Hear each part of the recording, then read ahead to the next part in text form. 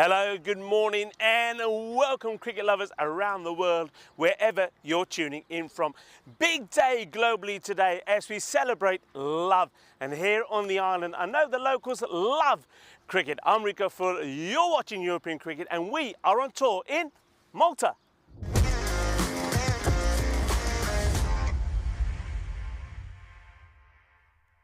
This European cricket event is proudly brought to you by HCL Software, Victorinox and Rado.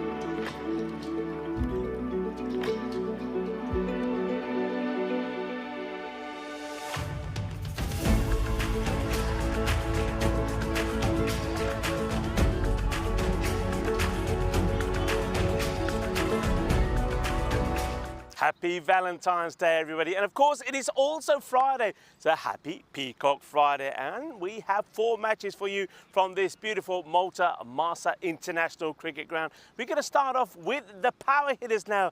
This is a team that on debut won a golden ball against Malta, so they're looking to continue to be in good form and share some love with you. But they're up against the Red Stars now. No, the Red Stars have been struggling with some players, a lot of new players in their side today. So it could be a little bit of love in the air for the power hitters. Let's go straight over to Tyrone Peters to see what happens at the coin toss. Happy Valentine's Day, Tyrone. Good morning and a happy Valentine's Day to everybody out there. In saying that, Red Stars to call. Tails. Tails is the call. Tails it is. We're going to bowl first. They're going to have a bowl. Thank you, Tyrone. So it is the Red Stars that win the toss, and despite the dew, and it's fairly heavy on the ground, they have decided that they will have a field first, and I think that will suit Happy Singh down to the ground. He's hoping that he sings. Now remember, the last time that we saw the power hitters, there was 9 Singhs in the side. So I'm going to repeat Singh a few times. Maybe they're going to be singing a song of love today on Valentine's Day. Yeah, Happy Singh will be hoping that the likes of Ayush Singh, who was superb in his 50 in getting them to tie the 132 and then go on and win that golden ball against Malta. So Ayush Singh is going to be pretty key. Then he's got other good players in there as well. I think we'll probably see better from Chamkor Singh now that he's been out here and he's had a feel of it. And I think there was good performances lower down in the batting order from the likes of Randir Singh and also the very cool Gurvinder Singh, who not only held his nerve to tie the match, getting 2 against Malta, but then scored the winning runs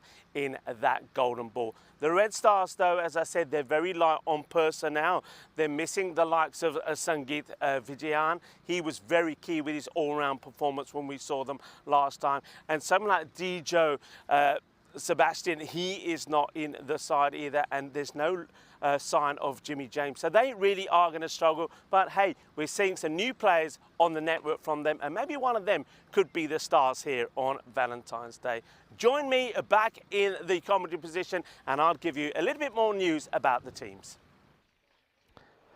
Hello, welcome, and yes, happy Valentine's Day and a happy Peacock Friday. I will do that.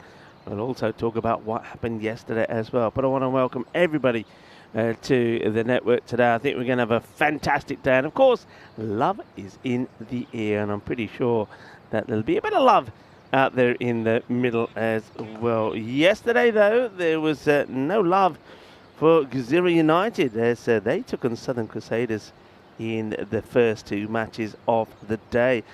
Gazira United will still, and I still don't know how they lost that first match, match number 21. They restricted Southern Crusaders to 71, and then they were on course for victory, and somehow they blew it.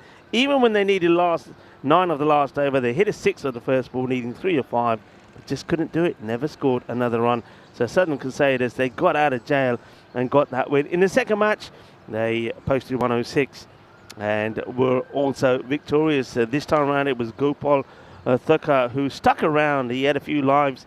It got to 39, but it was enough to get the Southern Crusaders to a score which they felt that they'd be able to defend, and they did, even though Gazira United did get off to a good start. Kamal Kaki got to 41, but they would still go down by 21 runs. Next up, it was going to be the Victoria Lions against the Humrun Stallions, and we suspected it would be very much similar to the first two matches. At one team, the Stallions would be dominant, and that was the case. The Victoria Lions did battle well with Viswajans getting another 50.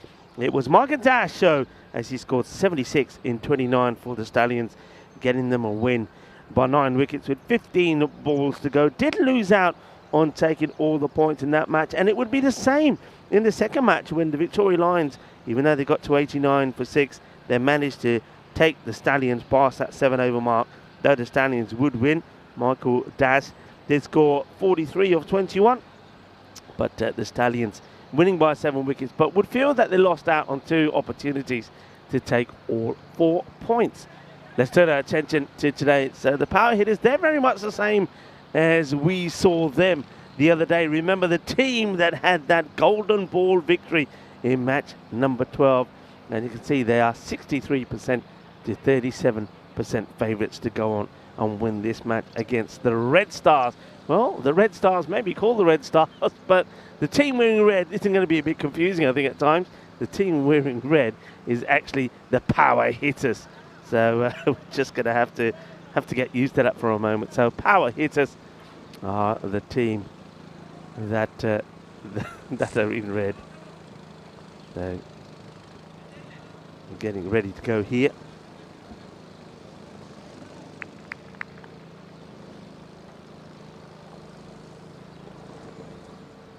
Red Stars with the ball, a bit light on experienced players, but this man isn't. This is Thomas, who's going to start. Hey, I reckon we got some change in the graphics here, folks. I know a lot of us have been talking about the graphics. Well, let's just see if those stays that way. I think we could see a change here. This one's down the leg side. It's going to be a wide to start. The power hitters have got that's Mohit Mittal and Ayesh Singh are the 2 batters. Yeah, slight change there. Hey, so far I can read the numbers, folks. Hey, this is all right, isn't it? Here comes Thomas again. Big swing. Asking a question here. Not sure what he's quite asking. Let's have a look at this again, see why he's getting excited. So it comes back into him. It's not a bad shout, actually. I mean, he's a fair way out of his crease, though. So I think the umpire Aranga, just feeling that ball is probably going to go on and miss the leg stick. There was a lot of movement there from Thomas. That's worked away. And I think it's the power hitters to start off with. They'll be pretty key just to maybe a few balls, stroke the ball around, because it will mean the ball would pick up a lot of that dew and just make it a little bit harder for the bowlers to hold on to that ball and maybe get the right grip that they want. So Ashish Singh now on strike. He was the pick of the batters last time. He did score that very fine 50 to help them get to 132 and tie the match. Well, he misses out on this first one. It's a good ball from Thomas. Nice take there also behind the stumps from the wicketkeeper. Pratapan.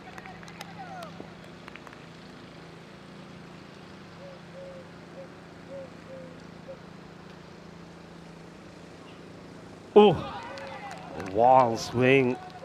Swings and misses. Another swing and a miss. Let's have a count then of the swings. 1, 2, 3, 4, 5, 6. Oh, he's 7 today. We've got Subrab, watch out for him, a very good bowler. You've got Vikesh Yadav, who will be behind the stumps for him. It's going to be a little bit too wide. Good take once again from Pratapan.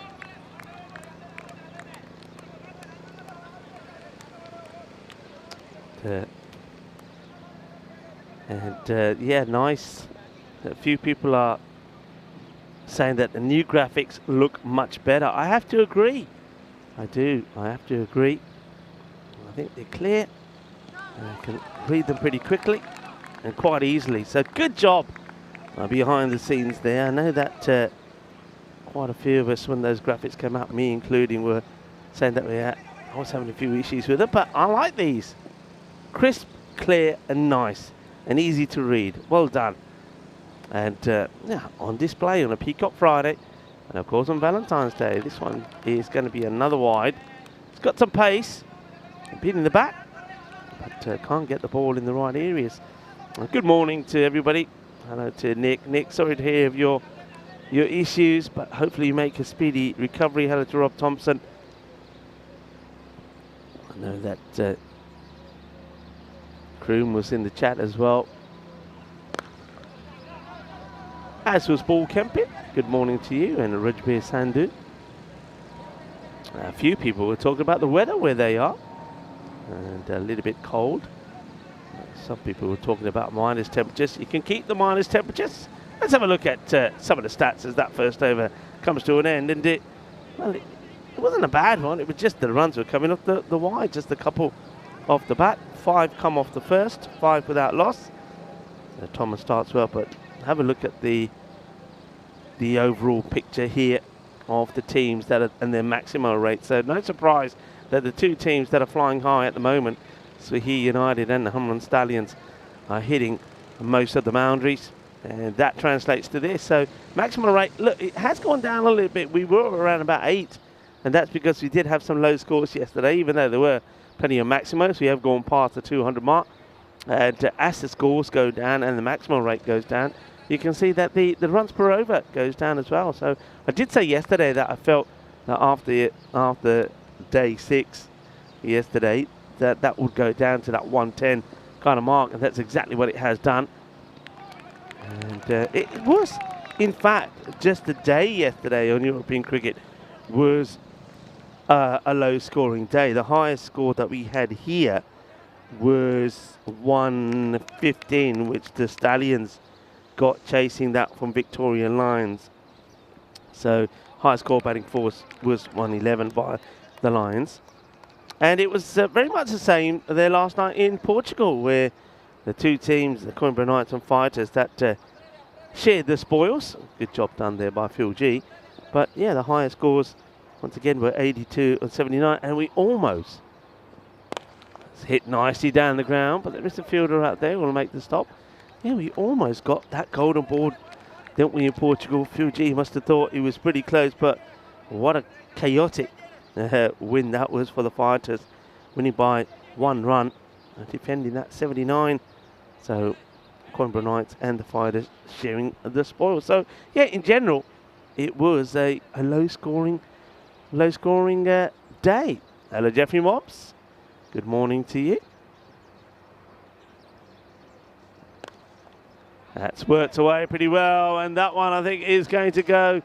Is it going to go all the way? Yes, it is. There's the lovely signal of 6 there from umpire Johnny, and with the wrist he goes balle, balle, balle, boom, shakalagya. Well, he does get hold of this one, does Mittal, and that's the first maximo of the day, and the first boundary as well. So well hit, well struck.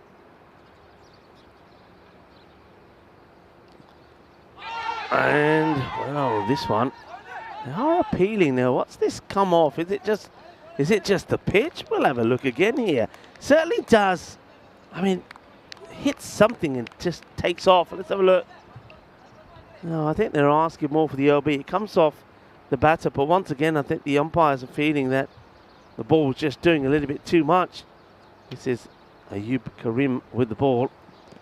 Okay, that one is also spotting a good line. He's getting the ball to move around a bit. It's a good start from both the bowlers. They are finding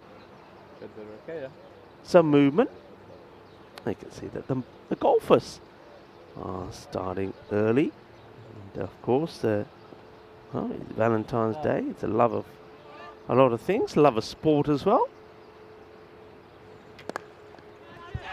Oh, this is almost a straightforward caught and bowled chance. Ashish Singh, I think he's quite lucky to be here. I wonder if we can have a look at this from a camera from behind the batter. I reckon he puts it straight into the hands of Karim, and Karim's not able to take the catch. Let's have a look. We get a good shot of this. So he's pushed at this, and yeah, I get the feeling that's in and out.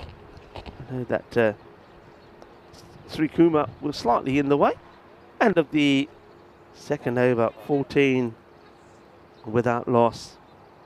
Of course, it's going to be very difficult, really, to know what will be enough here for the power hitters, because we don't know too much about the Red Star side.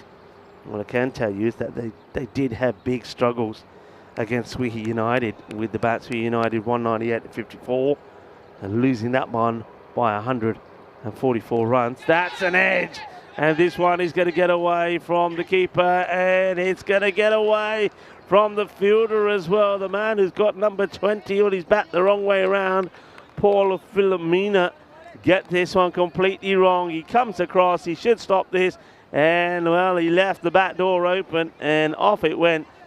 Well, that's going to be 4 runs. First of all, keeper Prathapan couldn't get anything onto it, and then, well, Paul Philomena makes a total hash of that.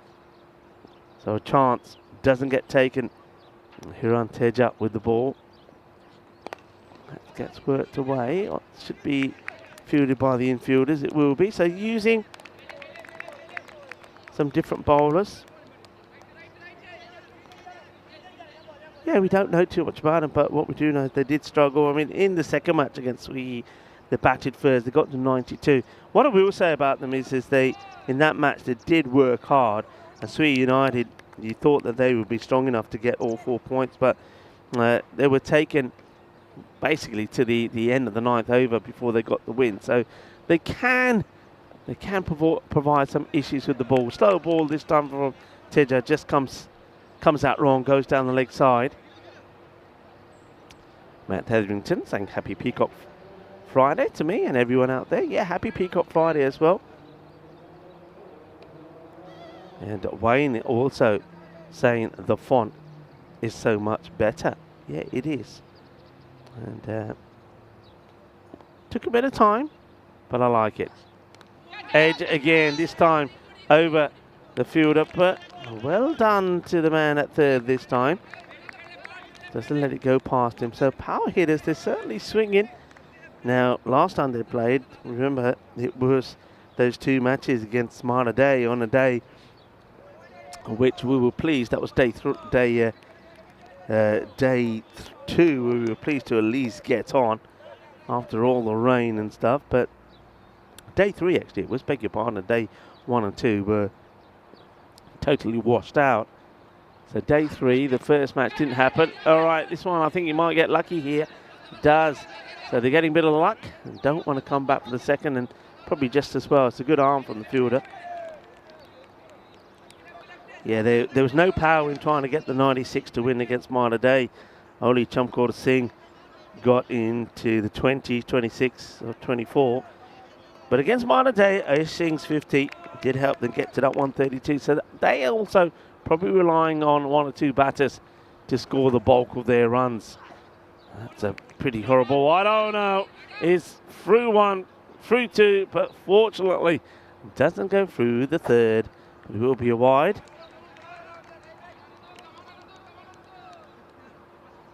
Left and right combination seems to work well here at the moment for the power hitters.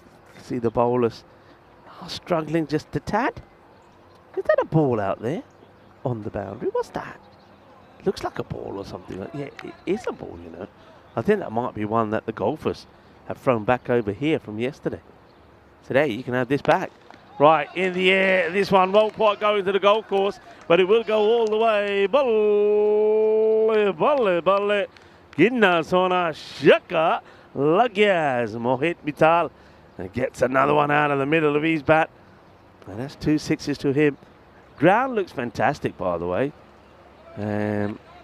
Got here this morning and it's had a nice fresh cut. Looking pretty sexy for Valentine's Day, isn't it?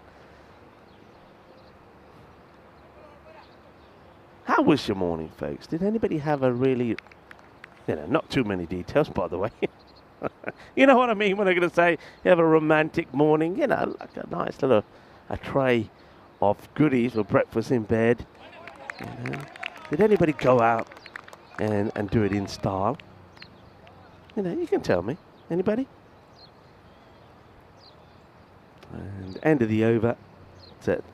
Going okay, going at 10 still. Set up for that at the moment. I think the power hitters, if they hit the 100 mark, I think they'll be pretty satisfied knowing the history of the Red Stars batting so far. So they'll take that. They'll take that over as well. That's the best one so far. 16 coming from it. Yeah, so did anybody sort of get up early before the partner got up, go downstairs and make some breakfast? And, did you make anybody cut the toast into hearts, or maybe you try one of those gadgets to make the eggs, the fried eggs, look like hearts. It never works, by the way, because they always stick and they come out looking like not very good. But go out and get a few roses, or go pop out into the garden and nick the neighbours or something like that. It's always nice to know. And I know we're talking about Valentine's Day. It's also a lot of people's birthdays as well.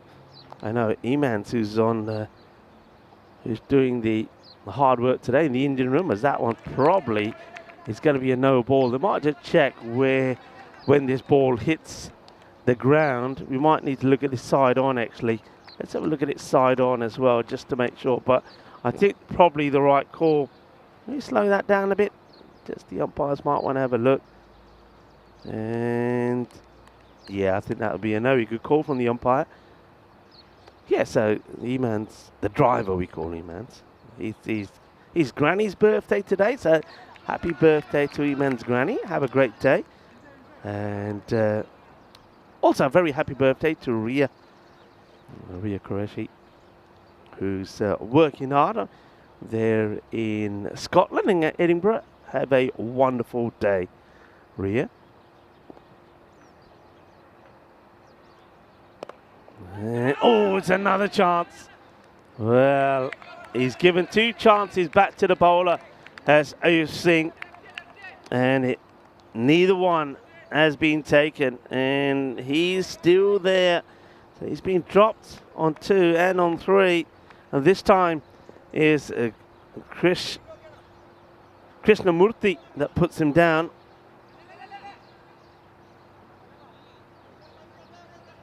He's not a batter you want to be giving chances to, is he?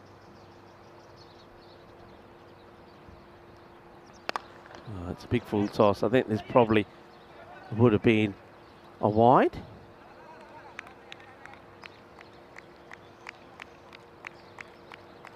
And, here's Peacock Friday. I've got my floral roses shirt on. Oh, there's Diana Rose with her burrito. And she's got, hello Diana, we are talking about you. Give us a wave. There she is. In her Peacock Friday outfit. She's got one of the team shirts on there. There you go. There's a question of the day for you already. What shirt? Can we see Diana again? What shirt is from which club or country? You decide. Is that shirt that Diana's wearing? Maybe you can. We'll see it again after this ball, just for fun. Oh, it's another big swing. He just can't get going here today. So yeah, let's have a look. There's Diana. She's got a trusted burrito there, snapping away. So which country's shirt is she wearing there? Or which club? Very Peacock Friday. Diana Horace, of course, does a great job with all the photos and videos on network. Short. and doesn't really get it away. Ayush Singh is struggling big time at the moment. You know what? I think the captain here, Happy Singh, might even be thinking, look, I think I've got to retire him out. That's 13 balls for 5 runs, you know. I think he's got to, he either goes ballistic if he gets out trying fair play, or, yeah, I think he's got to get retired out here. Well, one man who's not going to be retired out, and he's the one who's keeping that scoreboard ticking at the moment, because he goes to boom, boom, boom, shakalaka, ayo, ayo, boom, shakalaka. Incoming is Mohit Mittal. That's his 3rd. Well, he's seeing Ayush Singh at the other end, struggling. Oh, sweaty, prone khaya karo. Pata nahi cereal fruit kha ke aa gaya. A shot nahi maar hunda. Ayush Singh is definitely not had his aloo paranthas in the morning. He's had some cereal or something like that, maybe a bowl of cereal. It ain't working for him. Paranthe khane sige. Dahin de naal. Changa ghee hai na, ghee paa ke, butter paa ke, raj ke khane sige. 3 kha lenda na. Kam pura ho jana siga. Yeah, a lot of swinging and missing, but they are staying at that 10 over mark thanks to the hitting of Mittal. He's 26 of 12. Ayush Singh is on strike here. He's 5 of 13. Well, he gets a bit of bat on this, but it should have just been a, oh, well, they can't stop it. Should have just been a single, really. He's not, again, he's not just gone through 1. He's gone through 2 now. I just wonder if that will make it look, he's looking at his bat there, but he doesn't realise that. First, there's the miss, and then this one as well. Probably just maybe needed to get a slide in to stop it. A bit of luck. Maybe luck that Ayush Singh needed. Goes in the same area again. Hits this one better, but is well fielded. Just a single this time.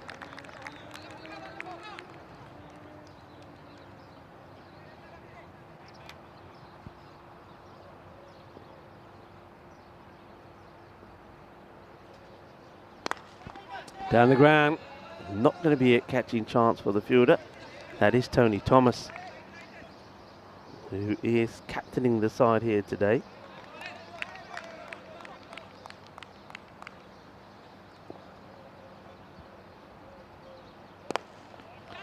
Well, it's going to get away. I wonder if they think about taking 2. I think you do take it here. Fielders had to come a long way around to get there.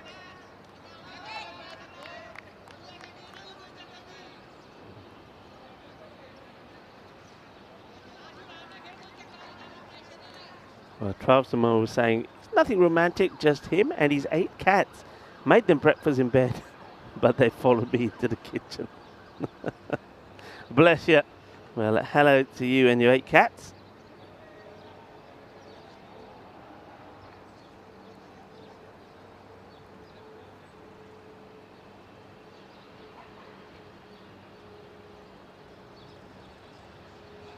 And I think Wayne is coming in with an answer to the shirt.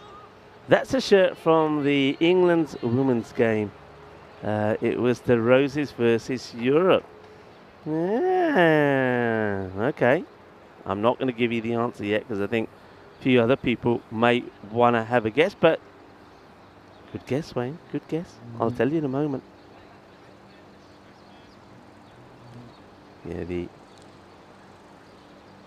shirt for the English Roses. Are you saying the English Roses shirt, or are you saying the Europe, the Team Europe one? Which one are you saying? Which team?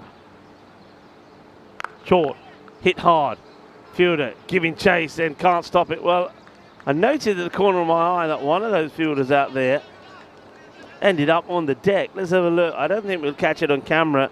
Oh yeah, there he is. He's the closest one to that. He starts moving, he goes down, and that allows the ball to go to the boundary. Good looking shot from, this is Singh, who's starting to get moving. He's now just above run of ball. That's better. Though he has a bit of luck. Well, has had a bit of luck go his way. And now he should be gone, and it's a missed opportunity. Oh dear. Let's see this. I mean, he has so much time because he's not even standing up, but he can't take the ball cleanly, and then in panic mode, he just throws it at the stumps, hoping to hit him. He can't. And another missed opportunity. 53 without loss, the power hitters. Not the worst of overs from Filomena. I mean, he certainly shouldn't have gone for the 12, and he definitely should have had a wicket to his name as well. Let's have a look at some of our upcoming events, and I know that there is a lot of talk, and exciting talk about the Western Shield that will follow this series in Malta, starting on the 19th of this month. That's down the leg side. Probably catches a bit of pad on it, does he? Must have done. Of course, the European Cricket League will follow straight after that. Just brushes the pad. And then we go back to Portugal. Of course, Portugal night series is in motion at the moment. Short, and you can't bowl there to him. He is so good picking the short ball up. And that's another one that's going to fly away. This one, I think, has gone over the clubhouse and the changing rooms here from Mohit Mittal. Don't bowl it short. Don't bowl it there, or he'll get you away. And that's exactly what he's done. Smashed. Big. 6. Got to pitch it up. That's Samuel. Well, he doesn't. He goes down the leg side. This could also beat the fielder, you know. It's a long chase, and, well, he's got a boot on it, but all he's done is booted it in the back of the net, and now he might have pulled a hammy in the process. And hang on a minute, I want to see. I don't know if you can see the number on the back of this guy's shirt, but I think it could be another one that's upside down. His chase is hard. He's got a boot on it, and then he's holding his hammy. Yep, the 2 is definitely the wrong way around. I think that's that might be Praveen Krishnamurthy. Well, don't want him in. They're going to want him to bowl. Shine Samuel. This time down the ground. First chance for any real opportunity, and it's been dropped. Shine Samuel holds his head in despair. There's another opportunity. Goes down. And the man who's got no number on his back, but I can tell you that's Hiran Teja, puts it down. And another opportunity goes bang. This time it's the hard-hitting Mittal. Mittal gives a chance. He gets dropped on 33. The Red Stars, they're not helping themselves, are they? No, it's a day of love, and they're certainly showing plenty of love to the power hitters.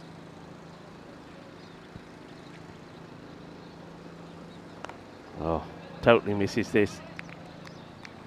Ace Stig just hasn't been able to find the momentum that he had when we saw him in that second match against Malta Day.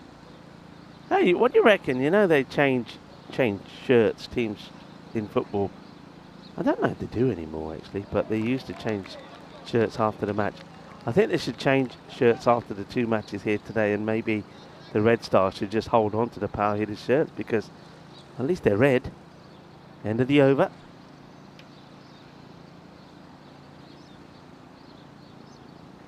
Helix in the chat saying hello to everyone. Hello, Helix. Good morning to you. Happy Peacock Friday. Wayne, you are absolutely right. I think you've got it. That is it is the Malta Shield Team Europe shirt that Dan Oros is wearing there. Well done. And, a lot of love coming your way on Valentine's Day.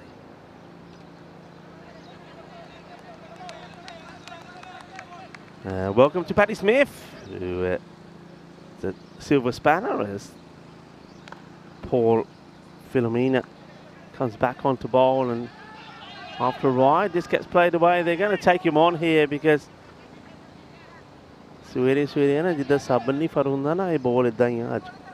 couldn't pick it up, and the batter said, well, why don't we come back for another?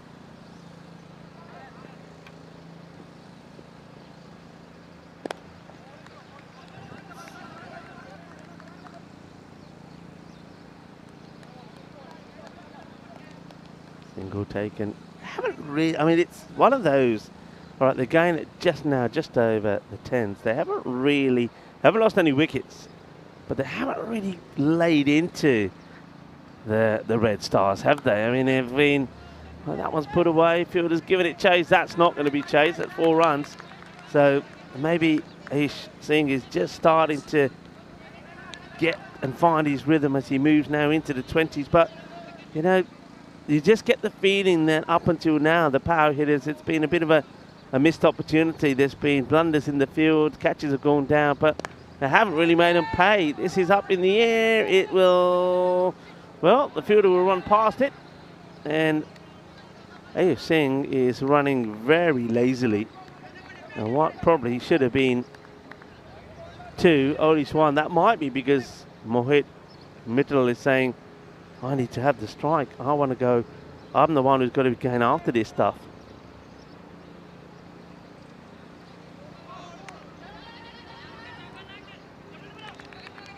You see there, just ran past it, but does recover.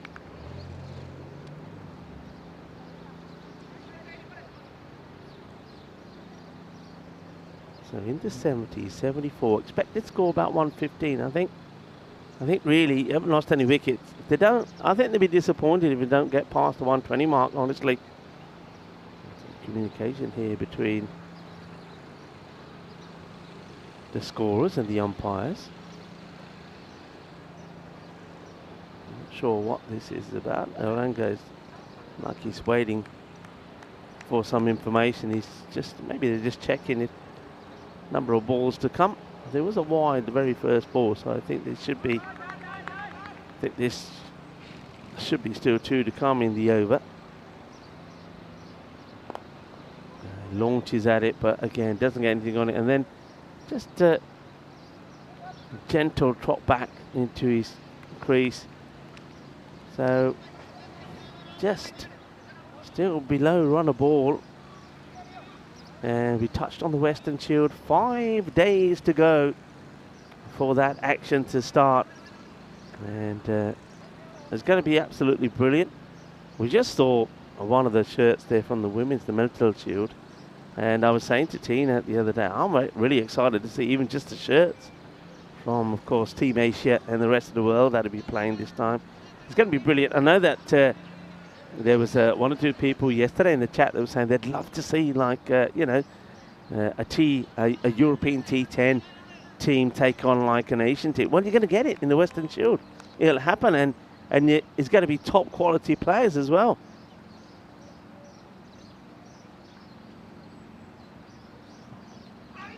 Well,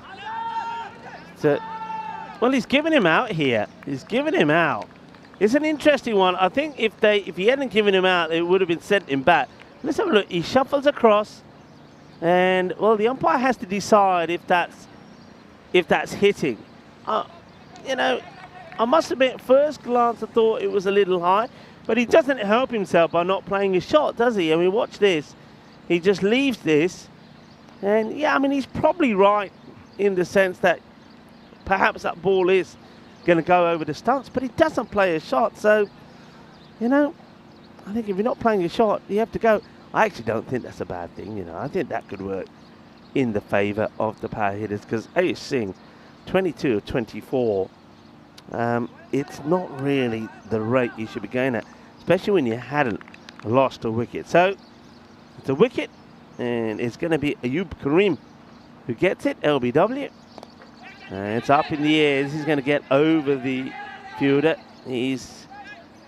Well, it's very poor running from the power hitters. They're not pushing hard on those singles. I mean, that should have been 2. Now, whether that's just a conscious effort to give Mohit Mittal as much strike as possible, I don't know.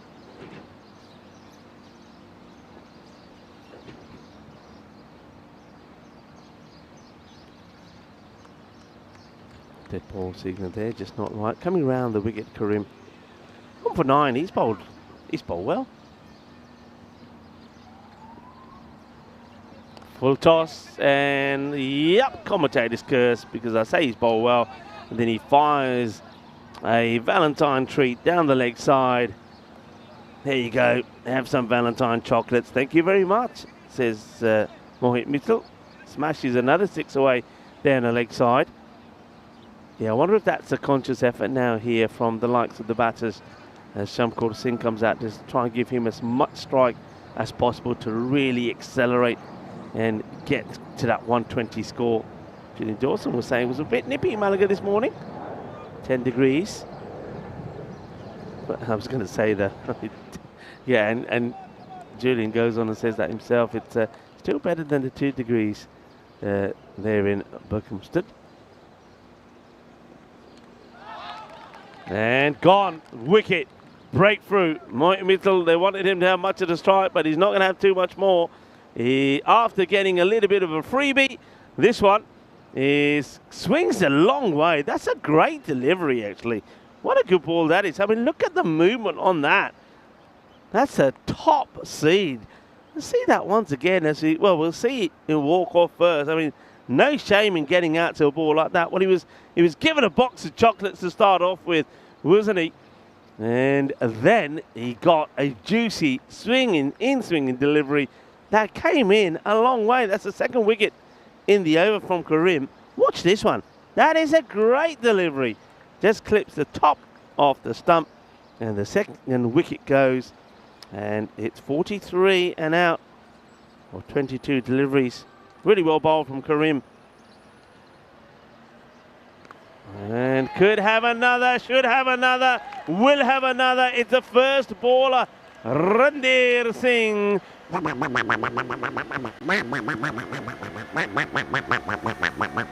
Will go first ball. Karim has taken another. That's 2 in 2, 3 in the over. And, well, there's a chance for a hat-trick here.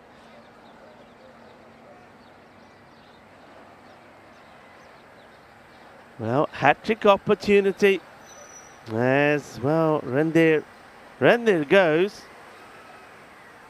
We'll see it here. Just doesn't get it right. Easy catch taken by Shine.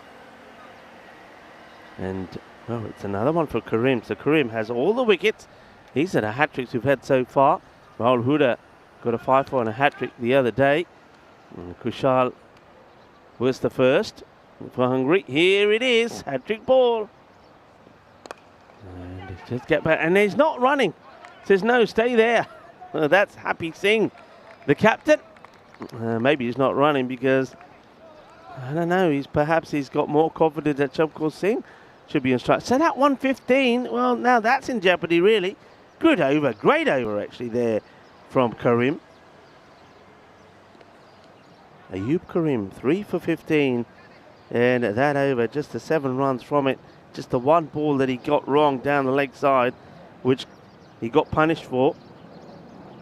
83 for 3.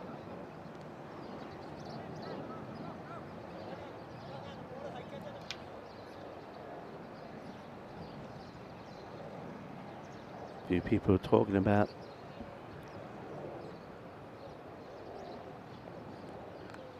that gets flipped away. It's going to be 4 runs. It's not a good delivery. It's a few people just talking about the weather where they are.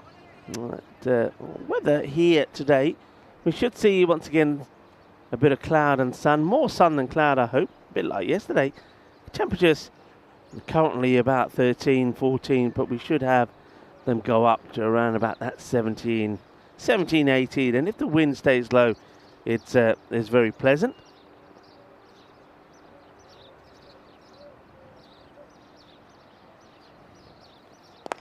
That's hit well. Should be a catching chance, but the fielder.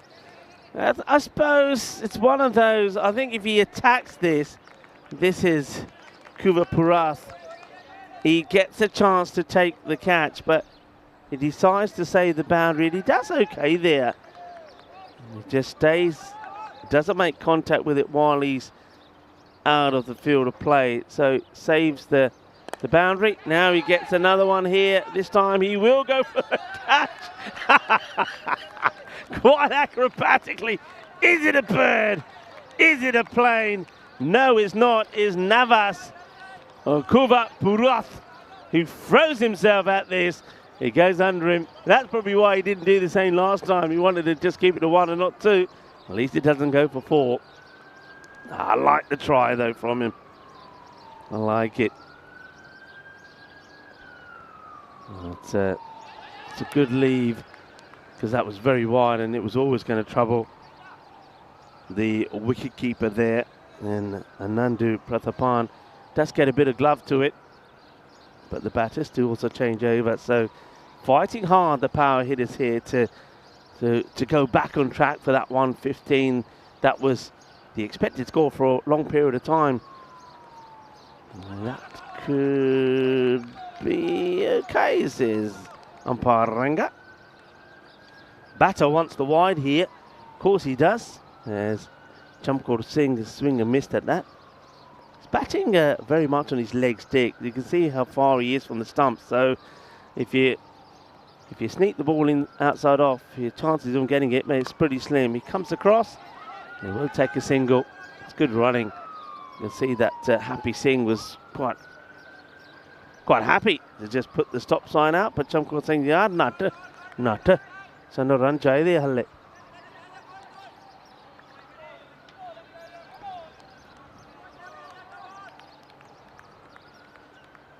Couple of big boundaries is what they need here. I mean, last ball of this over, they want a boundary ideally. Can Happy Singh deliver? Well, maybe he can. Work to be done by the fielder coming across.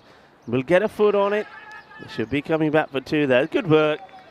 I know it can be a little bit sticky, that part of the ground, but Shine Samuel comes across, gets a foot on it, keeps it just to a couple, and that's the end of the over. So 95 for 3. And Teja, not the worst of overs from him. Of course, everybody knows it is Valentine's Day today, but of course there are some other big days being celebrated today, and particularly this one, I think, is a key one. In the UK, Gold Heart Day is celebrated to raise awareness and help disadvantaged and disabled children have an equal opportunity to reach their potential, regardless of the circumstances they may find themselves in. And Gold Heart Day is dedicated to helping improve the lives of children and providing support to their parents. A very worthy cause. That's good delivery. A little bit of pace here. As that one goes through. Dot ball. That's not what the power hitters need here. And Tony Thomas, the captain, started with just 5 coming off his first, holding himself back for this one. They need to get back on ball. And that's probably is going to be a wide. You can see what he's trying to do. He knows exactly what Chamkor Singh is trying to do. He starts with a stance way outside the leg, and then as the bowler comes in, he starts to come across. Trying to just sneak that ball inside that wide line. That's well struck. There's a fielder out there now. They will try and come back for 2. Well, the thing is, I don't think Happy Singh is the quickest. That's a good result for the Red Stars to get Happy back on strike.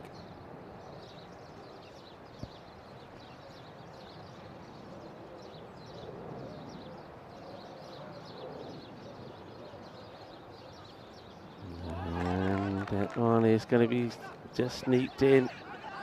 And they're just asking the question here. They're liking this. Then we might even go upstairs and have a look, because I think the question is, does Happy stay out of his crease, or does he come back? So let's have a look at it here now. Well, I don't know here, you know. He might have just ended up, look, he's tried to get back in here. Does his foot just stick and he can't slide it? Oh, that is so close. He could have run himself out here. Watch this. Here comes a throw. It hits him on the pad.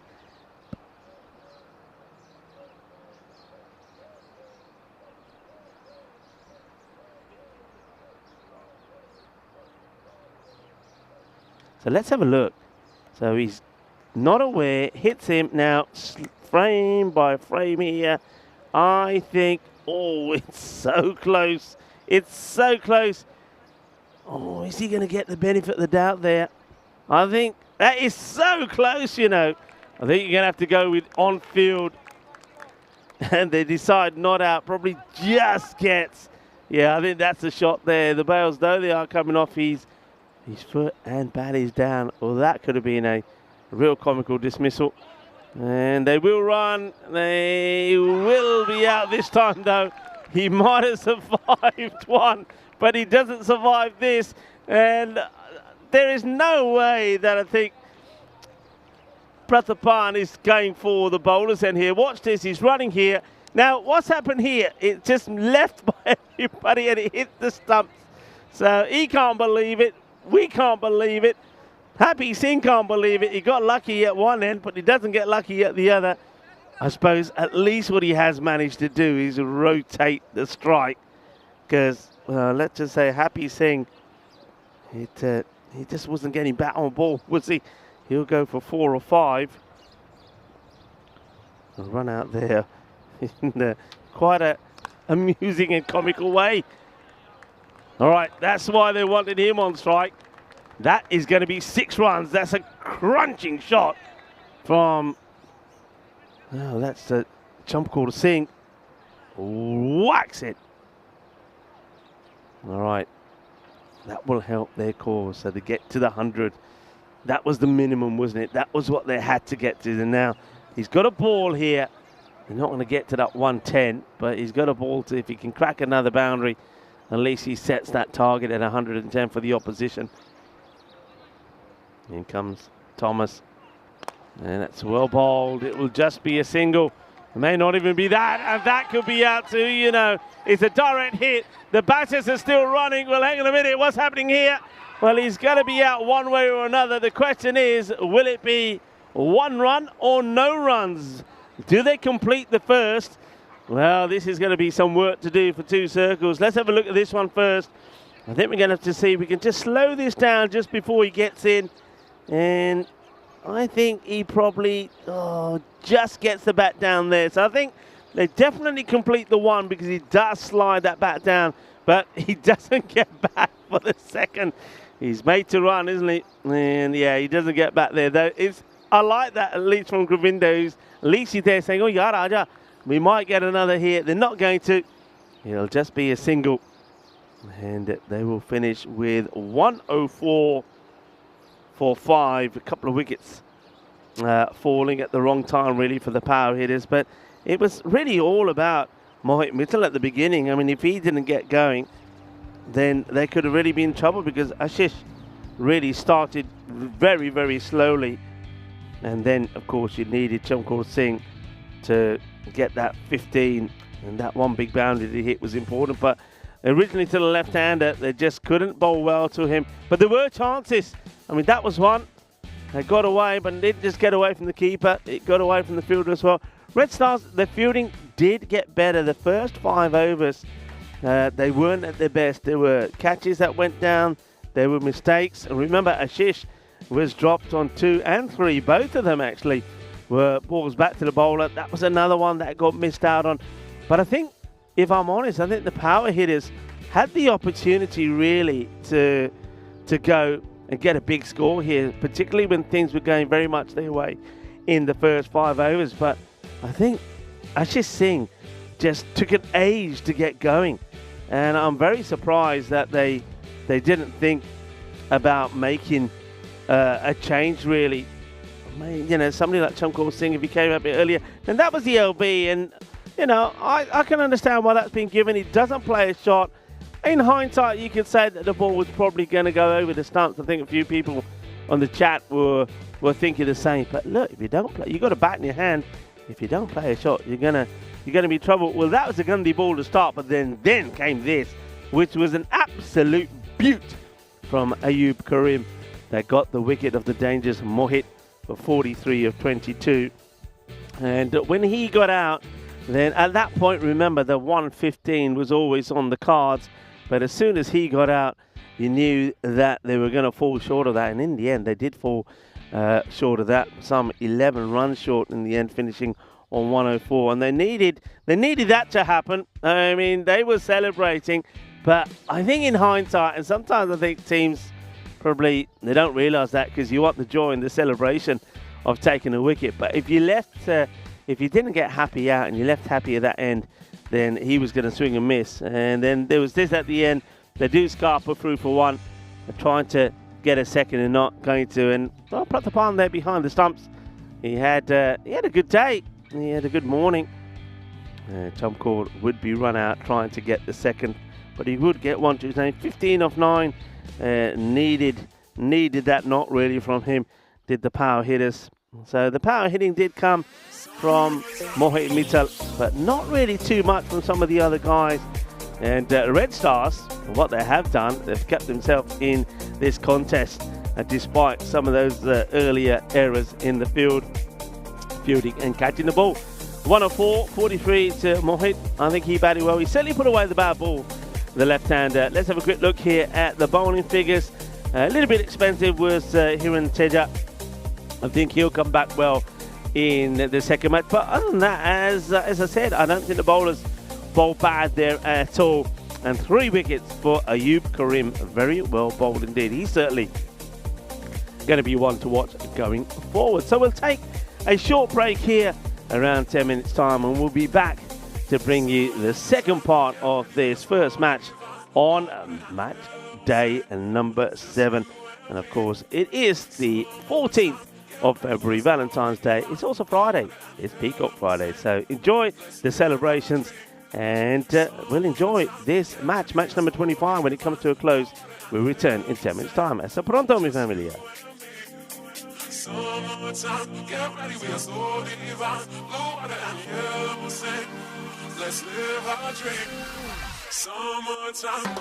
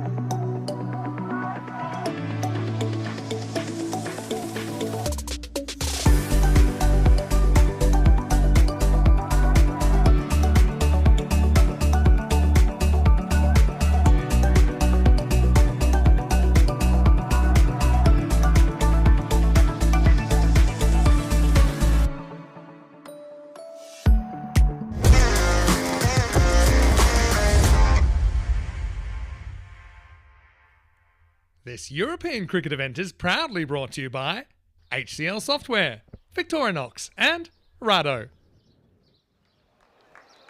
Hello viewers and welcome back to the beautiful island of Malta, and happy Valentine's Day to everybody. Hope you're having a wonderful day, and of course happy Peacock Friday. It is a Friday, also means it is the start of the weekend, so many celebrations to be had today. Let's see which of these two teams will be celebrating in the first contest of two between the Red Stars and the Power Hitters. The Power Hitters have had a bat, 104 on the board. That means that this is what the bonus point situation is. You saw there 72, so restrict to 72.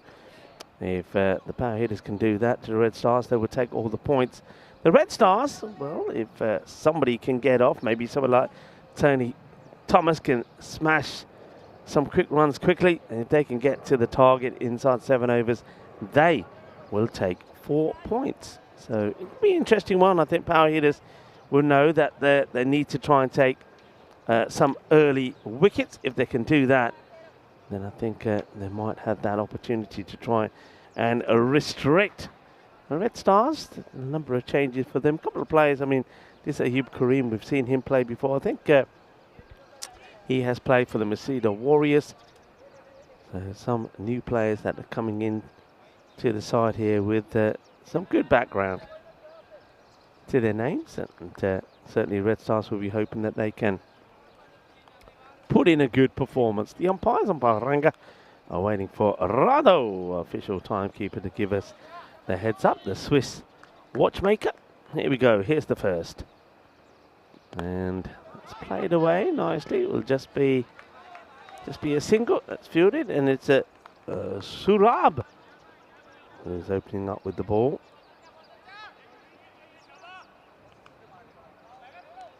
Coming round the wicket here, Surab. Let's see how he...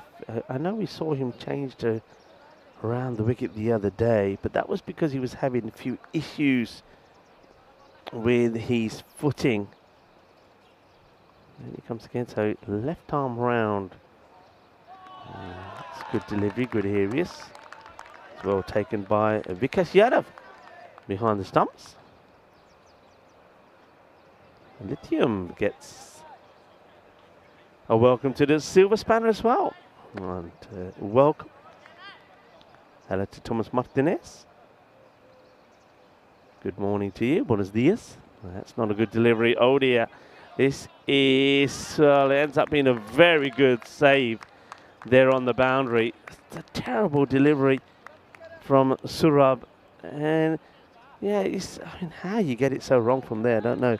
But Surab bowled very well the other day when he was coming over the wicket. His left arm over, he was causing all sorts of problems. But well, he will now come over. I just think he just doesn't help himself when he's changing around so much. I think he needs to stick to a side. Stick to a side and keep it in that area. Not changing around. You see, when he's there, it's different ball game, and he'll get a wicket. That's what I'm talking about. You know, he's a young lad. Somebody needs to get hold of him and say, hey, look, don't want to see you coming around the wicket, left arm around the wicket, unless there's a reason. Okay, you've got the ability to get the ball in the right areas coming over the wicket. You've got that advantage. Use it. And when he does get it right, he will take wickets. So, Shine Samuel, he is not going to be shining on Valentine's Day. Well, not on this match anyway, as he will depart for just the one. Chamkor doesn't drop the catch, holds on to it.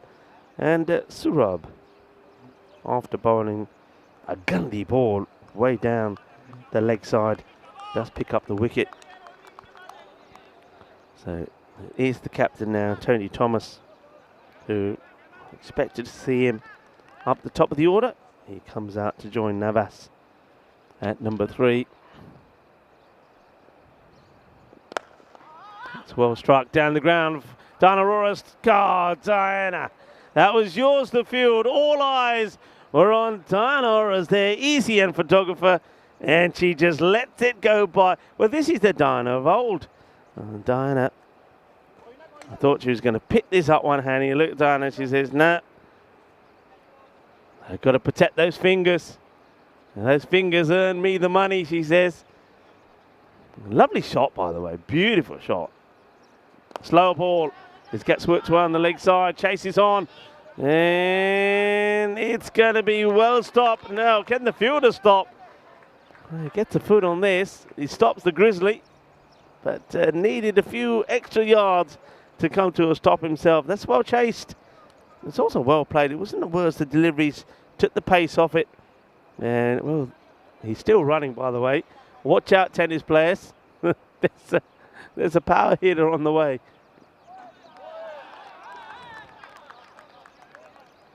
Comes back with a dot. And that's the end of the first over. So 9 come from it. It's a better start than what the power hitters had.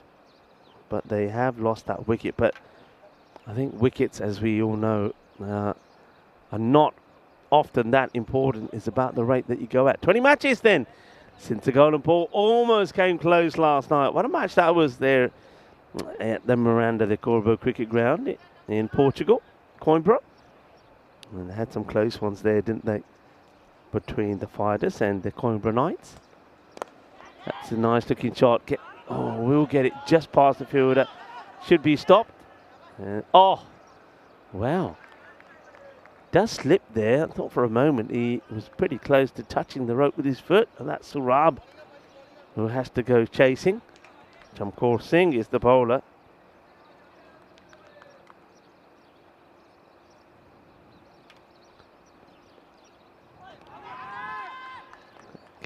Beats the batter outside the off. Quick check on this field here. They've got the third back and long on his back. And then you got 2 other players on the leg side. So just the 3 on the leg side, square leg and mid wicket inside the circle. And then you got a fairly packed offside field, backward point, 2 men in cover, mid off. Well, that just get thrown away. That's not very good from the keeper, because you'd have nobody who was watching, and unfortunately, or fortunately maybe for the power hitters, the batters weren't alert to it as well. One thing about these kit from the power hitters, that gets played away. They are taking this on, pick up and throw. Quick single. Yeah, one thing about it is white numbers. White numbers on the back are not useful, because until the camera comes onto the back of them, close up, I can't tell you who they are. But I suppose I've got a good chance of guessing. I just say Singh. Good stop by Singh. Good stop. I mean, I can only be wrong on 3 occasions. The wicketkeeper is Yadav, so that makes it easier for me. And there he is in play. Makes a nice stop. And Surab, I think I can identify Surab now. So, yeah, Mohit Mittal. He's the man. Well, we know if he takes his... I can recognise him because he's got a shaven head. So I'm all right. I'll just say Singh. Yeah, well bowled by Singh. Chamkaur Singh, that is. And it's good over. Nice and tidy. Just the 3 runs will come from it. And at 12 for 1 after 2 overs. Welcome wherever you are tuning in from. Namaste, Assalamu alaikum, Sasri Akal, Aibawan, Vanakkam. Welcome to this European Cricket Series in Malta, of course at the Malta International Cricket Ground. A beautiful sports complex here. And a very good sporting facility, of course.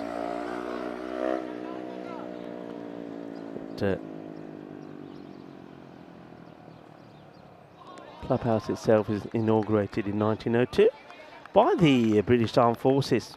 And it still remains one of Malta's premium sports clubs here in Malta. The club was a joint officers' mess, and we can still clearly see the signs of that. It was a regimental style of building. Well, to the right and to the left here from Randir Singh. So 2 wides, and you can see that Navas Govapurath is quite happy just to let those go by.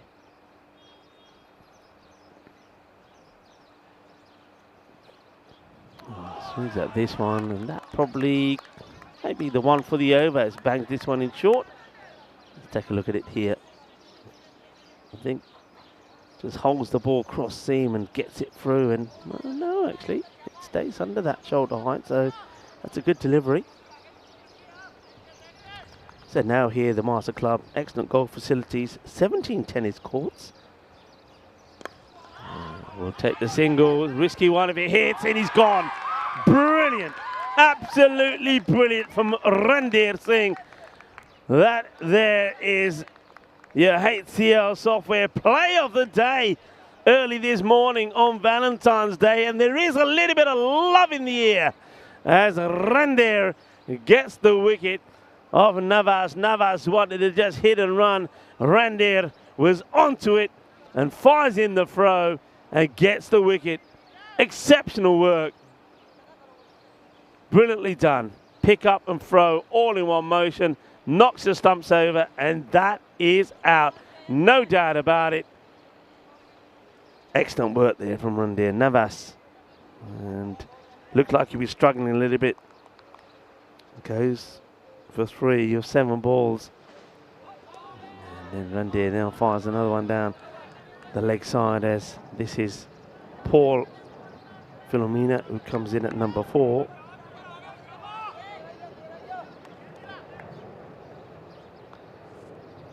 I get the feeling here that the power hitters know that they've got to work at all the other batters here.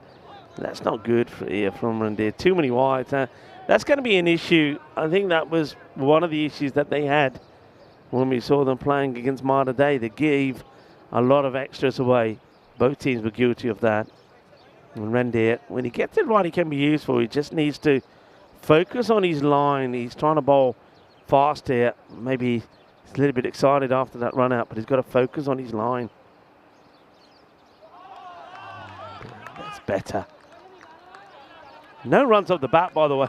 There are 4 runs off the over because of wide. It's gone wide, wide, dot, wicket, wide, wide. Buenos dias to John Gray. Bonjour to everybody, as they say here in Malta.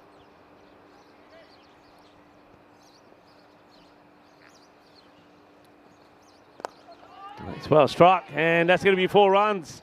It was a laboured dive, really, from the fielder at mid-wicket. I think it might be the captain, Happy, who's not so happy as he gets up, and he's got wet clothing. But strikes it well. It was in the slot. And there's Diana Rose with her, yep.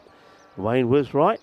It is the Team Europe's kit, the women's Team Europe's kit from the Motel Shield shirt that she's wearing on this Peacock Friday. Shot, but fielder there. We can't do anything about it. This has gone way over his head, and this will end up right in front of me. What a good hit this is. Just stands and delivers. Tony Thomas, we know, is going to be the danger. That's what I was saying. The power hitters will know that they've got to try and push the field back when Thomas is on strike and really work at the other batters. That was a cracking shot. This gets played away, and Thomas cleverly plays this. Chases on. I don't think they're going to stop these. That's going to be 4 runs as well. Cuatro más. I actually do think that Thomas is just looking to push this for a single. Watch this here again. I think he just wants a single and go back on strike. But in fact, he goes all the way to the boundary. And yeah, look, you'll take the runs. And right now, the power play is even Stevens. The only difference is his 2 wickets have been lost by the Red Stars. But that over has gone for 18. They were finished with 3 boundaries on the spin. And it was a long over as well. So I think the power hitters, they're going to be careful here with the time. A big over. But both teams at the same score at this point. But I think the good thing about that one is at least that they can attack Paul Filomena here. I think with him, they probably do want to keep the fielders a little bit tight. I mean, they're pushing somebody right back on the square leg boundary. But I think they've got to be looking to stop the single. That's what Paul Filomena will be looking to do. That's the tactics that's got to be deployed here.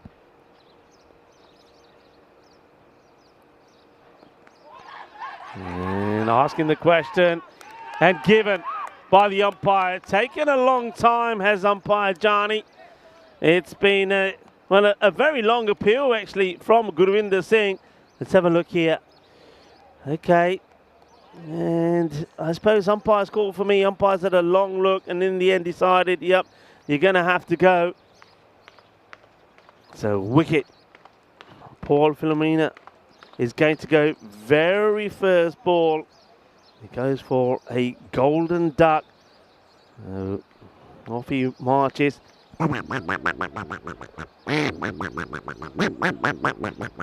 think that one just catching on. I mean, yeah, I think that probably is going to hit. And I like it that the umpire's taking his time. He's gone through the process in his head and then decided, yep, I think that's going to hit. Gurvinder gets the breakthrough. But the keeper comes out. Swings and misses at this one. Got to be looking to try and get the captain, Tony Thomas, on strike.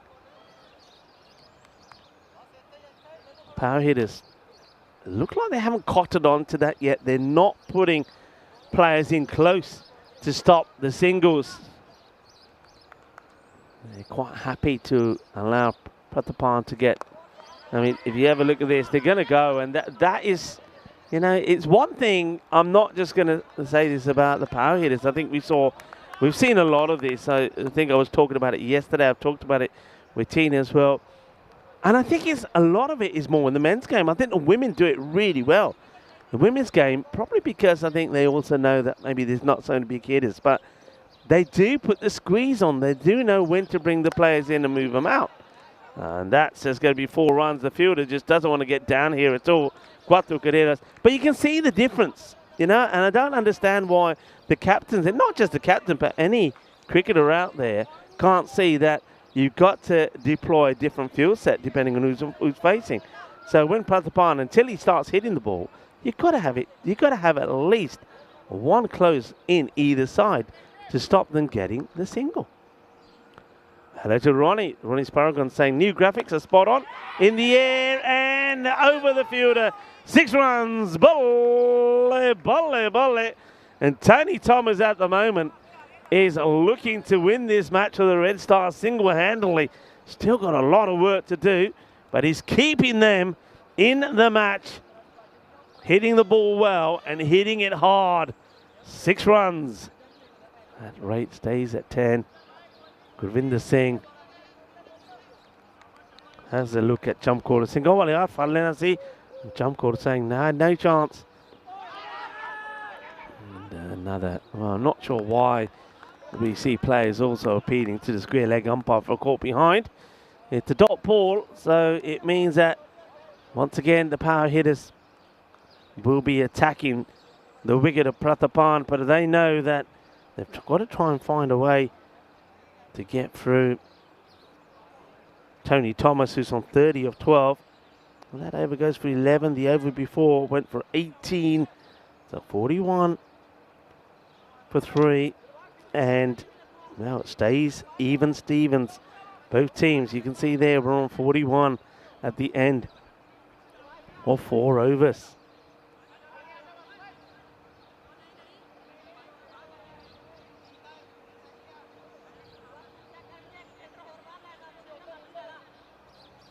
Hello to Desiraj, also joins in the chat at the same time. There as Ronnie, nice to have you joining us on Valentine's Day and Peacock Friday. I hope you got your Peacock Friday numbers on. Now, just having a look, still no real change in the field. Happy Singh is sort of staying on the 30-yard circle. On the offside, nobody in close. And this is Dilbag Singh, who's It's a bit strained down the leg side. Very excitable team, aren't they? The power hitters. So it was like every time the ball is hitting the pads, they're getting excited and going up. Prathapan knows his job. Get something on the ball and run to the other end. Doesn't get anything on this. It's a big swing. It's a good take, actually, from the keeper because Yadav on stays a little bit low, but he does well. Few people have been asking me, could we please have the Johnny G exclusive again? Running, and once again, you see the alertness there. Just not good from the power hitters. Have a look at this. The percentage here, 70-30 in favor of power hitters. But that, I don't think it goes to 71-29. But while Tony Thomas is there, I think this game is very much an even Stevens. I think it's the same as the score at the moment. Teams about the same where they were. And Tony Thomas is the key. Taking a bit of pace off to him might be the key. That's a good delivery to him from Dilbag Singh. Yeah, a few people have asked, could we please see the Johnny G exclusive again?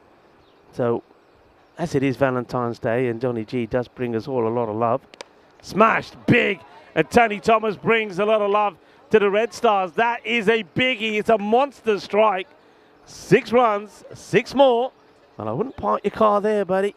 I wouldn't park it there, as that one gets smashed away for a big 6. So we will, at the end of this match, I think we'll have time to put it on straight after the scorecard. So if you haven't seen it yet, and if you know people who haven't and they want to, well, share the word. Straight after this match and before the start of the second between these two, we will put the Johnny G Classic video on. That's hit hard and not going to be stopped. That is hit so powerfully. And Parminder Singh didn't have lots of space to cover. Only a metre or two to move, but he ain't going to stop that. That was a crunching shot. Tony Thomas, 36 of 14. It's the end of the over. And the score also goes up into the 50s, 52, then for 3. And this is the European Cricket League, which follows the Western Shield. And let's take a look at Group D, of course, one that's close to us out because the Spanish champions, Bacaquia Badalona, will be there once again. Of course, they know all about winning the European Cricket League because they have done it. It'll be very interesting to see what their squad's going to look like. And they've got the Budapest Blinders in there as well. That'll be useful. Surab comes in. Yeah, that'll be a useful contest. Well done to Prathapan. I don't know if going back to pace here is the key. Surab can spray it around a little bit. This could be... I think they've taken a gamble here to go back to Surab. He is coming left arm over. Let's see if he can get the ball right. But he's so good at the ball that's pitched up. Beautifully played. Lovely shot. Delightful shot. Tony Thomas is putting a serious knock in here. That is a wonderful shot. Doesn't try and hit it too hard. He knows there's some pace coming his way, and he just guides that away. Well, the Red Stars,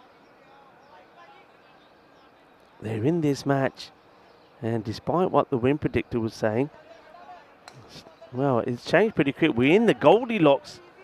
We are in the Goldilocks zone now. How quickly that changed. It was 71%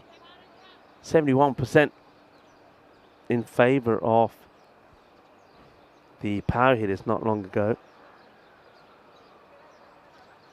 Has scored 63 back in 2023 against the Masita Warriors. That's his highest score. He scored 42 last year against overseas.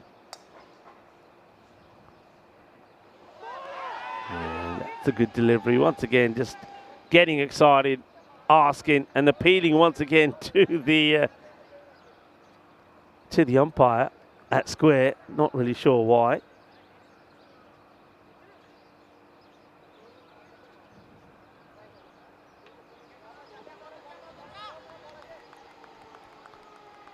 Surab. This is the wicket. The power hitters want. In the air, and that one will go all the way as well. Manos, arriba, arbitro. 6 carreras más, and what a knock this has been. Sensational. The 50 comes up for Tony Thomas in 18 balls. And the Red Stars now, I think, take the upper hand in this contest. They do indeed. 57% to 43. High. Oh, catch this if you can. It'll be the best catch ever. And he's taken it. What a catch. And there's the Chuck the Football celebrations. That is an amazing catch from Ayush Singh. It really is. This has gone so high, and it has come down with snow on it. It has gone to the moon and back. And Ayush Singh, right there, may have caught the match for his side. Jagadevante, he says, as he holds on to it. That's a tremendous catch. Oh, come on, people, be honest. How many of you thought that was going to be caught? Tony Thomas departs for 50 off 19. 4 sixes, 6 fours. Caught by Ayush Singh. And that is an incredible catch. It really is. And Surab picks the wicket up, and now for some reason he's coming around the wicket.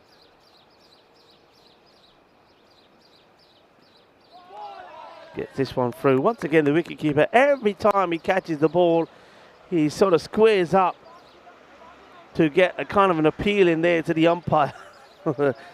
Over comes to an end, and well, they went to Surab to pick up the wicket. He went for 11. There was a couple of boundaries in there as well, a 4 and a 6, but he did deliver. So Happy Singh's gamble pays off. 63 for 4. And look at that scorecard. You can see how important Tony Thomas, the captain, was. But now everything changes as it's... Well, Prathapan, of course, has been joined now by Krishnamurthy. Dilbag Singh coming on the ball. He was, for me, the pick of the bowlers for power hitters against Malta Day. In the air, doesn't really get anything on this. Doesn't quite carry to just Ayush Singh this time. Just drops short of him. That was an unreal catch, by the way. It really was. Seeing it live, I must admit, I thought no chance. But he held it. And you could say maybe that catch could be the difference between winning this match or not. Look how quickly the balance swung. Remember, they were 50, in the middle of that over, they'd taken the advantage, 57% to 43. And that wicket goes down, and look how it's now swung in the favour of the power hitters. Well, hang on a minute. Hang on a minute as Prathapan decides, well, okay, if my captain's gone, it's time for me to get going. Well, this is a very good shot. Uses the long handle, and he crunches that over mid-wicket. Well, hold of the horses, everybody. He ain't done yet. Are we going to have another classic here? Are we? Well, look how that changes things. We go back into the Goldilocks zone. That 6 makes a difference, but Dilbag needs to get a couple of good balls in here. Oh, that is a good one. That's very close to knocking the stumps over. They're needing to go at 10. It sort of more or less stayed that all the way through. Thomas took them ahead of that rate for a moment. But another boundary here, and you win the over. That's what the Red Stars are looking to do. They want to win the over. Full toss. Horrible delivery. Gets crunched out of here. 6 more, and they will win the over with a massive 6. 14 come off the over, and Prathapan, well, he deals the punishment for what was an awful delivery from Dilbag. Bowls a full toss, and it gets smashed out of the park. And the Red Stars now are once again firm favourites. These two teams will do it again. The power hitters taking on the Red Stars, of course. This one is very much in the balance, can go either way. 28 required. The rate has now gone down to 9, but one good over from either side could change the way this match is going. Looks like a new bat is required for the batter. Maybe that's Pratupal. Maybe he broke it after smashing that last one away. Right, who bowls? Power hitters seem to be a little bit ruffled here, pointing at each other and nobody really taking control of who's doing what. Let's see who bowls. They've got bowlers can go back to. I think Gurvinder bowled a pretty good over earlier on, and it looks like they are going back to Gurvinder Singh.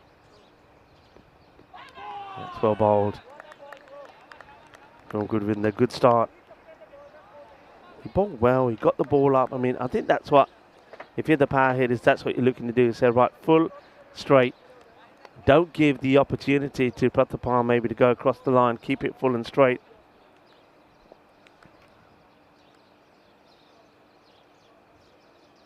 And that strays down onto the leg side. So that's just going to be an easy put away.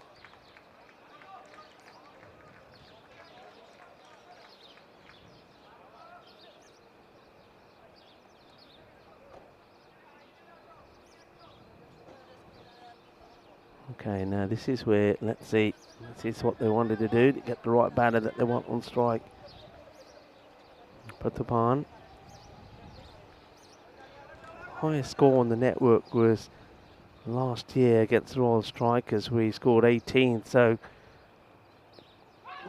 that's close. You just get the feeling, a couple of good straight deliveries changes everything here. And that's the sort of length. You can see that's the ball. He's looking to get out. Anything that's short, he'll be looking to get it into that vacant mid-wicket boundary. They've kept that open all the way through, haven't they? The power hitters. Should just be a single. Get stopped. That's okay. They won't mind the singles. Singles don't hurt them. I tell you what has hurt them, and that's something which could be the big factor in this match, is extras. They've given away a fair number of extras. Let's see, like for like. I mean, they got 20 themselves. They've given 8. So, like I say, the extras could certainly be a feature. That's well played. Fielder is out there. Keeps it just to the 1, though, so that works. That field placement works in their favour. Though it gets through the in circle. Down on the boundary. And that's Dilbag Singh does the job. Huge delivery this. 80 for 4. Huge delivery. Boundary required for the Red Stars. Gurvinder.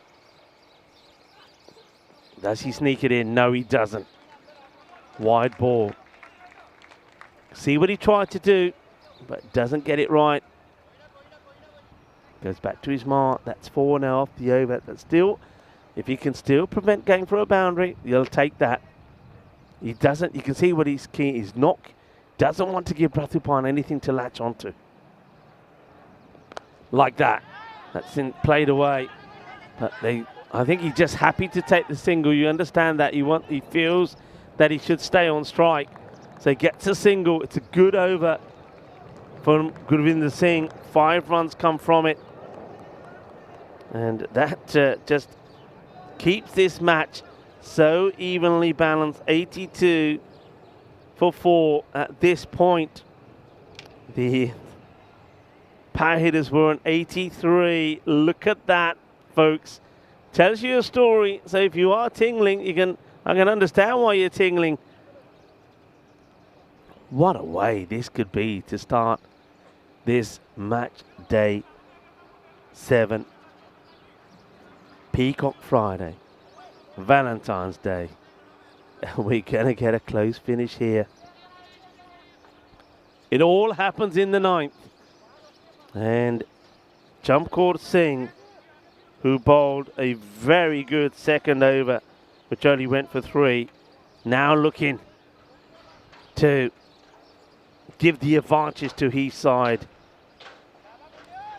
Bowling to Prathapan, who now they do push the mid-wicket on the boundary. Goes over the stumps, just misses the bails. How many times have we seen this sort of shot? And how many times have we seen the ball just miss the stumps? Oh, that is so close. Loses his shape, loses his balance, Prathapan. Gets set, gets ready to go again. Oh, that's a no ball. That is a no ball. That is completely off the pit. That's got to be called a no because the way that deviates. I'm not sure what he's trying to do here. Gets this completely wrong. Went for the slower one. That's a no. So free hit coming up. Now the license to go big, Prathapan. But Chamkaur Singh try to get smart. Try to go with the slower one. Gets it wrong. Prathapan now has the license to go the full Monty.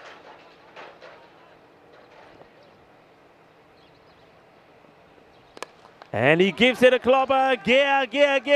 Shakalagya. Prathapan brings up a maximum with that shot. Is a personal highlight for him. His highest score on the network as he moves to 23. Chamkaur Singh just getting it all wrong. Now he's under pressure. 7 off the over. In the air, scoops it. Now they want to go 2 here, and they should have gone for it really. I think you had to try and go 2. They decide no, maybe he's feeling that, look, we've got 8 off the over, there's plenty of balls to come. I suppose you take that. You've got to have some faith in your partner. It's not like that big 6 means that the over should go their way. 15 needed in 9. Krishnamurthy on strike. Just does what he has to do. Bat on ball. Takes a single. They did put a fielder in close on the offside because there's a sweeper out. But again, they didn't do it on that leg side. And I think the tactics from the power hitters, if they go down here, they'll look back at those tactics, especially when Tony Thomas was batting and all the times that they allowed him to get onto strike quite easily.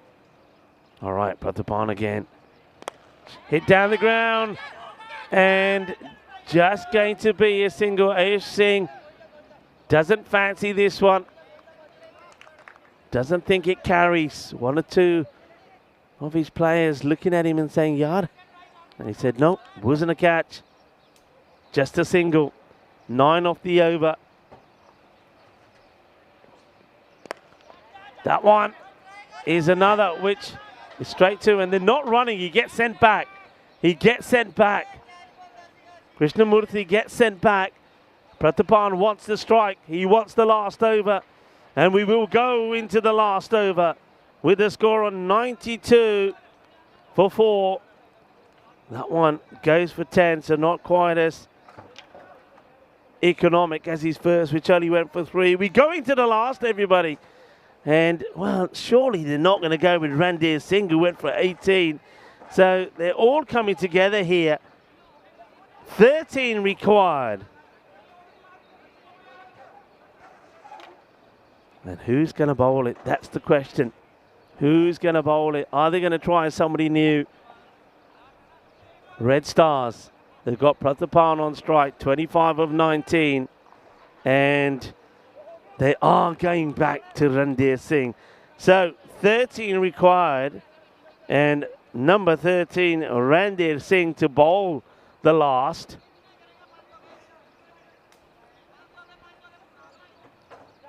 Thriller to start the day, as we had yesterday. Remember, Southern Crusaders defended 71 against Gazira United in that first match. We were close to a golden ball then. We could be close to one here. Randir, the problem he had was the control. Hit hard, and it will go all the way. 6 runs as Ayush Singh in front of me holds his head. But that's 6. Now 13 it was. That 6 out, but remember we saw this yesterday, didn't we, from Gazira United. They needed 9 of the last, hit 6 of the first, and wouldn't go on to do it. 7 of 5. Prathapan has timed his innings to perfection. Took over from Tony Thomas once Tony got out. Randir again. Inside edge. This one gets away. This could be 4 as well. You know it will be. It's going to be 4 more. That's so unlucky, though, for the bowler. You can't set a field for that. Cuatro más. 6 and 4. And hungry for more is Prathapan. And the Red Stars, are so close. 3 or 4. The power hitters. They will reflect back on a number of things. One of them is the way they batted so slowly in their innings when A.S. Singh was there for a long time and just couldn't get going. All of those balls that got chewed up. A 20 ball 20 for him, remember. It's a dot. Heavy length delivery. That's where he really needs to be. 3 or 3. And then, of course, just the tactics in the field. Randir now having a chat here with Happy about something, and I think they want to push. What are they doing here? I think they're pushing. Yeah, they pushed third back, and they're bringing up the square leg who's behind square. 3 or 3. Randir Singh. Gets played. If he gets past him, it could be 4. And it will be 4. They make the change, but it goes against them. And look at that from Prathapan. You can see what it means to him. 39 of 23. And he wins the match for the Red Stars against the power hitters. And there's the winning shot. And there'll be some love for him, that's for sure, as he walks off. It was really 2 men. They scored the runs. And Prathapan, fantastic from him. They do it with 2 balls to go. He finishes 39 runs off the 23 balls. And what a really good innings it was from him as well. He stuck around with Tony Thomas. He did the right thing when he was in that partnership, giving him the strike. And then when Tony went to that incredible catch from A.S. Singh, he took over and he punished the bowlers. And he gets a win for his side. Congratulations to the Red Stars. Remember, at one point, they looked well and truly out of this. But they came back and they get the victory. And it's a marvellous performance there from Prathapan, really, the wicketkeeper. He's played his part beautifully. There was some great cricket there as well. That was a wonderful bit of work, wasn't it, from Randir? And that was when things were going well for him. But the problem was, he did that, but they allowed what the run did. It did allow Thomas to go and strike. So after taking the wicket, there was a few wides, but there was also 3 boundaries that would follow in the over. And that over went for 18. And they never looked back. If you look at the over-by-over scores after that over, 18, 11, 11, 11, 14. Gurwinder then, when we saw Thomas go, got that over in of 5. But the Red Stars, they just managed to keep plucking away. They believed, and they have pulled off a wonderful victory here with just 2 balls to go. Well done to them. Those 2 teams, as you saw there on the fantasy dashboard, they will do it again in, just under 20 minutes time as we have a look at these highlights. And good hitting. That was Tony Thomas. But that one was absolutely crunched. But then that was smart cricket as well. I love the way that Tony Thomas played. He was batted very intelligently. But this was where he was looking dangerous. But then came the catch. And this was a very good catch. It looks easy, but that ball went up in the air a long way. Then it was Prathapan's turn to get going. And then he would, after that over looked like it was going to be a quiet one from Dilbagh Singh. He just hit 2 balls to the boundary. 14 came from it. And once again, this came very much alive. Gurwinder Singh bowled very well. He got a good over in, only went for 5. Then Chamkor Singh, let's talk about him. Goes for that slower ball. gets it wrong, then has to bowl the free hit, which gets smashed for 6. I mean, those 7 runs and that extra ball, what a difference that made. And I think there's a number of things there that the power hitters need to address coming in to the next match. I mean, they're good enough to do better than that, but I think there's a number of basic things that they got wrong, and they've got a short period of time to reflect on that to get it right. There's the scorecard, 50 from Tony Thomas. Superb knock from the captain, kept them in it. And then Prathapan held his nerve to get the win for his team. And I love the way that he just falls to the ground when he hit that 4 to get the win for his side with 2 balls to go. We'll have a quick look at the bowling figures, but remember, we will take a short break. But in that break, we will show you the Johnny G exclusive. So don't go away. You got the nice little video for you. It is Valentine's Day. A one man that does bring a lot of love for, well, not just the cricketers out here in Malta, but also to us every time we travel. And also, because he is an entertainer, he also brings a lot of love to people on the island.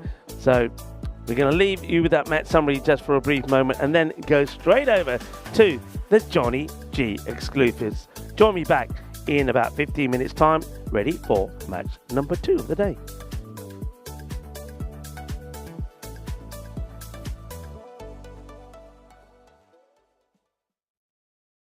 While on the road with the European Cricket Network, we meet some amazing individuals, legends of cricket. And here in Malta, there is no exception. A man that I met back in 2020 has become a very good friend of mine, the legendary John Grimmer. Hi everybody, I'm Johnny Grimmer, known in Malta as Johnny G, the entertainer. Being born in Sydney, Australia, and growing up there, I went to school and I got interested in cricket. We had a really good teacher. In those days, because you play cricket for your school, they gave us a pass to go see the test matches at the Sydney Cricket Ground. I didn't live that far away, only about 3 or 4 miles away from the Sydney Cricket Ground, and I remember going on my own to watch test matches, and I was wicketkeeper for my school. And then we came to Malta, and I didn't play cricket for quite a while until I was about 30, because I used to work in those early days. And one day I was singing in a restaurant. That's my job, play guitar and sing. And one of the regular clients, I went to shake his hand. His name was Dennis Bradley, but he said, no, I can't shake your hand as I hurt my hand today. I said, how'd you do that, Dennis? He said, playing cricket. I said, playing cricket? And I didn't sing another song all night. We just talked about cricket the whole night, and my boss wasn't very impressed, but I loved the game of cricket. And he said, come down to Marsa. That's where we are here today, and that was 1991, and I haven't missed a season since then.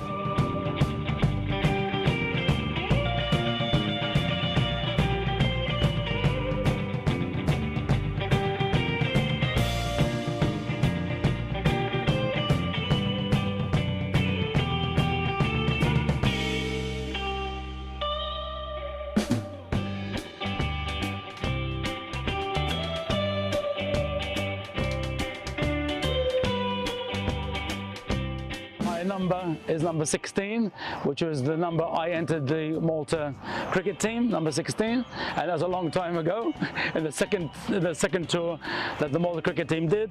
102 was the score. I scored my first century versus the HMS Ark Royal was in Malta, and they came over to play a game, and I scored my first century against them many years ago. Besides still playing for the Marsa Cricket Club, I enjoy doing the scoring, and I've been on international tours with the Malta cricket team as scorer, and the recent one in the World Cup qualifiers I went as manager, and I was very proud to do that for the Malta cricket team. The first memorabilia I like to show is the match ball from my first century. It says here HMS Ark Royal, 16th of June 1993, 102 not out. In 1996 I was wicket-keeper on that tour for the Malta cricket team, and we're playing there at Radley College. I'm the only one who's still playing from that. We had the captain there, John Appiah, John Rosser. Some of them have passed away, unfortunately. Yeah, but very memorable. long time ago. The next one is the trophy I got for the best wicket keeper in the ECC trophy, and that's in Corfu in 1999. I had a lot of highlights in my career as entertainment. I've played in America 5 times for the Maltese community over there. I did a tour of Denmark as well, two tours of Denmark. And in Malta, I was very proud in 2008 to be awarded by the Ministry of Tourism the Star Award for entertainment and animation of bars, hotels and restaurants in Malta. When I played for Essex Seniors, I won wicketkeeper of the tournament twice in a row. And this is the latest one from this year, player of the tournament for Essex Seniors. Essex tourist, very proud to be part of the squad. I guess the icing on the cake of playing cricket for such a long time will be to win something in a World Cup.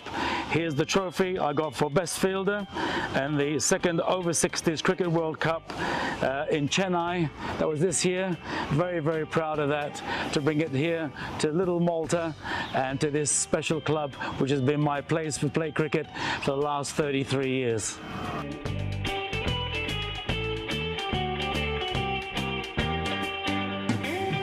Outside of cricket, I've got my personal life as well, of course, and my passion is now fishing. I've got a nice little fishing boat, nothing too special, but just enough to get me off the coast, and I like to go with my sons fishing with my 2 sons, and I like to take my 2 granddaughters out for a nice little spin. They enjoy it very much, being on the sea in the summer, very relaxing. I just love it. That's been my passion now, fishing, for the last, say, 5 years, since I've retired now. But the other passion, of course, in my life was music. In the gym, you've all kicked off your shoes.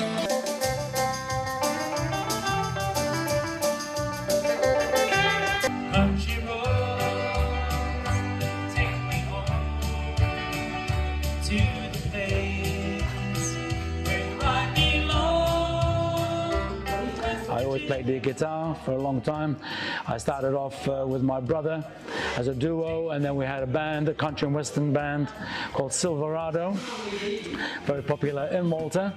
And then I went solo, and I played in the top hotels here, in the Golden Sands and the Luna Complex, Malia Bay Hotel, and the Great Dane Restaurant. They kept me going for many, many years. And now I just do it casually whenever I feel like I want to entertain. Well, there's been quite a few memorable things on the field and comical, but the one that I think that made me famous was when I got hit with the ball in the eye, just above the eye, and I was standing up because it was a bit too close to the stumps, and the ball just came up, and I put my gloves up, and the ball went straight through, hit me in the face, and yes, blood came out. But I knew that we were on camera, so I wanted to get off the field as soon as possible for the game to resume, and also I'm sure I thought they're going to be off camera, off me at the time, so I wanted to get off the field. So I was running towards the boundary, and I couldn't see where I was going really, but after seeing the video, which everybody's seen I think by now, was that the paramedic was coming on the field towards me, and all of a sudden he's calling the doctor who was there, and he wasn't looking where I was going, and we crashed into each other, and I was nearly knocked out just after that. It's a bit comical because it was an injury, but everything turned out really, really well, and I'm glad that everyone enjoyed watching it at least. Well, Johnny G, it's been absolutely fantastic taking the time out to talk to you. I know we've known each other for a very long time. It's been great that you've shared some of those memories with us. But there's one thing that we haven't spoken about just yet, and that, of course, is the European Cricketer song. Absolutely. There was this very, very special moment when you were here in Malta, and 2020, and you wrote some lyrics, and you said, Johnny, I wrote some lyrics about European cricket. Do you think you could put some music to it? I said, well, there's no harm in trying. And after 2 or 3 takes, I said, how do you like this? And he said, yes, spot on, Johnny. I absolutely loved it. And I think without further ado, I know that we all want to see and hear you sing it, but I hope you've loved this special. And stay tuned to the European Cricket Network for some more of our special features. Take it away, Johnny. Thank you very much, Rico. Cricketers, European cricketers, share your passion, pride and flag with the world. Cricketers, European cricketers, time to cheer and show the world what you got. Time to cheer and show the world what you got. There you go.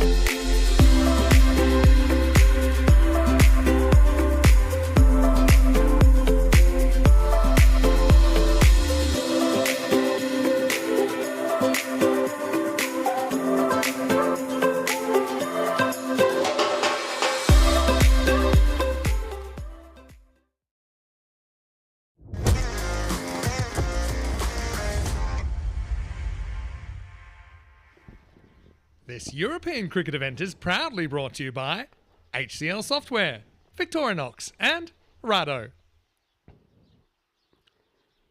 Hello viewers and welcome back to a sunny Malta at this Marsa Sports Complex, and we get ready for the second clash between the power hitters and the Red Stars. And if the first match was anything to go by, this one should be another good one. And let's join Tyrone Peters in the middle for the coin toss. The power hitters to call. Hitters to call. Tails. They're gonna bowl first. And they're going to have a bowl. Thank you very much to Tyrone. So it's going to be the same again. The power hitters have been put into bat, and the Red Stars for Tony Thomas, we saw him there at the coin toss, is looking to do the same thing again.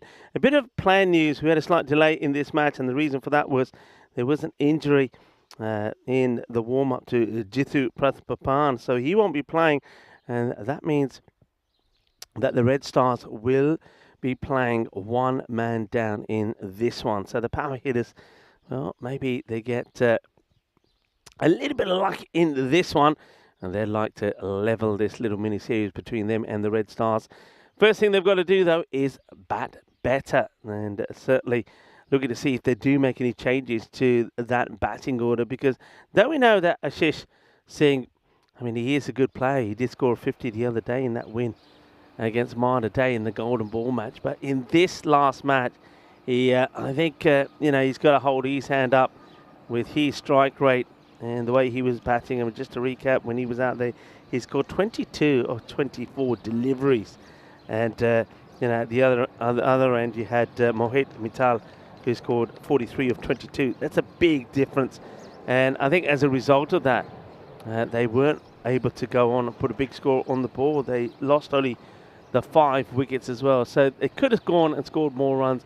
And, of course, if they had got more runs, then the chances are they could have been successful in that match, which they went down to with 2 balls to go. But the Red Stars, look, they're a team that have had a lot of new players coming into their side today. 6 changes from the team that we saw last time around, and they performed really well. But you have to say it was really 2 very good individual performances, that of the captain, Tony Thomas, who does pip and do Prathapapan to the player of the match. Prathapapan could have been the people's choice as well, with 39 of 23 to get the winning runs. But I think with the 50, and also the way that he batted 50 in 19, and his bowling where he only gave away just 14 runs, you can see why they go with Tony Thomas.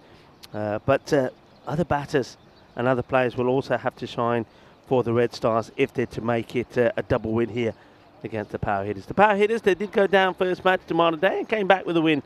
Will they be better in this one this time round? It looks like the left-hander Mohit will once again be on strike, and it will be Tony Thomas to bowl the first. And Thomas probably once again will do as he did in the first match, bowl the first one, try and get the valuable wicket, that of the left-hander Mohit, and probably come back and bowl the last. Umpires out the middle. Umpire Jit and Ranga are the 2 umpires for this one. So here comes Thomas now to the left-handed Mohit. Places out onto the offside. Will take the single. And hands a strike now here to Chamkor Singh, who has seen himself being elevated up the order, and I think that is probably just because of what happened in that last match.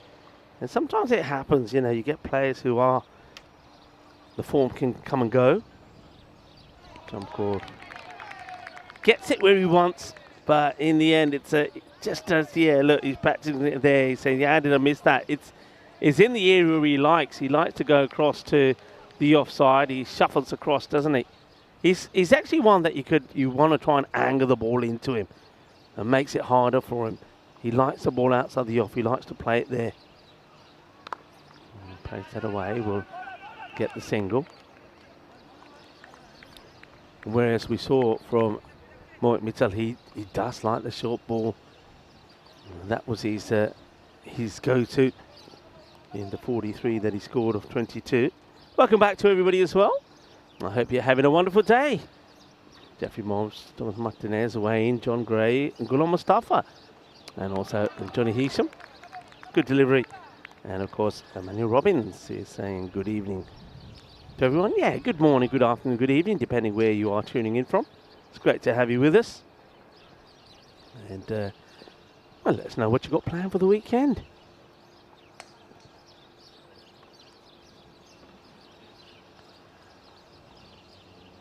It's down the leg side. It's going to be a wide. Or what you got planned for today, for Valentine's Day.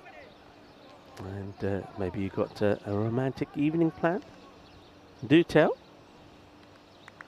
And I hope you enjoyed that exclusive on Johnny G. I love watching that. And a few people were requesting it. And a few people said that they didn't watch it last time around. And I think it's come off the pad. It's going to be a test for the fielder who can't stop it. Yeah, leg buys it will be. As Thomas once again strays onto the pads. You can see that he does bowl with a fair bit of pace. Gets the pad on it. It just out of the reach of Prathapan. And then the fielder who's coming across to try and make the stop can't. That's poor Philomena. They'll take those 4 runs, even though they come in extras. Looking to get go quicker in this match. Interesting stance there from Mohit. He drags this one, picks this up really from outside off and gets it over the leg side for 4 to Quattro Mas. And that will be the end of the over. And they'll finish with 10 off the first. 10 without loss, courtesy of the 4 leg buys also. Looking to keep that acceleration going. But remember, it was 10s wasn't good enough for them in the last match. We've had a look at this before. And I think we're all looking forward to the Western Shield, and that's going to be followed up by the European Cricket League, the Champions League of Cricket. Then we go back to Portugal, and then also for the first time we go to Madrid in Spain. Down the leg side, and there's Karim comes in the bowl. Very, very good bowler. Took 3 for 15 in the last match. Just gets that one a little bit wrong. That's Ayub Karim.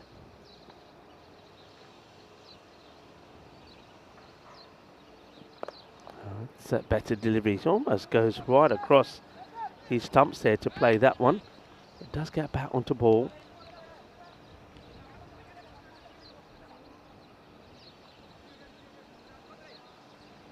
And Jacob Clement Hunt saying good morning from England. Very good morning. And of course, I mentioned already that in England, it's a Gold Heart Day being celebrated. Awareness about helping disadvantaged and disabled children. And that has been absolutely clobbered to the boundary. 6 runs. Very quiet, the power hitters, I have to say, in their dugout. And you thought that they'd be cheering and applauding the 2 boundaries that they've just seen, but nothing from them at all. That's a trademark shot there from Mittal. Now he scuffs at this one straight into the hands of the fielder. What a soft dismissal that is. And thing is, it's his shot. This is the shots that Mohit Mittal likes to play. Now he gets the ball that he wants, but he's not able to put it away, and that's a surprise to everybody. And Mohit Mittal will go, and Karim picks up a wicket from nowhere. I mean, have a look at this. It's right there, and he just doesn't time it right. It's right into the hands of the fielder. Fielder celebrates, shines. Samuel holds on to the ball, and the power hitters lose a very good batter. And, well, Errol Brown makes a very slow walk off the pitch. And we'll see that again here. And what will disappoint him more than anything else is it's a ball in an area that he's been muscling to the boundary. New batter comes out. It's Happy Singh, who has promoted himself to the top of the order. Well, he gets this one through and will look to come back for 2. And he will. Happy's not the quickest of runners, though, it must be said. Yeah, so they big change here. It looks almost like Aish Singh is being, well, not just dropped 1 down, but at the moment 2 down. As Happy, the captain, comes in at number 3. Was never really sort of set the world alight himself, but mind you, oh, maybe things are going to be different this time. He's got hold of that all right, hasn't he? Ginna Sona, Shaka Lagya. Now देख लो, but के Maria, boom. Shaka Lagya, it was just hanging there, it was in the swing zone, I like to call that. And he's got hold of that pretty goodly. That's gone a long way. Yeah, both teams not really get, I mean, there was excitement, of course, from the Red Stars picking up the wicket of Mohit, of course, but yeah, nobody really getting too excited here at the moment. That's that quicker, shorter delivery. Doesn't give him the same ball again. End of the over. It will go for 16. I say it's the end of the over. I thought it was. It looks like it is. Yeah, end of the over. It goes for 16. 2 overs complete. 27 for 1.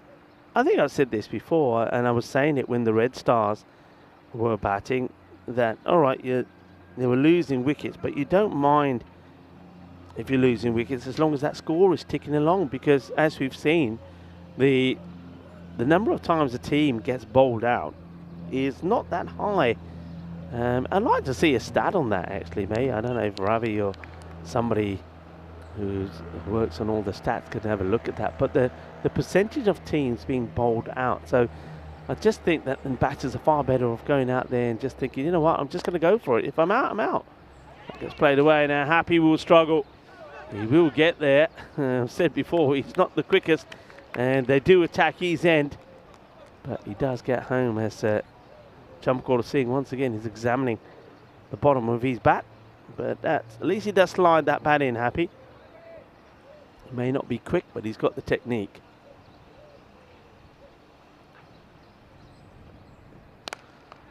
To hit firmly. He could be in trouble if that hits. Oh, well, this one has caught the edge of the pitch, and actually, it could have gone anywhere. And you probably turn around and say it's probably a good job that fielder there in the covers wasn't backing up too much here, because it could have flown over him.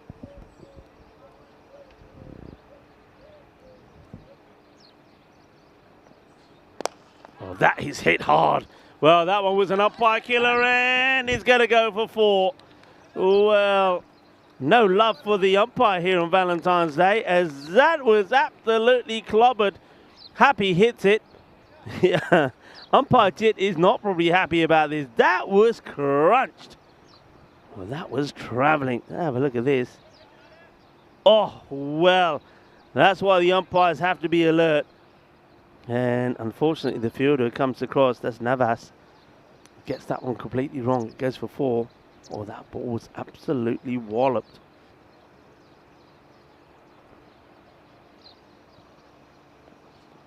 And this is hit hard as well. Not messing around. Here's El Capitan. It's another one that gets blasted away. Well, he's come out on a mission, hasn't he, Happy? He says enough is enough. As that is absolutely clobbered. Good hit. Mashed away. And yeah, umpire's out there. It's not actually umpire Jit. Beg your pardon. That's Johnny who was out there. Umpire Johnny, Chetan Johnny. And joined by umpire Suraya. Aranga at this time is the 3rd umpire. Of course, Tyrone Peters doing a wonderful job as the tournament referee. So, well, I think new balls, please. That one has ended up in the rough somewhere. Needed more firepower, and that's exactly what at the moment Happy is bringing it. But as we said in the last match, it's coming mainly from one source. Chamkaur Singh doesn't want to do what Ayush Singh did in the last. He's got to get going as well. That's going to be too wide. You can see what the plan was there to keep it out of reach of Happy, the captain.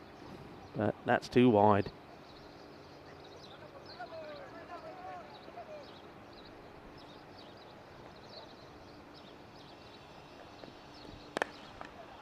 high, in the air, going, gone. 6 more. He's taking the attack to the bowlers, is Happy Singh. And that one, again, maybe slightly slower from Hiran Teja. Happy picks it and hits it hard. Once again, I mean, I suppose that the Red Stars won't be deterred by the win percentages here. They've been there before. That's a pretty good shot as well. This time he gets this one up and over the offside where there's nobody.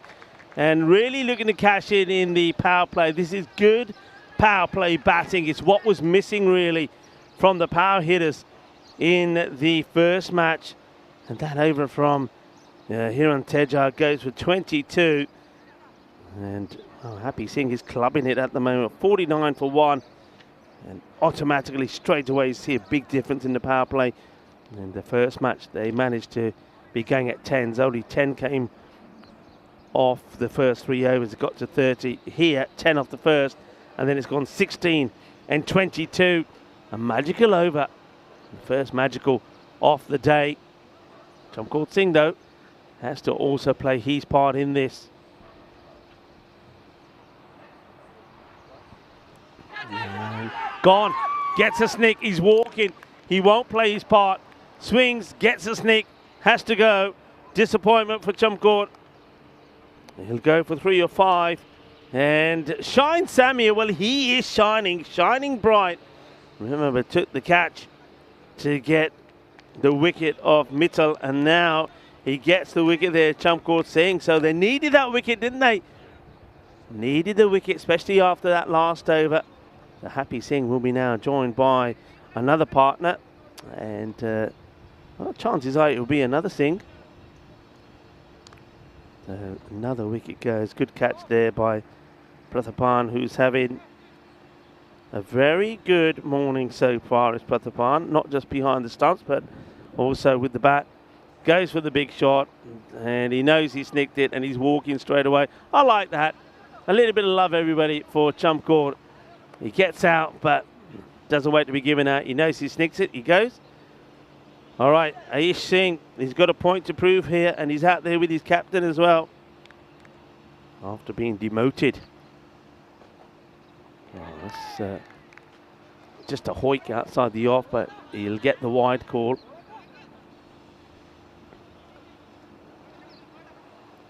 So this is once again now comes to that point. I mean, we know that Randir Singh and Gurvinder Singh also can, you know, they're all right with the bat. So they can score runs as well. But this, for me, with the score on 50, becomes quite a key partnership. And, misses out on this one. It's quite a full delivery out on the off. He's obviously he's not getting across, is he? I mean, those sort of balls is full. You've got to be getting onto those, and he misses it completely here. Might have a quick look at it while we go back to live. Now that one he had to hit. It gets fingertips, that's the fielder. But he's going to go for 4. You've got to say that's a bit of a chance. The man playing, wearing the traditional white cap, but had to hit it because it was right on the stumps, and fingertips, not easy, but definitely catchable, and gets away from Karim.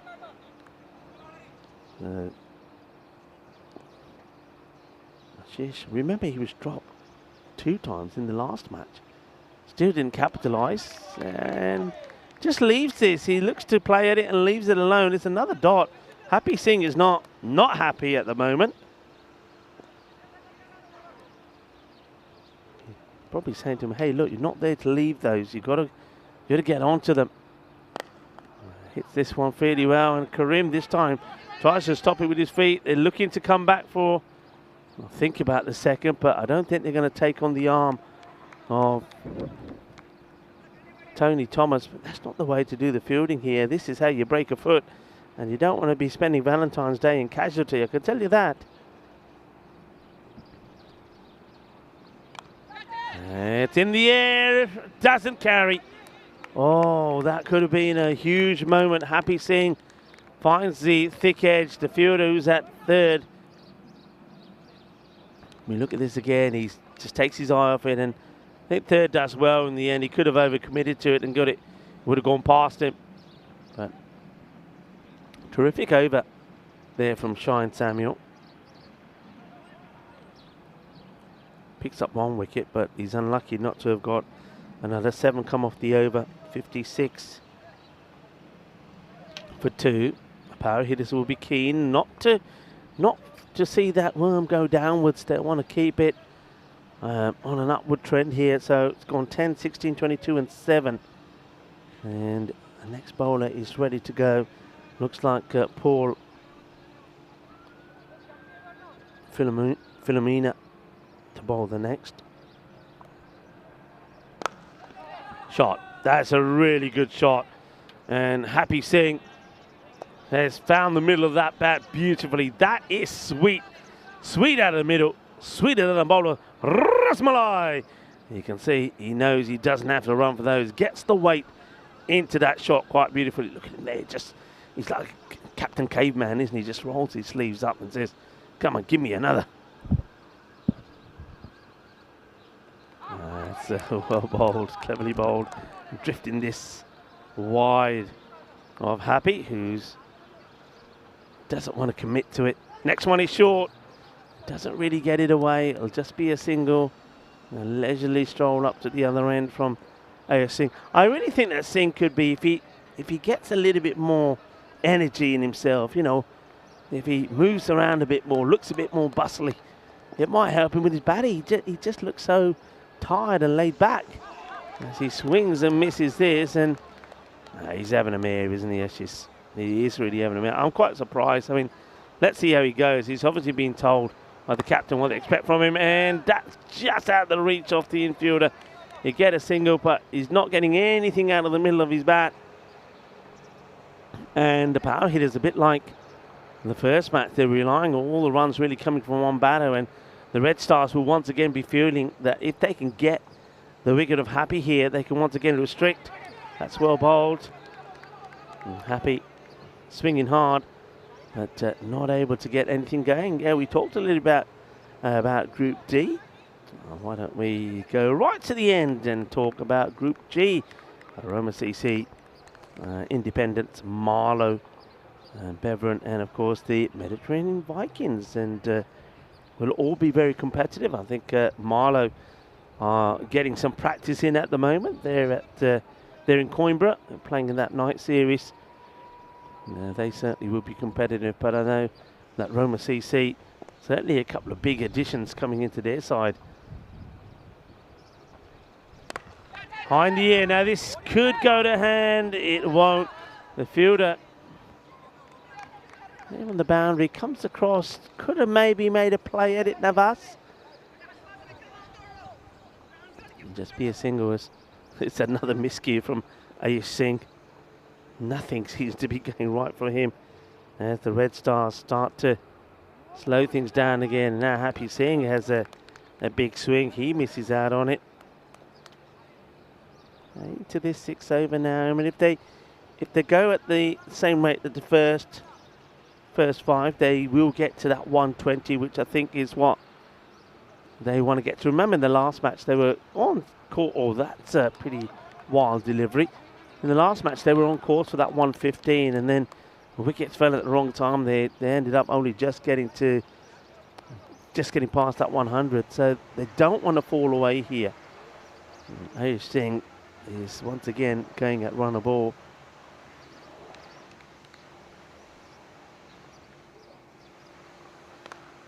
Gets a good bit of bat on this. In comes the throw, and that's a well thrown. Good pick up and throw, early pick up and throw from the Red Stars. They're not getting too excited. They're staying pretty composed in what they're doing. Yeah, nice work there. Good action. Good pick up, good throw. I think that might have been Andrew Salas. It's going to be another wide, but it just never looks like he's going to get bat onto ball, does he, Ayush Singh? If you have a look at his body here, so he should be going to this ball here. It's wide, no movement of the body at all, and yeah, there seems to be. It's almost like it's a completely different person from what we saw against Malta Day a few days ago.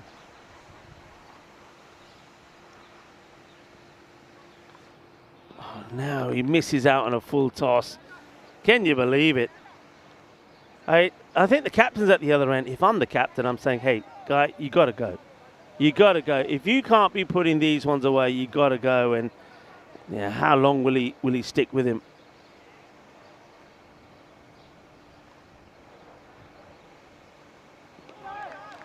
He's going to get another wide here. So remember, they gave away the Red Stars 20 extras.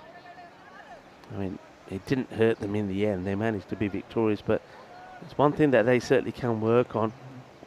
He's saying, well, that one won't go against him, but in the last 2 overs, just the one boundary. And yeah, captain is at the other end, and I mean, Happy Singh is making all sorts of emotions and whatever. He's talking away to him. I mean, I don't know whether that's just putting him off more or what, but there's only been 5 runs at this over. 3 of them are coming wide. Happy Singh's been stuck at the other end for majority of it. I mean, make the call, get him out of there, and still that's another miss, and that is, well, yeah, look, I think Happy is signaling something to his dugout here. I don't know what, well, not sure what he's signaling here. Well, I thought he was signaling to the dugout, so get him out of here, but he's not. That's what I would be signaling. Let's have a look at that. But I mean, 10 balls to 7, when you're on top for a fair bit. Happy Singh is actually taking on some water. He's on 37 of 15. A.S. Singh is 7 of 10. And that over from Shine Samuel. Only the 5 runs came from that. 5 runs, and it's 69 for 2. Let's see how they get going. Johnny G just came in and said hello. He is here, folks. Asking the question here. Thought there might have been something on it. Umpire says no. Happy. Must be very difficult for the captain here. All right, I mean, he could make life easy for him and say, look, I'm sorry, you ain't hitting the ball, you're out of here. Have somebody else in, maybe Gurvinder, Randir. Maybe he feels that they're not going to go any better, but he's got a lot of pressure on him because he's got to try and hit all the runs. That's hit down the ground, and it's almost a catch taken. And Navas, it's a brave effort from Navas. He throws himself into it. See here, it's dipping, gets hands to it. What he does do, though, he stops the boundary, which is good. They're not giving these boundaries away. That's Karim bowling his second. And, well, we'll get to the other end. It's going to be another bye. Ayush Singh looks like a man who never got his makandi dal last night. Hasn't had any saag and makki and the rotiyan in a while. The aloo prontas have disappeared, and he's on a diet of just fruit and cornflakes. Just no power in him at all. Look at him, he just looks distraught at the other end. Singh plays this one away. Should just a single. But everything about him, look, even he's running, he's running to the other end. There's no urgency. He needs just, if he gets one good one out in the middle of the bat, who knows? But at the moment, nothing's happening for him. And how many more is Happy Singh going to give him? That's the question. How many more opportunities is he going to get given here? Well, that could be the start of something. Well, Happy Singh is now probably going to go up to him and say, look, I've kept you here. Now do the business for me. Just remember, he was 7 of 11. Let's see how that can change here. So finally, one out the middle. But once again, nothing, absolutely nothing from the bench of the power hitters as they move into the 70s. But they've gone back to that sort of 115 pace again that they were on. Right, high in the air. This one should be taken, and it's going to be dropped. Fielders come all the way. There could have been 1 or 3 to take it. Thomas was there. Navas was there. In the end, is Hiran Teja that comes there. Full toss up in the air. And Teja has got his eyes on it, but it's a little bit away from his body. But he does the hard work, gets the hands there, but he's not able to hold on to it. That over comes to an end. Slightly better for the power hitters.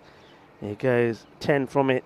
There's 79 for just 2. That's the thing the power hitters have to remember in this format as we have a look at a 2025 calendar.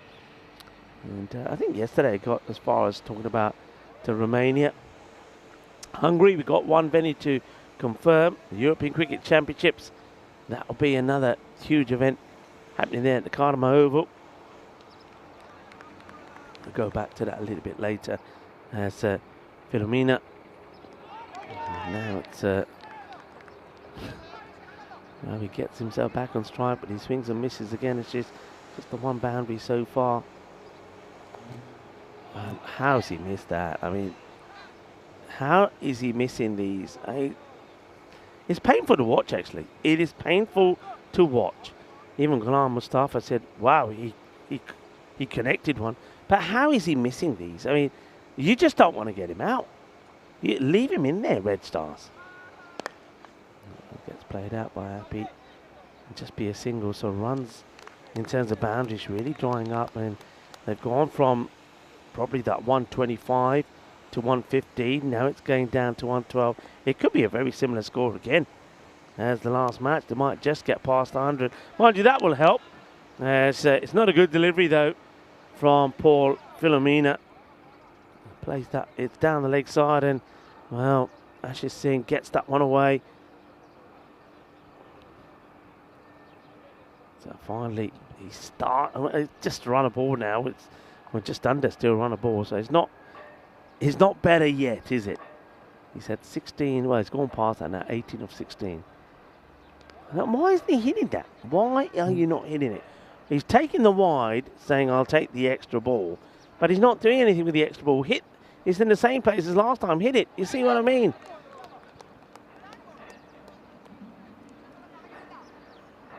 So misses outside the off. Gets hold of this one, uses his feet this time. He plays that away, gets a single. So, but still, just so far, the one boundary. You need to be looking for another boundary here. And they're not going to. That was the end of the over. So another over comes to an end. Another quiet one, just 8 from that. And I said this in the last match, that the Red Stars, they will be so thankful to the power hitters because they're not punishing them at all. They're basically playing into their hands. You've got batters that are performing badly and being allowed to stay out there from the power hitters, and they're just not understanding the concept of this game. They've lost 2 wickets, but that means nothing. If they've lost 7 wickets, and at this point you sort of say, okay, it's fine. But they've lost no wickets, and this is just, well, it's pretty poor to watch actually. That was lofted in the air, will get over, but again, no boundary. So, Happy Singh. And sometimes, you know, when you've got a batter like Ashish Singh on the other end, and it's painful to watch, it rubs off on you, and there's a lot of extra pressure on that guy, Happy Singh. But he's the man who can make the change. It may not be a popular decision. I mean, I know it's Valentine's Day, and, you know, you want to show a little bit of love, but I think you've got to be cruel to be kind sometimes. And even he's not going now. Even he's swinging and missing. He had a pretty healthy strike rate at one stage, but now that's 20 balls and he's on 40, so he's going at 200s. Ashish Singh is going at just about 100 strike rate. That one away, that's gone over the top, fielder's going across, and finally it's another boundary. Nothing though from the power hitters. They're just sitting watching. You've got a batter padded up, just leaning on his bat, wanting to go in there. I mean, I wonder if we can get a shot of them in their dugout. It's almost like no emotions from them at all. They don't seem to be very supportive of what's happening out there.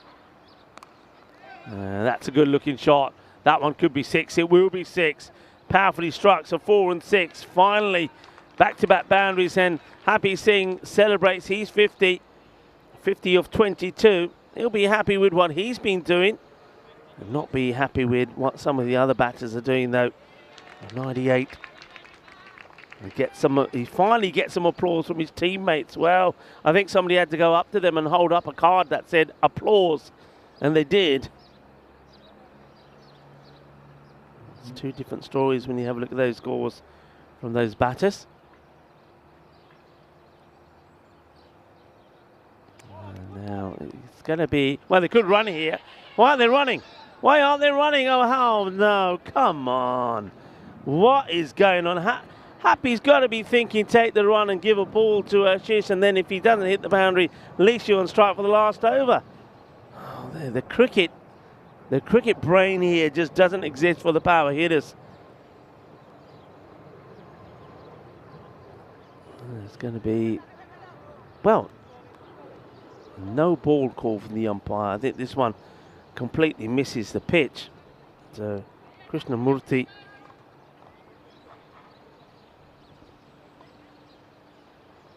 just trying to fire that in across. He's going to go over the wicket here now. Just trying to get these next two balls in. The 100 comes up now. Well, he doesn't know what he's doing at the moment. The batter doesn't know where he needs to be. The bowler doesn't know what he wants to bowl here, Krishnamurthy. And well, they're making all sorts of changes. And you can see Ashish Singh saying, well, where do I go? You want me here? You want me there? I don't know.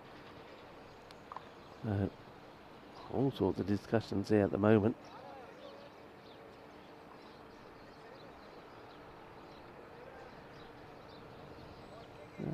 Looks like the umpire is in communications there with the tournament referee. Now, I wonder if they're saying that wasn't a no ball. Well, I think it might be changed to a wide now.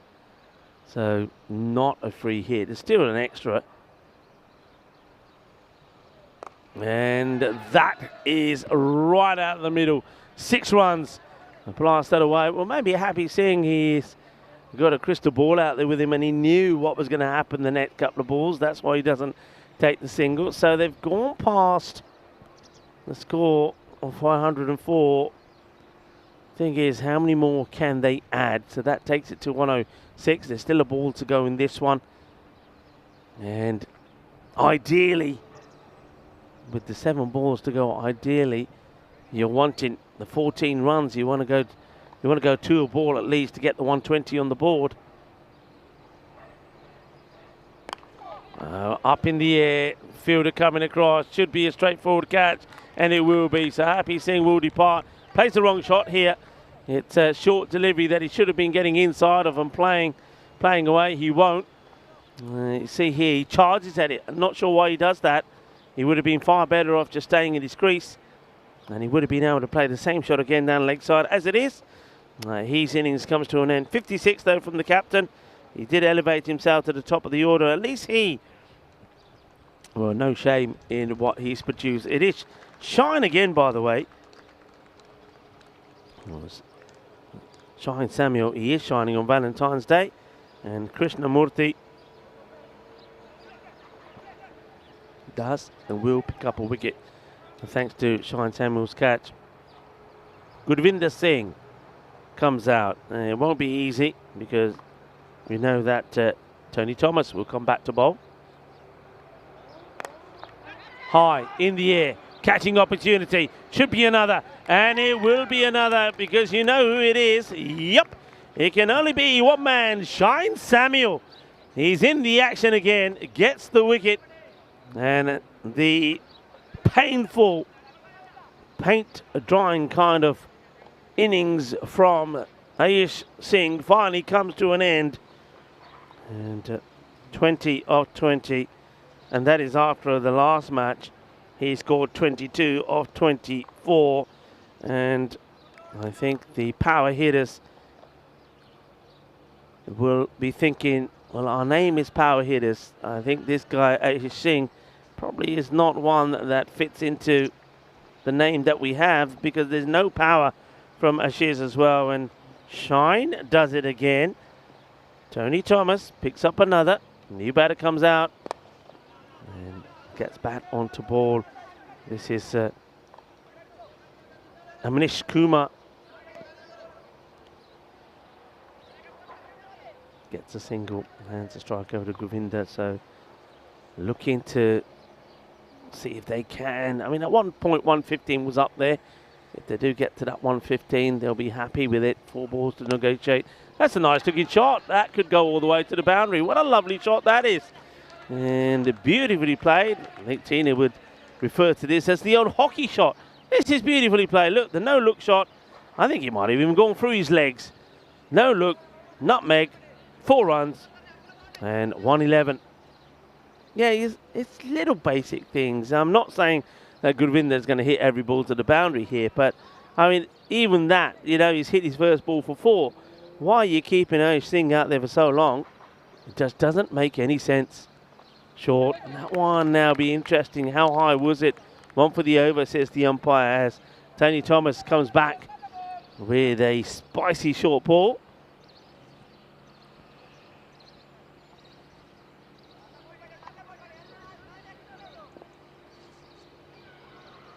Two to come.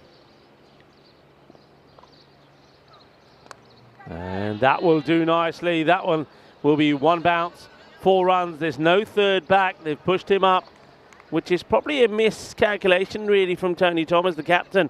Bowling at the pace that he bowls at. I think you've got to always have somebody back there. 115 then. They finally get to that 115 with the ball to go. Still could get to the 120 if they hit a boundary, any kind of boundary. It's going to be a 120 chase. So they're getting those extra runs, but this time will it be enough for the power hitters? As Gurpreet Singh, Gurvinder Singh, 8 of 3. Last ball coming up. And it's going, gone. Balle, balle, balle, ginna sona. Shaka lag gaya ke wake hanial ke grande. And I know what you're all going to be saying in the chat, because I'm saying and thinking it as well. What is this guy doing sitting on the bench when you have somebody who is scoring a runnable 20 in both of their innings? It's just not smart from the power hitters. And if they don't go on to win this match, then like the first, it will be all their fault. And that's all I'm going to say on the matter as we get ready to have a look at the highlights. So we'll get to the 120, 121 it will be. And, well, leg buys do count. That was 4. But on this occasion, there was that 1 boundary or a couple of boundaries from Mittal. He would soon get out, and he would get out too. It's a soft dismissal, really, a ball that you would have expected him to put away. He doesn't, and he finds the happy and shiny hands off. That's Shine Samuel, who takes the catch, who's had a good time out there in the middle. And then Happy Singh, he put himself out at number 3, and it was a good move for him to do that, but he was hitting the ball well. Chamkor Singh was the other opener. He really never got going either, but at least he didn't waste any time, and that's the only good thing I can say about Chamkor Singh. He went out there, he tried to have a go, and also I like the fact that when he did, he knew he got an edge on this, and he just went. He didn't look and didn't wait for the umpire, but then, well, Ayush Singh came out, and well, he just couldn't get going. At one point, he was 7 runs of 11, but the captain, even though he was huffing and puffing at the other end, was just never brave enough really to take him off the pitch. He just left him out there, and then, well, we've seen for ourselves they have got other batters, as Gurvinder Singh would come out and show just what the captain Happy left sitting on the bench, as he scored 14 just off 4 balls to help his team get to the 120. Happy Singh, he would get his 50, and then he would sky one up in the air. And, well, Shine Samuel certainly is not going to make any mistakes. He takes that one. And then, well, the Ayush Singh finally, well, his innings would come to an end thanks to another fine catch. But, like I said, sometimes when you've got a batter like that in there, in hindsight, you'd rather leave him out there, because Gurvinder Singh came out and he played, well, some dashing shots. He might have got lucky with this one, where I think there was a bit of an error in the field set. But that was a glorious shot to finish things off, like in the post. Ginale, jara apni pose bhi kar lenda, media photo khich do. Smile, please. Click, click, click. 6 runs to finish the innings. That last over from Tony Thomas then in the end goes for 15. So they had a better finish. 19 off the Krishnamurthy's over, which took them to the 106, and then the 15 off the last from Tony means that they do get past that 120 mark. So 121 for 4. Thing is though, they know what they've got to do, and after getting the runs on the board, they've got to find a way to get through the likes of Tony Thomas and Prathapan with the bat. Quick look then at the bowling figures. Nobody really too expensive. I think if you're bowling in this format, 2 overs and it goes with 25, I think you take that. He does take a wicket as well, Karim, and all the other bowlers to chip in there as well. Just that one from Krishnamurthy that ends up being a little bit too expensive, but you can see why they went to Krishnamurthy, because Hiran Teja also went magical for 22. So short break now. We'll be back in about 10 minutes time and to see what the reply will be from the Red Stars. Will they do it again and make it 2 wins out of 2? We've had that as the pattern the last couple of days here in Malta. Will it continue today? Well, wait and find out. Join me back in 10 minutes time.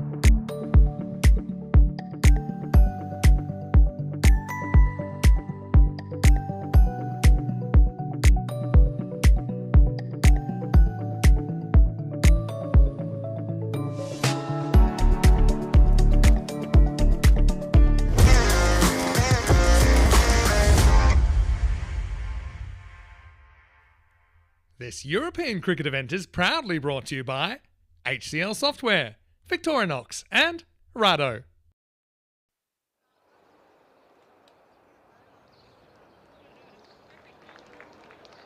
Hello viewers and welcome back to the second match between the power hitters and the Red Stars. Red Stars, they did chase 105 to be victorious in the first match, and they needed 13 of the last to do it, and they did do it, and they did it with 2 balls to go.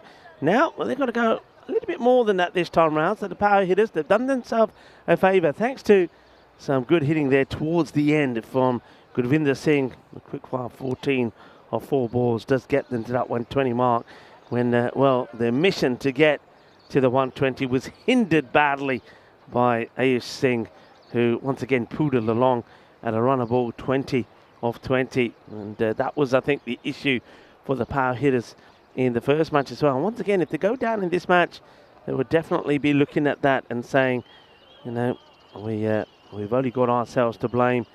We're not playing this format the way we should do. Once again, they were also aided by 16 extras in the last match. They were given 20 extras, so that could be the issue that the Red Stars have. If they go down in this match by a handful of runs, then extras are something that they got to work on. You got ready to go here now. Let's see how things go off as the Red Stars looking to get off to a good start. It's going to be a Surab with the ball. And maybe just pitching outside that leg stick. It's a good delivery, good start from him. But I think this one is pitching outside leg. It's a very good call from the umpire. Really good call. I think you see there quite clearly. And whether it would have gone on to hit the stumps is irrelevant. And not out. Nice to see him. He is coming over the wicket. Remember, he started round the wicket for some reason before. And he just got, you know, he looks a natural. What he doesn't do, he doesn't get in front of the umpire. He comes off the pitch pretty well. And I think if he works at this and he gets some good coaching and guidance, I think he's a very good and useful bowler and could definitely improve.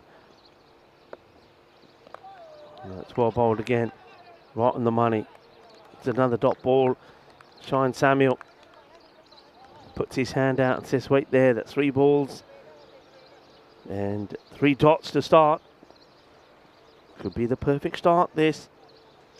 I must admit, I'm very surprised that Tony Thomas doesn't want to open the batting, the captain.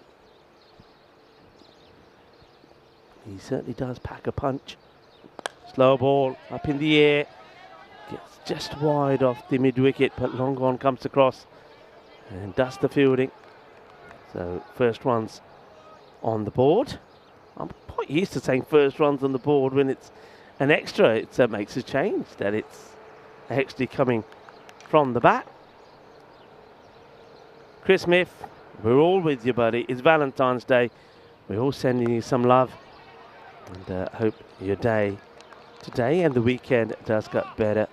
Saying that he's had a tough day or a tough week, and so hope the day and the weekend gets better for you. Come on, send Chris Smith some love, everybody. Valentine's Day. Send him a heart. Come on, send him a heart.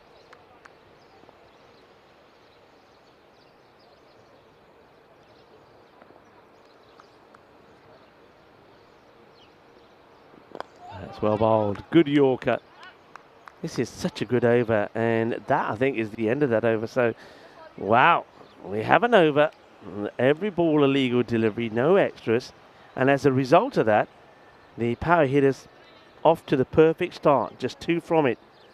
21 matches since the golden ball. We've been close. And what about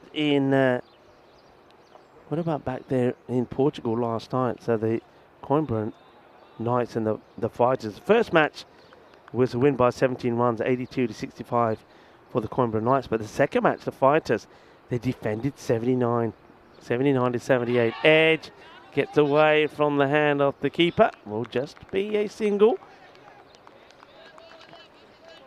As long as that ball doesn't go to the boundary, then you stay in front here. This is Jamkor Singh, who I think probably will turn out to be maybe one of their key all-rounders. Jamkor didn't quite manage to get going with the bat. And that's well bowled as well. Just sneaks that inside the line. Good delivery. Wicket keeper's got to stop throwing the ball around here. Vikas Yadav. Good start. With that rate, because of that first over being such a good one, only 2 from it at 13. So going up pretty quickly. It's another swing. He knows what he wants to be aggressive, but he's all over the place here. Here's Shine Samuel.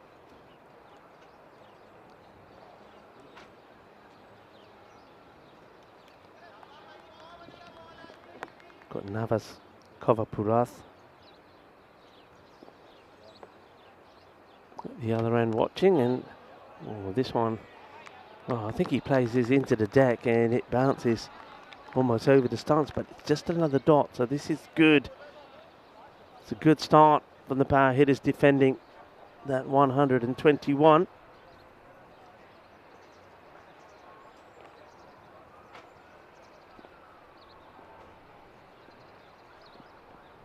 That's going to be an extra, so there's the wides. It needed to come eventually.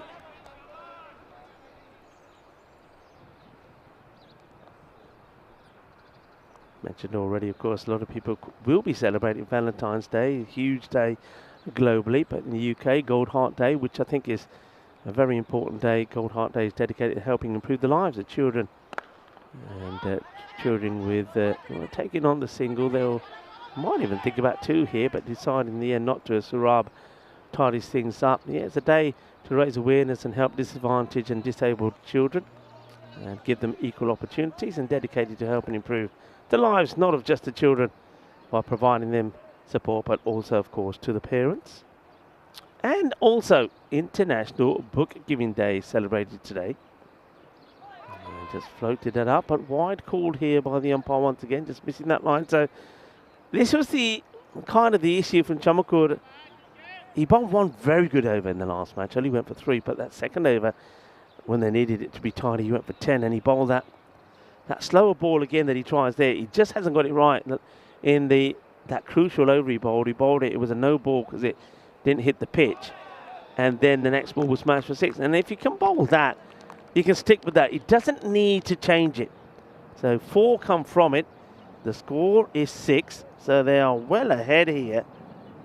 And I think already, I can see Tony Thomas, the captain, wants to give the other batters a go. But when the 2 guys who, let's be honest, won you the game in the last one, Tony Thomas with his superb hitting, he scored 50 of 19, and then when he went Prathapan 39 of 23 to get them the win, not out.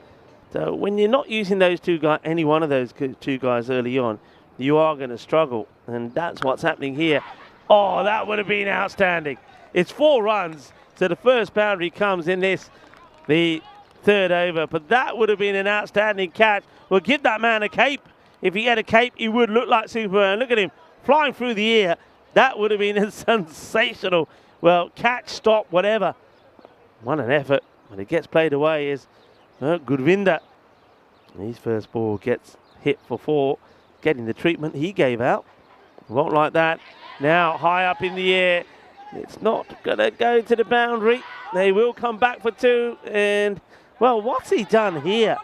Has he? Oh, well, I took my eye off this when he was looking to throw the ball. Shows what happens here, 2 circles. I watched it to this point, and I thought he's going to throw it. Oh, well, he almost throws it backwards over the rope. Does recover. They run 2 when, really, I thought they might have struggled to get 1. High, in the air, going, gone, 6. And they needed something, and they got something, and it's Shine Samuel, who has been shining all the way through this match. Has I think the most tidiest bowling figures, 1 for 12 of his 2, and took 3 catches, and now just when his team needed somebody to make a start, Shine Samuel it is, who's starting to get things going.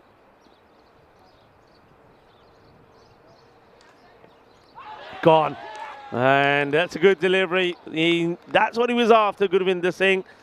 He just wanted to get one right up there, and Gurvinder has got that delivery. I mean, he may not hit it every time, but we know he's got it. And when you got a batter who's really giving himself some room, standing right in front of his stumps as well, that ball comes inside, catches the outside of the off stump, and that's the end of Shine as he fades away and has to make his way back. He's the first to go, but those couple of boundaries he hit there could be very, very crucial. And he goes, and now the dangerous Tony Thomas comes in at number 3. 14 of 12, bowled there by Gurvinder. Right, field gets moved around as Tony Thomas comes out. Gotten only long on, nobody in mid-wicket. I thought that's the first place they would have put a fielder mid-wicket, but they've gone for 2 straight. He didn't hit, to my knowledge, 1 over long off in that 50. He gets beaten outside the off. They're all appealing once again. Everybody goes to the square leg umpire. Why, guys? Why? It's not the square leg umpire that gives those decisions. It's the umpire standing. I'm getting this all wrong, and I'm pretty sure that umpire Johnny and Suraya are saying to the boys, hey, what's going on here? So we're going to miss from Thomas. Thing is, though, he hits more than he misses. This one comes off the inside edge. Chases on. Fielder will get there. Thomas will get the single. The over comes to an end, and it's going to be 19 for 1 at the end of 3 overs. That one a better over in terms of runs, but they lose the wicket of Shine, and it's a huge difference in the power play. Almost there's some 30 runs will be the difference when you have a look at this. 19 to 49 for 1. And that's right. And that rate is just under that 15 at the moment. The wind has just picked up slightly. It's blowing in right in front of me into the commentary box, and that tells you that anything that's hit down the ground is going to absolutely fly. Hello to Phil G, who's in the house. Phil, I thought you were going to get that golden ball yesterday. It was close. And Phil, of course, will be talking through the action tonight there in Portugal, and where should be some good matches between Gurkha 11 and Punjab CC Amadora. This one is going to be a teaser for the fielders. They will, well, he gets there, but is he going to let go of it? He does let go of it in the end. There's been a few that have gone down there. Happy Singh, the captain, is fancying himself to have a bowl. I don't think he bowled in the last match, did Happy. Bowling to Tony Thomas. So the battle of the 2 captains. Is Happy going to remain happy or not? Gets this one through. Well, he's happy at the moment because his team's in front. He also scored a 50. Kitna main 50 bana li kar jada jaunga na mainu laddu milunge laddu. Well, he might get more than just laddus if he goes home with a win as well. Happy Singh.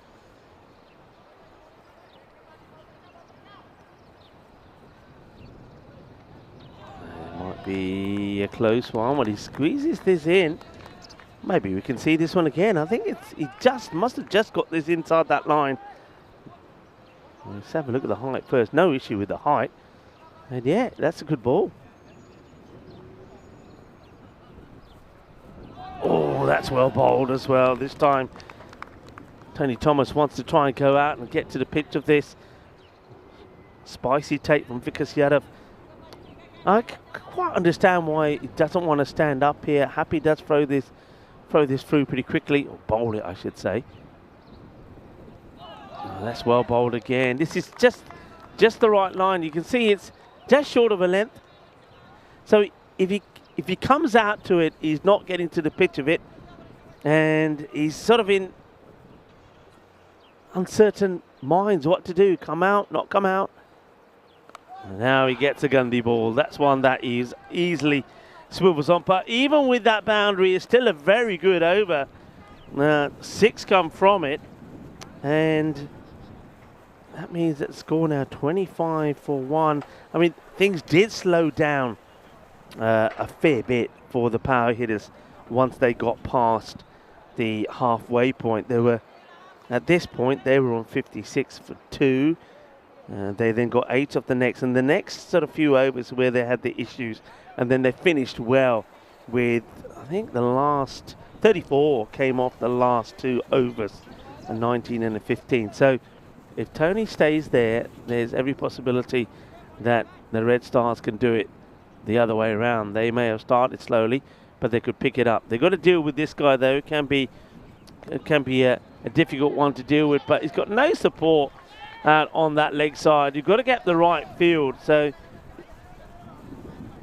this is now, I think, Dilbag Singh who's coming on to bowl. But what he's bowling, he's got to have a standard field out there on the leg side. He's got to have square leg, mid wicket, and long on back. That's got to be the field to him. And they're still leaving mid wicket up.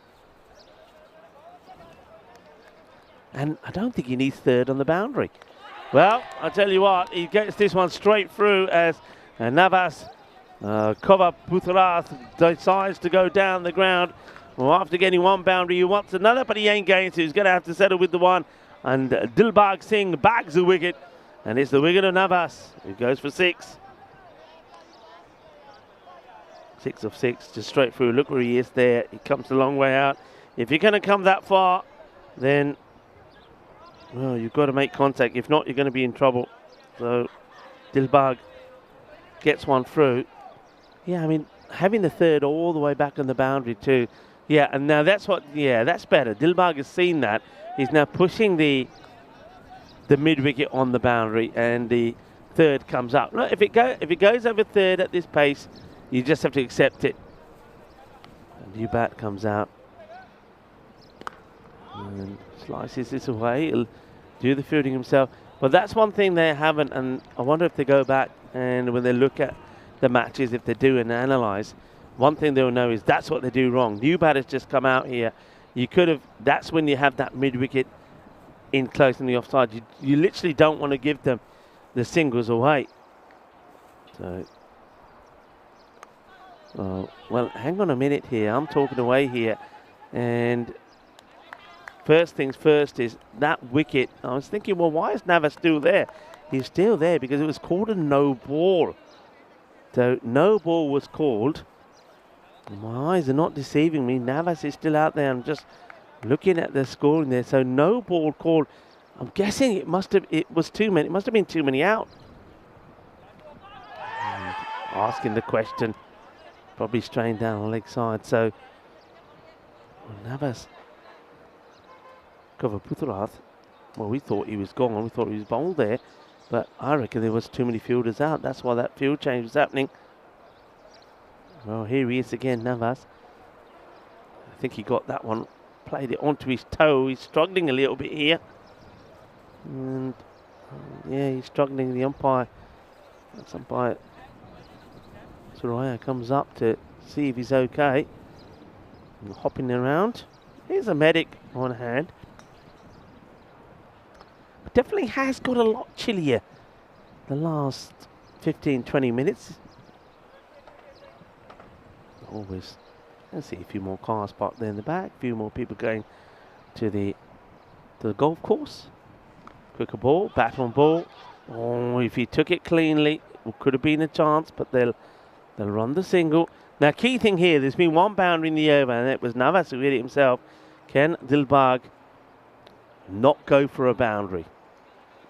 Win the over. That's the plan here.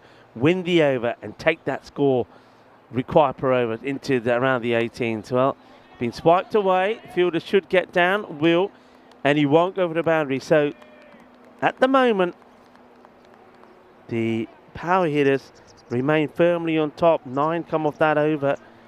And of course, one of them because of that no ball. And really, Navas Could have been a wicket back in the shed, but is that an advantage to power hitters having him still out there? I mentioned tonight, Phil G was in the chat, so Gurukha 11 versus Punjab CC of Amadora. Those two matches coming up tonight. And Paul Kempin saying, golden ball this evening. Well, maybe. It's due, isn't it? It's due. So close in the last game. I'm very well, thank you very much. And hey, Phil G, happy Valentine's Day to you and all the gang there in Portugal, in Coimbra, that Miranda de Corvo cricket ground. I'm sure that Barry and Tina will look after you all tonight. Shot. Oh, that is massive. That is going into the car park. Well, that has gone into the car park. I wonder if it's done any damage. That was humongous. What a hit from Tony Thomas. That has gone a long, long way as Gurvinder Singh comes back. And like he did for his first ball, this one gets sent to the moon. Oh, that is a Bizaway Super 6. What a hit. And the question is, what did it hit? Well, one of these cars behind us is going to get some love from the Grizzly. I must admit, normally we hear a crash, bang, boom.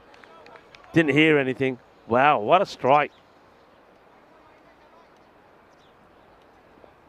Here comes Gurvinder again. It's in the air, but in the gap. There's going to be 4 more. As, well, this ball does come back. It's behind Surab. That's the ball. 6 and 4. Tony Thomas, hungry for more. And looking to hit right back with a big one here to get his team back in contention.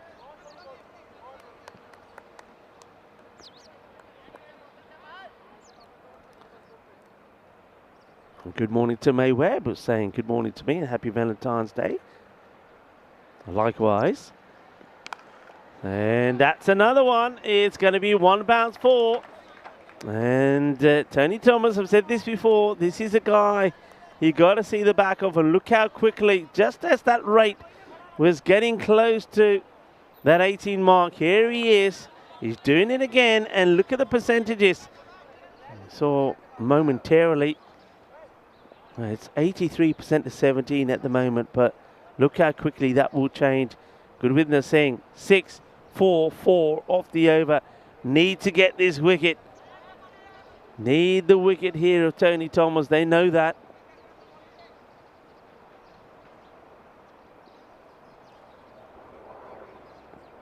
Shot and 6 more. Surab is there, but he can't do anything about it. It's right out the middle. Says Guridas Mas. I don't think pitching it up to Tony Thomas is the answer. You've got to go shorter. Gurvinder. Gone magical. There's two balls to go. And this over is turning this game round again.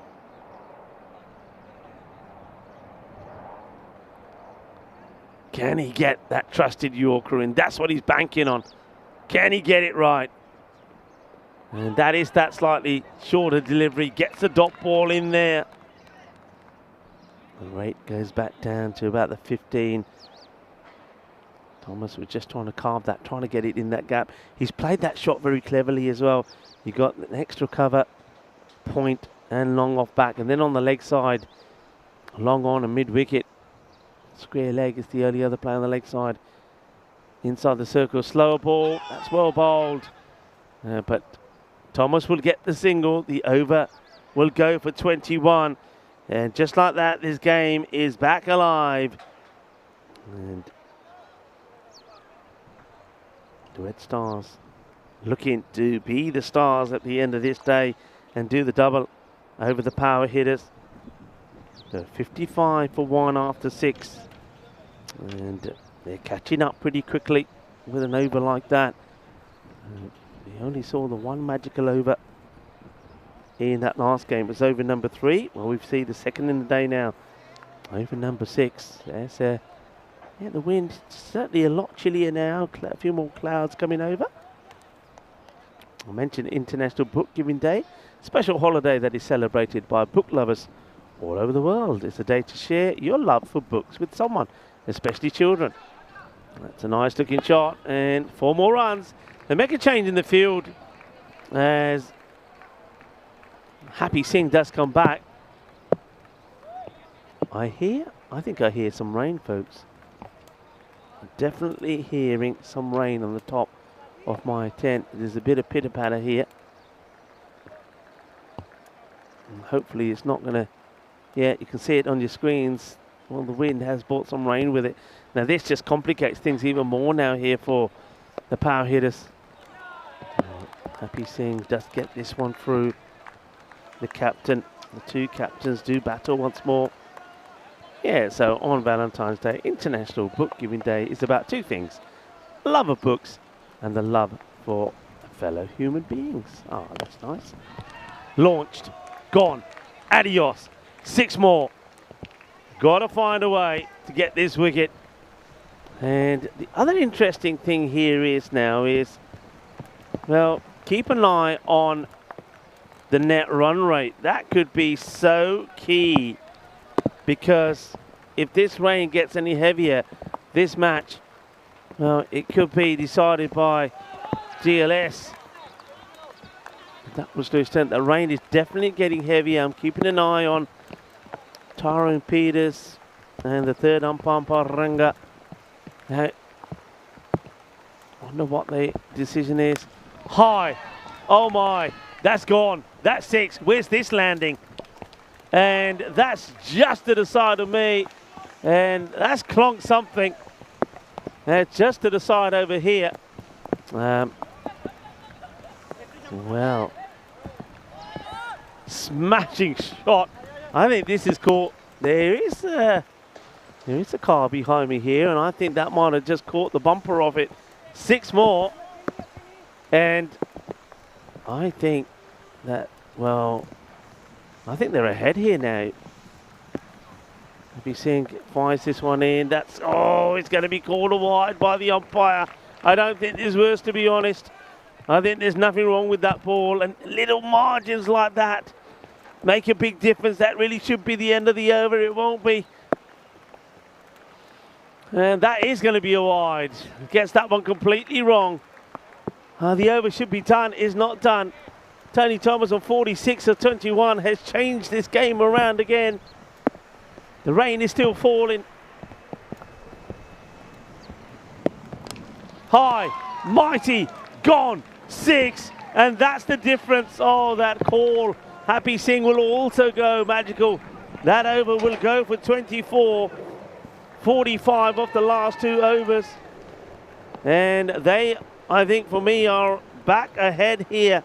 79 for 1, 18 balls to go, 43 runs required. And this is the next match coming up. Sweehy United are taking on Malta Day. Good to see that Malta Day have been able to put up a full side here. Remember, they had some issues the other day. It's not going to be easy though against the power there of Sweehy United.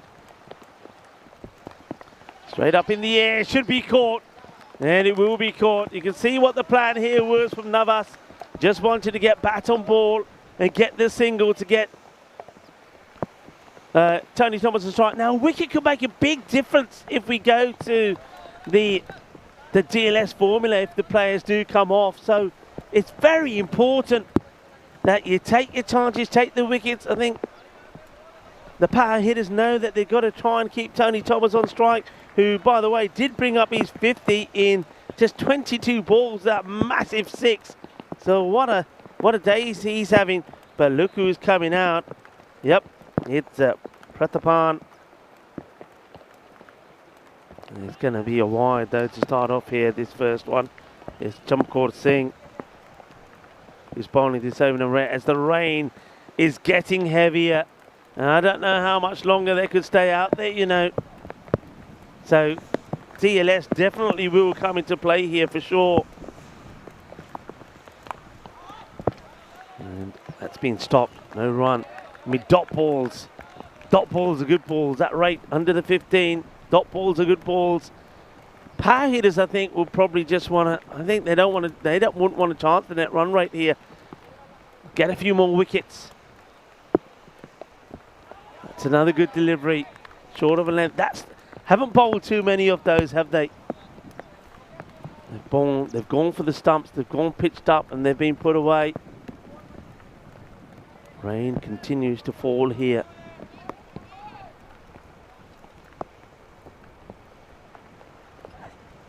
It might be too wide, it will be too wide. It's going to be called extras. Oh, extras, extras, read all about it. Yeah, how many is that now? That's 7 extras. Still better than what was given to them by the Red Stars, but just missing the margins, just by a little. Now that's another dot. So Thomas stranded at the other end, wants to get back on strike. Chamkaur Singh trying to join up the dots. Just the 2 runs off this over so far, 2 balls to go. And this is where I think Thomas is just better off just saying to Prathapan, come on, look, like you did the other match. Come on, get me some boundaries. Slower ball, gets belt bat on it. They will take the run.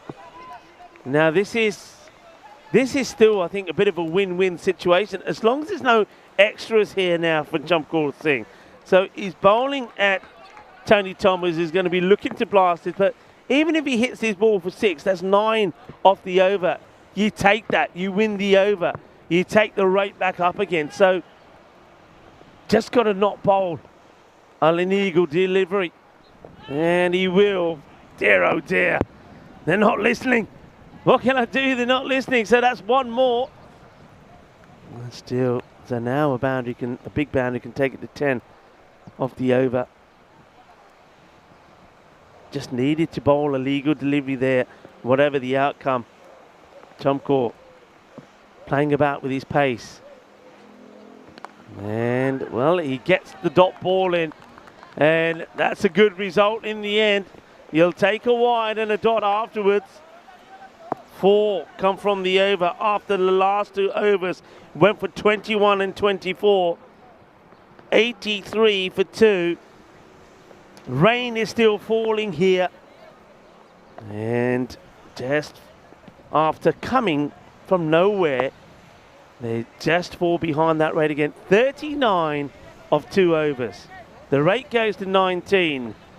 19 and a half. The win protector is probably going to have the power hitters pretty big favourites here, but don't read anything into that. This first delivery is so important, but the Pan, they've got to keep it short on a length. And this is going to be a wide. They're taking it on, and that's disaster. That's absolute disaster. He couldn't have done worse for his side, Surab. Not only does he bowl a wide, but he's given the strike to Tony Thomas. So they're going to get give 2 runs away. Surab did get the wicket off Thomas eventually with a great catch. So here we go. That's okay. Dot ball in. No, it's not a wide. That's why they haven't bowled to him. So he makes amends to Rob with that one. But he'd be far happier bowling to Prathapan. 87% to 13. They've been there already before. But you know how this game can change so quickly. And not a good delivery. Down the leg side. Fielder chases. Will make the stop. It'll only be the 2. Really needed that to be the boundary. It was one that he knows he probably should have put away. And they applaud the fielder, who does very well to get there and save the boundary. The rain does start to slow up a little bit. They played through it. Here comes Surab once again. They want this wicket. And that's a good delivery. Bit of extra pace. One thing I've often noticed about these artificial pitches, I know Khartoum Oval was definitely one for that, and a few others while we've been on the road, when they get a little bit wet, they're getting a bit quicker. The ball comes off quickly. And that might be the case here. That one certainly did go through quickly. 35 of 9. Surab probably thinking to himself, if I can get 2, even if I get 2 balls out of these 3 that don't go to the boundary, then we should go on and be big time favourites to win the match. Goes right across. And this one, straight to the fielder. Will just be a single. Thomas not able to put it away. Surab manages to get the ball in the right areas to Tony Thomas. He's not able to work it away for a big shot. Just a single this time. So Prathapan, remember how he turned it around when he had to, when Tony Thomas departed in the last match and he scored that fine 39. Now it's down to him. We know he has the ability also to hit the boundary shots. So Rab's got to go outside the off to him here. He does. And that's going to be another dot ball. So if they're going to do this, they're going to have to do this the hard way. That's really well bowled. It wouldn't have been a wide. Intelligent bowling from Surab. He's bowled magnificently well. His bowling figures have been superb. No wickets, but 0 for 7. Huge delivery, this one. Need a boundary. In the air. Fielders come in. And, well, they've got to try and take this on. And they will. That is very poor cricket. Very, very poor cricket. That's the only way you can sum that up. If it's only a single, it means that Patharan goes back on strike. Why would you throw the ball away there? It's just, well, if Charlie was with me here, he'd say that's a brain fart. It really is. It's poor cricket. Power hitters, they get it completely wrong. Look, it still means that 32 are required off the last over. But if there's one man that can hit 32 off the last, well, you've gone and put him on strike. So 90 for 2. That over goes in the end for 7.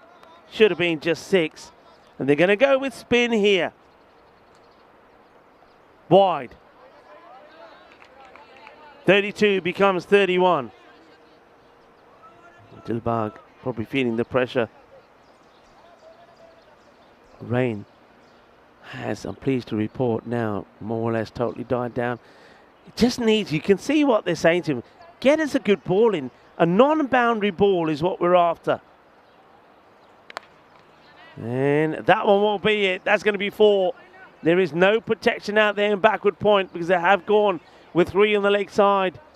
The power hitters. They're shaking. They're shaking. They're nervous. They're walking around in circles. 4 runs. 5 balls to come.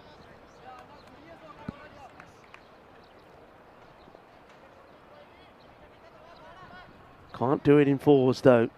27 in 5. And that's the ball they wanted. That's the ball that could seal this match. The power hitters. You can see how they needed to get to the 120, how those extra ones were so important. They now will maybe be able to breathe a little bit easier. A change being made in the field. Don't quite understand why there's a need to make this field change now. He just got to bowl legal deliveries. Well, he makes a change. He brings that fielder into the circle and then he bangs it in short. And Tony Thomas says, thank you very much, and hits this for 6. Well, 6 runs. Still, if every ball is a legal delivery, they can't win this match. So it looks like this should be a 3-1 in terms of points for the power hitters. The Red Stars that did 3-1 and next. So we saw 2 days where one team was dominant over the other in both matches. Well, that's changing here in this match.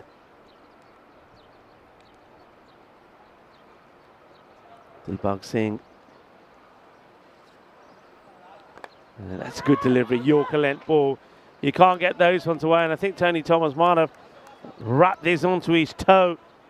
And let's just talk about him for a moment. What a great knock from him in the last match. 50 of 19. He got player of the match for that one ahead of Prathapan, who scored 39, not out, and 65 in this one. But why isn't he opening the innings?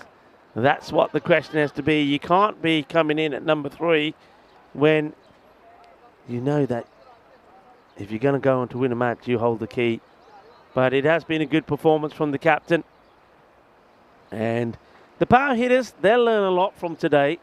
and hopefully next time that we see them, they'll learn about the batting order. I think there's certainly a lot of question marks about Ayush Singh, who did score a 50 against Malta Day in that one match, but then he just hasn't been able to find that form again. And so they've got to really think about getting maybe Gurvinder elevated up the order, and then also about the way that they use the field and some of the basics about the game. But Happy Singh, well, the captain, he will be happy because the power hitters, they will get the win that they were after. And that means that these two teams will share the balls 3-1 to one and 3-1 to the other in the second. So the power hitters, as you saw there, needed to get to that 120 score to make this game safe. Next up, Sweetie United take it on a Malta Day. And Sweetie United, with the good players they got in their side, will be favourites, you'd feel, to go on and to not just one, but 2 wins over Malta Day. But as a few people have said already in the chat, it's nice to see that Malta Day have at least got a full side. That was a good delivery, and you knew it was going to come at some point from Gurvinder. He does get a good Yorker going, but then out came Tony Thomas, and he changes things around pretty rapidly. Some of these shots that he played were absolutely huge, and I'm sure that there was some damage done to some vehicles. I know that the car just to the right of me definitely, I think, got some impact on some part of it, because I heard the sound, and it was one that almost nearly, actually, when you think about it, came in to the commentary tent here. But while Tony Thomas was out there, then this match is on. And you had to say that over, the 9th over, we often say that it all happens in the 9th. That 9th over from Surab was game-changing, because 7 came from it. I mean, ideally, it should have only been 6, because it was a silly overthrow, which allowed Tony Thomas to go back on strike for the next one. But that changed everything. And then before that, Chamkaur Singh, over number 8, also went for 4, because over number 6 and 7 both went magical. In fact, 45 runs came off those 2 overs. So it all started to go wrong in the rain as it was hammering down. But they would hold on for a victory.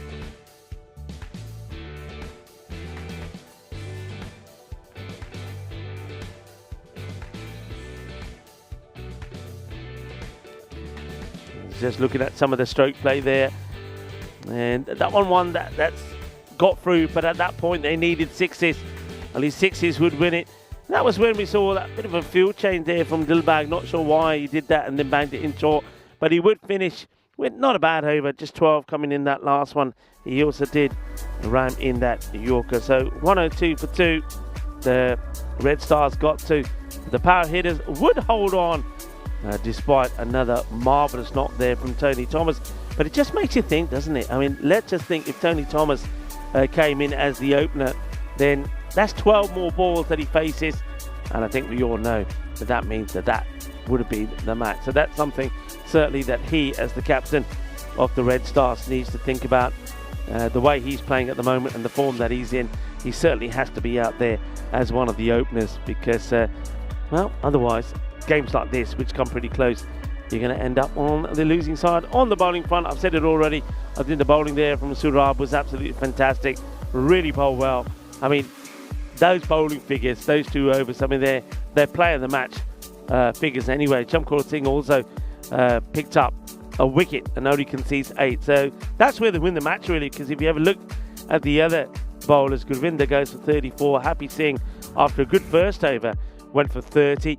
And Dilbag Singh, I suppose you take that for 21. So we're going to take a short break here now. Remember, Sweetie United are in the house, and they are taking on Malta Day in the next match. We're going to take a short break, and hopefully we'll be back on time now that the rain has passed. See you back in about 20 minutes time.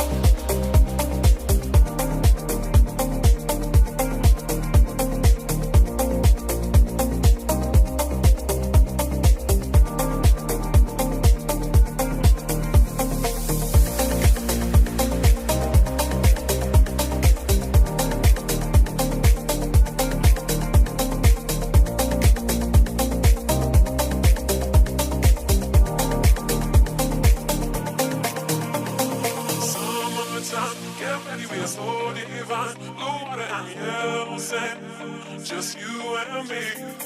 Summertime, get ready, we are so divine. Blue water and the will say, let's live our dream. Summertime, get ready, we are so divine. Blue water and the will say, just you and me. Summertime, get ready, we are so divine. Blue water and the will say, let's live our dream. Summertime.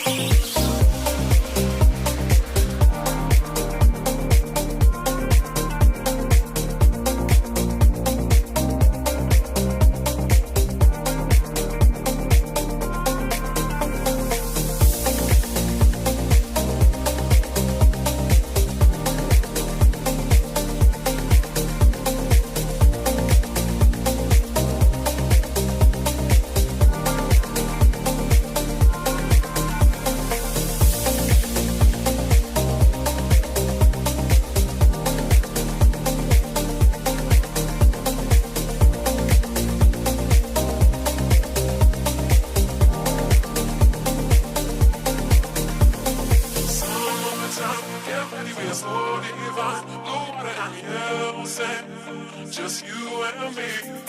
Summertime, get ready, we are so divine. Blue water and the will say, let's live our dream. Summertime, get ready, we are so divine. Blue water and the will say, just you and me. Summertime, get ready, we are so divine. Blue water and the will say, let's live our dream. Summertime.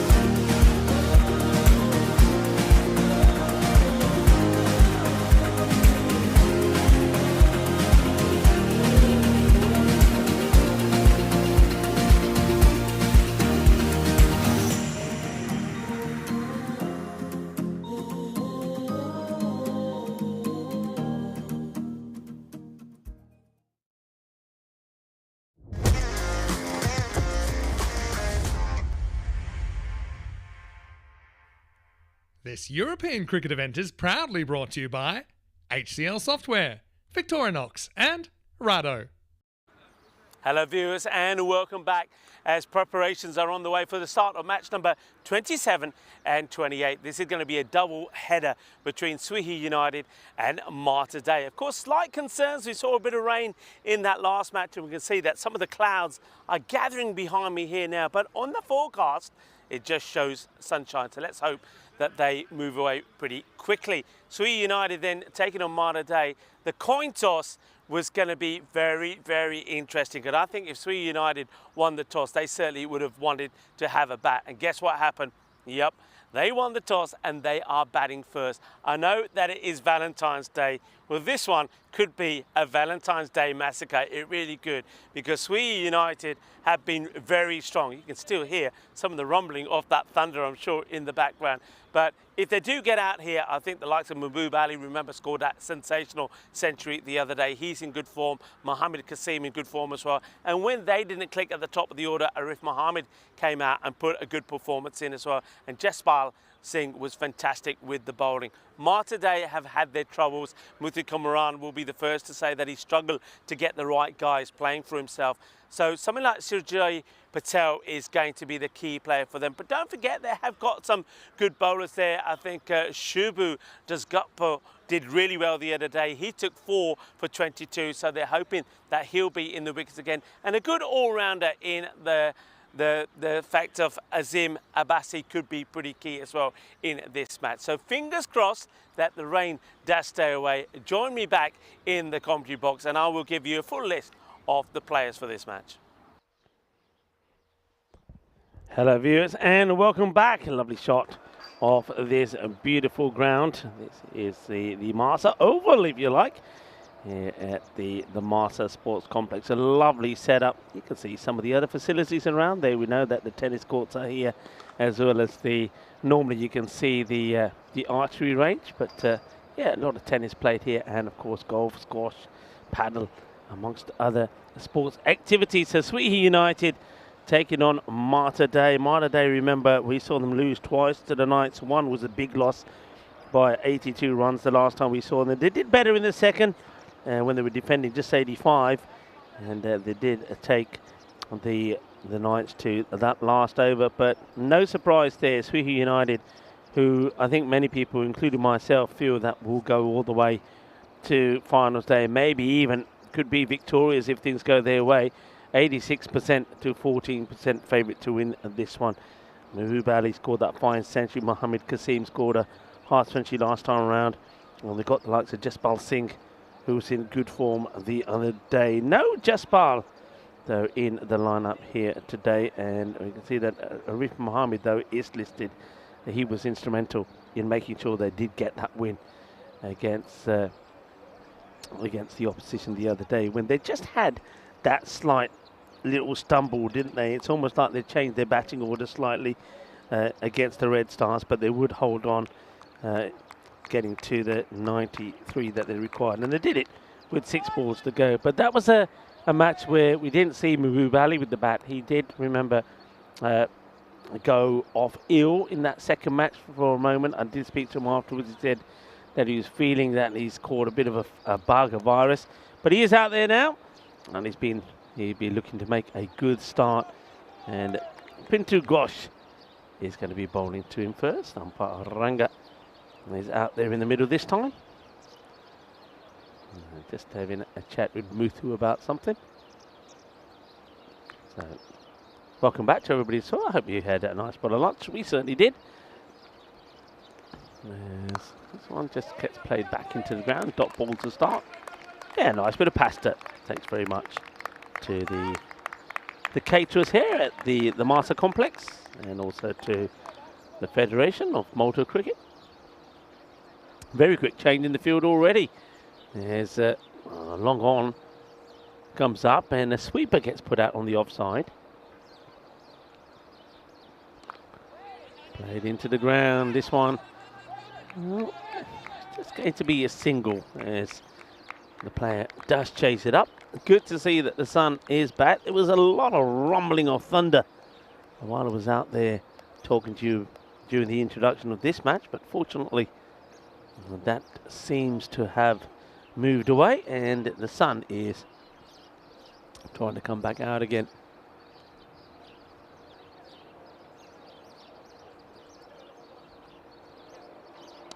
That's up in the air. It's a delightful shot. He times the ball outside the off so well, doesn't he, Mohammed Kasim?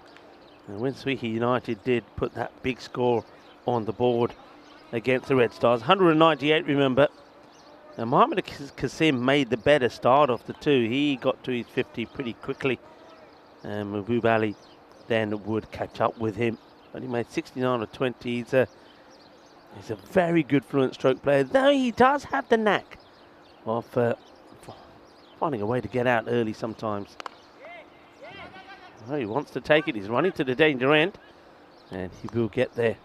There's the fielder who does get there as well. Tahir seems to be hopping around. You can see that the rag is being used here because with that rain, that did fall for about 2 to 3 overs. But once again, the outfield just slightly damp.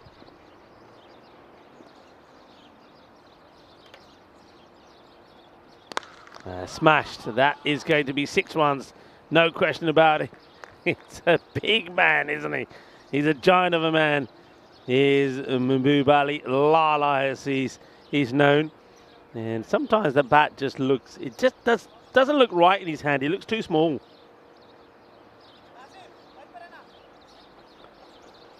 Mahbub Ali, gentle giant. He really is. He's such a lovely guy.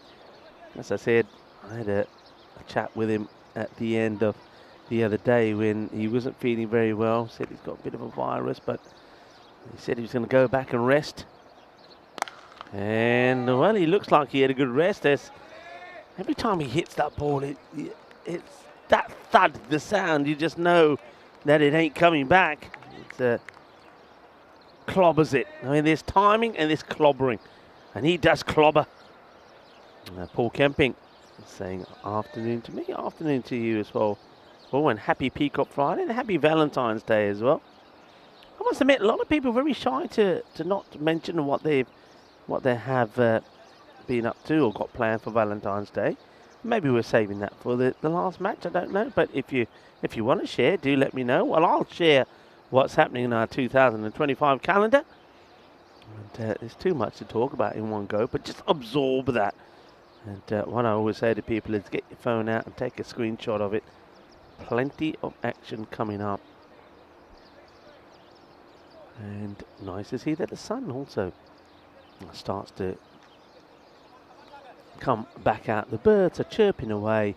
It's become very peaceful and lovely here again on Valentine's Day here in Malta. It also is World Bonobo Day. And for those of you who are saying, what? Well, I'll tell you a little bit more. It's all about raising awareness about man's closest living relative. The bonobo is a very gentle and playful ape. Oh, well, talking about being gentle, there's nothing gentle about that. You can see that hits the net and doesn't go into the area of the tennis court as Kasim goes big. Boom. Shakalagia. Yeah, it's a closest living relative, and we have to ensure that they have a continued existence as their numbers do go down, the bonobos. And that is going to be 6 more. He is such a good hitter of the ball. And look at them out there at the moment. I wonder if we can take a shot of them in the middle just as they came down and gave a fist pump to each other. It's very much the little and large show. I don't know if you got them in the middle. Look at this. I mean, look at the difference of those two. I tell you what, though, Mohamed Kasim may be the smaller, but sometimes he can hit the furthest. That was a cracking shot. 2 great shots. And making the change in the field, but if he keeps hitting them like this, even if you're on the boundary, you're not going to stop them, are you? Oh, well, fetch it. Go on, fetch it. There's going to be 6 more. And this one might have gone into the archery range. So he's played here 3 6s, and he's gone to 3 different parts of the ground. He's gone long, he's gone over long on, he's gone over point, and now he's gone over square leg. Oh, this is awesome hitting. Arif Sagar in danger of you know what. This over has gone 6 6 6. That's after the first one. Went for 16 from Gosh. Oh, where's this one going?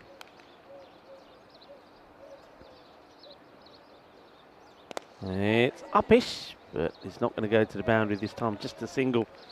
gives me a chance to take a breath and continue what I was talking about the Bobos. Bobos are playful great apes and are one of nature's ambassadors of peace.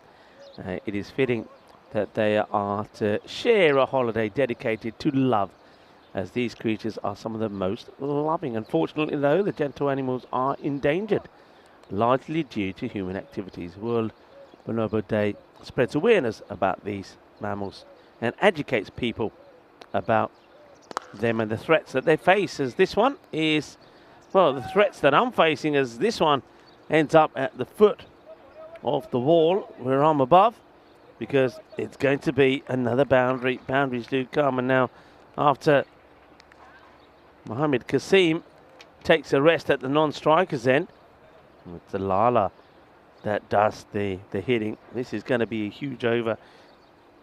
Could turn out to be a supersonic one for Cigar. So, yeah, do your bit for our closest living relative, the bonobo ape, which is an endangered species. Oh, awesome.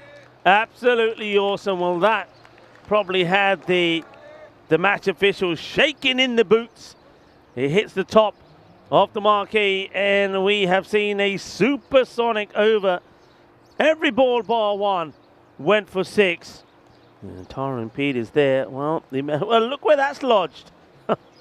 That is gone. I think that is gone off the top of the marquees and ended up on top of the nets. And that's one that Tyrone will find a way to get down. 3 United already sitting at the top of the standings. Edix Knights are trying to keep the pressure on them, but Sweehy will be looking to sweep away all the points in the 2 matches here. They're looking to bat Malta Day out of this big time. Now, look, the field, it's one of those field moving around all over the place, but the thing is, you can't put people in the car park in the golf course, can you? All on top of the nets. All right, it's Shubu time. There's Gupta. It's time for the 7-4-7. He plays this out, and that's going to be 4 runs. And this one is in the gap. Cuatro carreras. And beautifully placed. It's only, of course, the 3rd over. And that's the 50 comes up. 50 up in just 13 balls. 13 balls of madness. I did say, with Sweehy batting first, this could be a Valentine's Day massacre. Well, no, that one is going to be a wide. Short and wide to Mohammed Kasim, I don't think is the way to go. Maybe there might be better options to do that to Lala, but Kasim, he plays that cut shot so well.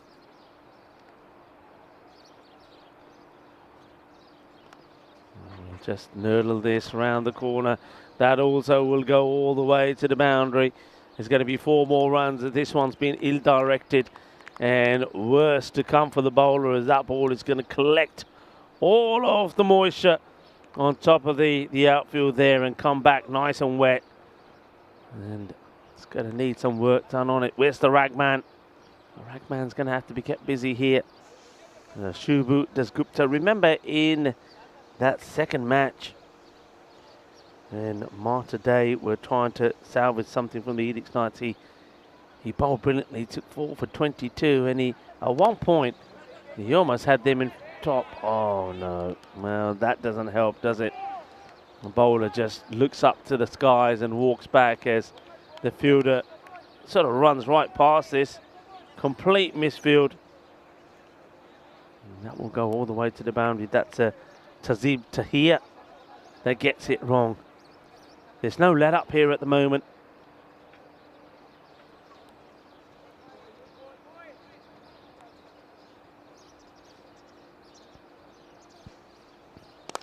And that one will go all the way as well. Balle, balle, balle. Chitra change pair bowler nu jitte vi bowl karde a but catch pair lagdi hai. It's shakka time. And Sweehy United showing no mercy here at the moment. They should have, they should have got to the 200 against the Red Stars and would fall short.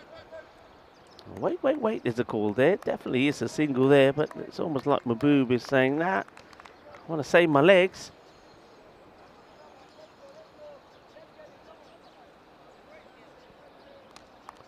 They turned down the single. Maybe they want to just deal in boundaries. And that one won't be. Fingertips onto it, which takes the pace off it. Well done to the fielder. Does well. The batters will gently come back for a second. There's another over. It does come to an end. And I suppose once the one before this went for 31. When you go for 20, you think you've done okay, but it's still a magical one. 16, 31 and 20. That means that 68 has come off the power play. And there you see it. Very different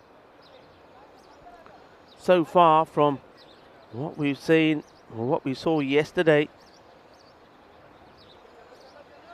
Looks like the high scores are going to come back here. So United, they were going at this sort of pace against the Red Stars when the expected score of around 205 ended up being that 198. Same two, doing it again. And once again, it's Mohammed Kasim who's leading the charge as he did on that day. But this guy, Mahboob Ali, then did come back strong. And he was the one who went all the way and scored his century. It's up in the air and, well, he puts one hand on out for this. And I think this is got to be a two-handed catch. Let's have a look. He probably gets himself not in the best of positions. Let's have a look. Yeah, you've got to go with that for two hands. And I think the thing is he's planting that foot the wrong side of the rope when he comes down anyway. So even if he holds that, it was always going to be 6 runs. Sherwood Roy thought he was inches away from taking a wicket. He won't, but that's going to be another 6. Is in the swing arc. And it goes away. Sam Akralila now is giving some suggestions to Sherwood Roy about changing the field, but Mahboob Ali, 2 6s out of 2. 80 on the board already. Both batters are firing and hitting boundaries for fun at the moment here. 5 6s to Mahboob Ali and 1 4. 4 and 4 for Mohammed Kasim.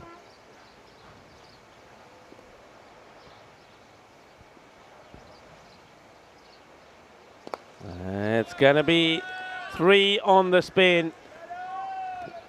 He's not even having to move. That's the thing here.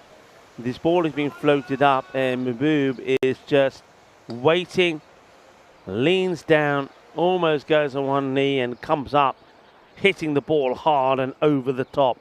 3 in a row. Saw 3 6s in a row in that first 3 balls of Arif Sagar. All right, Mahboob. Now he's looking to overtake Mohammed Kasim again.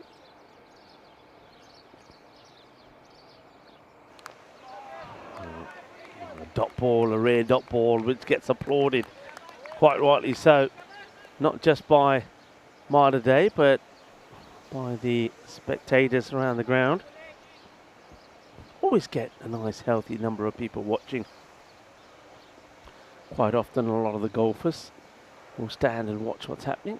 Oh, that's better. That's where to be. I said at the time that maybe a little bit short and wide to Kasim is not the way to go, but maybe it is to Mahboob. And, well, he's got 2 there and he's missed 2 there. So 2 dots. Can it be a hat-trick of dots to follow a hat-trick of 6s? No, because this will be muscled to the boundary of the back foot. It will be another 6. And, well, I suppose you could say it could have been a lot worse, but it will be another magical over. 4 6s from it, 24 come of that one.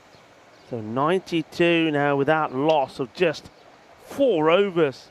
16, 31, 20 and 24 is the way that the overs have gone so far.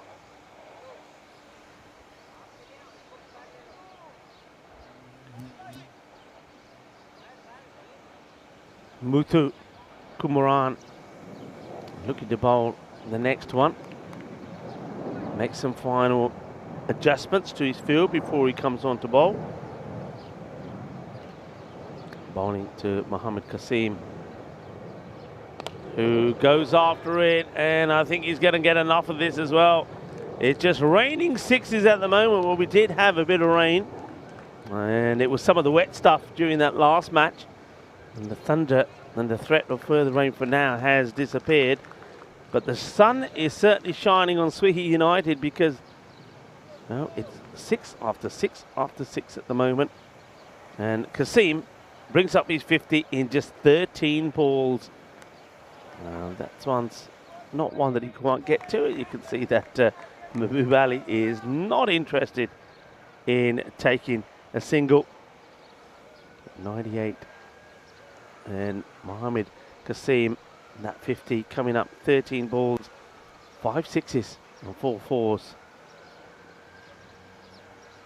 And Mahbub Ali this time doesn't beat his partner to the half century.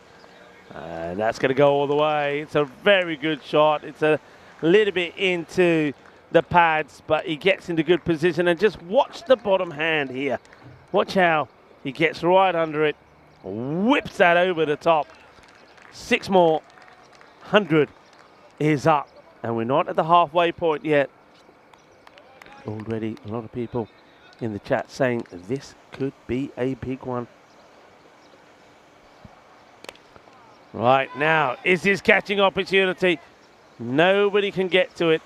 It's a little bit of luck for Qasim, and Muthu Kumaran has probably, with a big smile on his face, saying, "Oh yaar, lucky ho gaya tu, lucky ban gaya." Have a look at this. Muthu probably has a look at the bat and saying, "Yeah, lucky sounds so."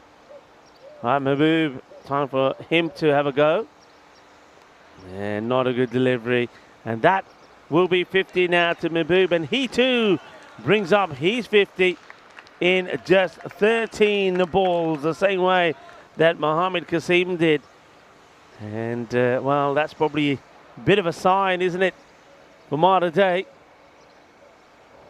The old 13 ball 50 for both these batters, but they are both there. Swihi United, 109 without loss. And Mahbub looks to once again turn this 50 perhaps into another 100. Well, it loops up in the air. He now gets lucky. Well, Muthu Kumaran is probably thinking it's just not going to be our day.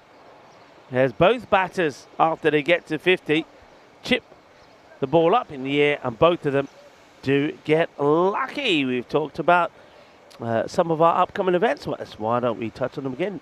Remember, we did start the season, 2024 season, in Porto, in Portugal. We got Coimbra action happening at the night. And then, after the big tournaments, the stellar tournaments, we'll go to the SCG, the Centurion Cricket Ground. Looking forward to going there and meeting up with the Butsmatsi family.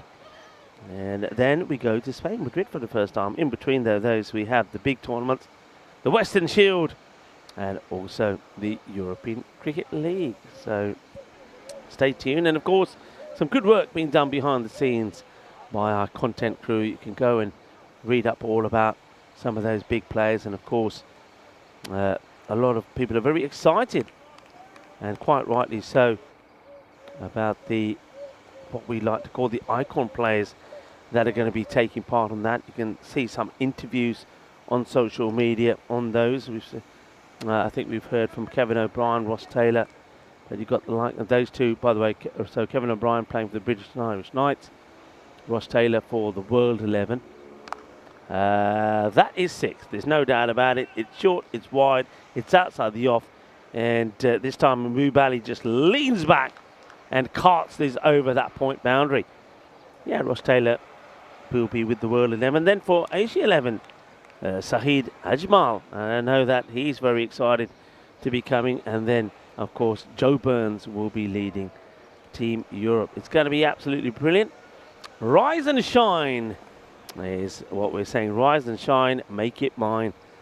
And I'm loving that as well. And who is going to rise and shine and make it mine? I'll tell you who's rising and shining at making it his at the moment is Mahbub.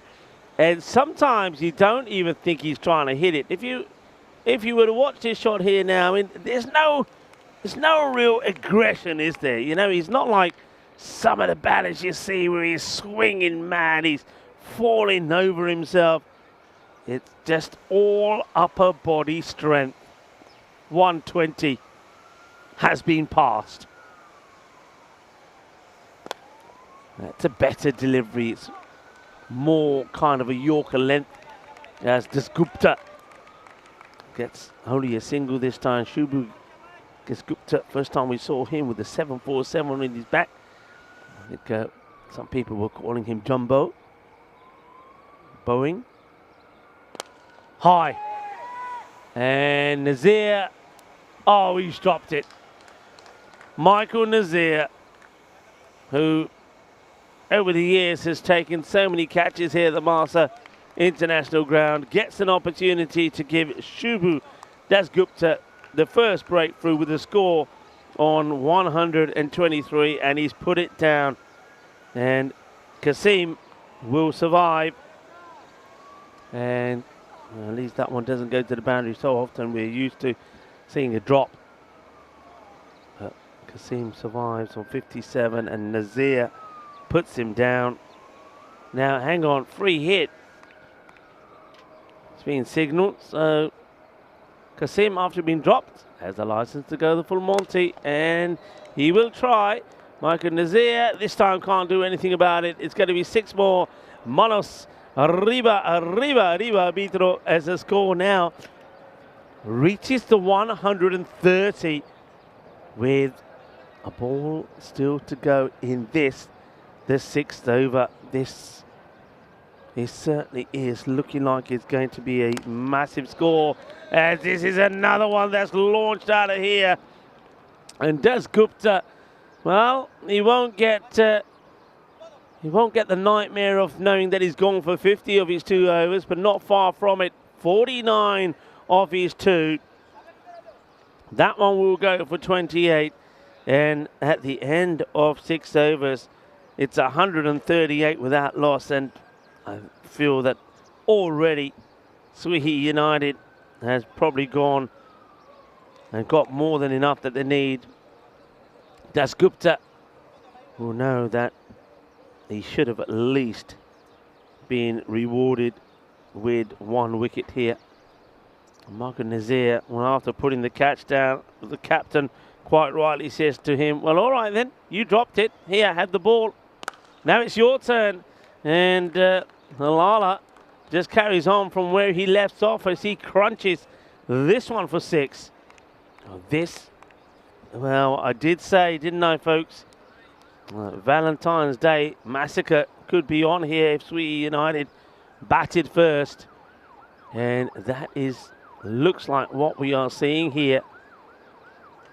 And it's not the first time I think the term Valentine's Day massacre has been used when it comes to the game of cricket. In 1931, a St. Valentine's Day massacre, West Indies went down in 2 days to Australia in the 4th test in Melbourne, bowled out for 99 and 107, with Bert Ironmonger taking 11 wickets.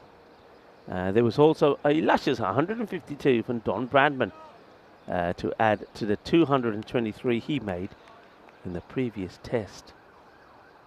Well, who knows where this one could finish. Nazir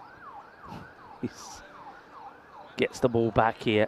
Mahbub ready to launch again. And he will launch again. This time he's reaching for this, but he's got so much power. That's 6 more. 150 on the board for Swihi United. And it's just one big hit after another. And we could see a very quick and a very, very, very quick century here as that's on down the ground. It will be stopped by Gosh, who gets a hand out to this. The over scores are just quite crazy here. And so far, every over, apart from the first one from Pinto Gosh, has started with a boundary. Not going to see it. That's a good looking shot. Here's a sweeper out there who, well, to the delight of Michael, does make the stop. It's just going to be a single. So 2 sixes, 2 singles.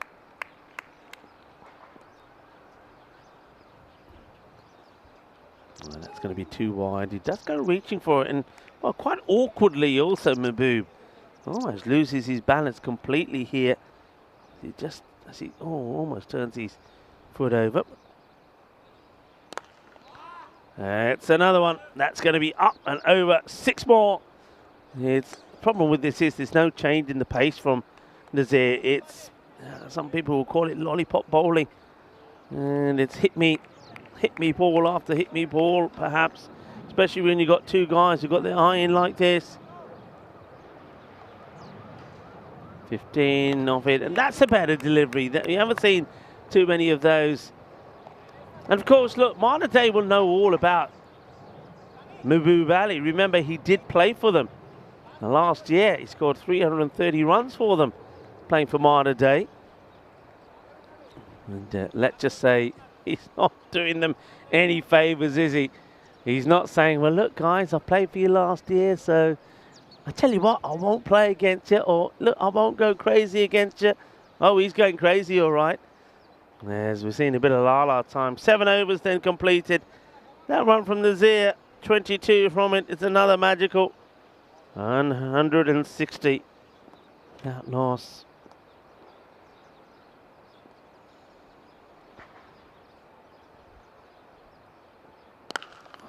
Six more. So new over, same thing. Like I said, it was only that first over that didn't start with a Maximo. That went for 16. Then after that, we've had a 31, a 20, a 24, an 18 from Muthu, 28 and 22. Why Muthu hasn't decided to come back, I don't know. He's been, I suppose, other than Gosh, the most economical. They're just trying different things. They go back to Roy, who went for 20 in over, no, beg your pardon, went for 24 in over number 4.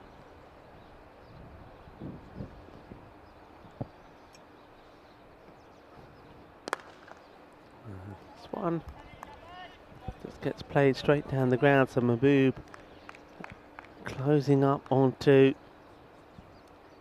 another century. And remember, he didn't bat in the second match against the Red Stars. So this will be back-to-back centuries for him.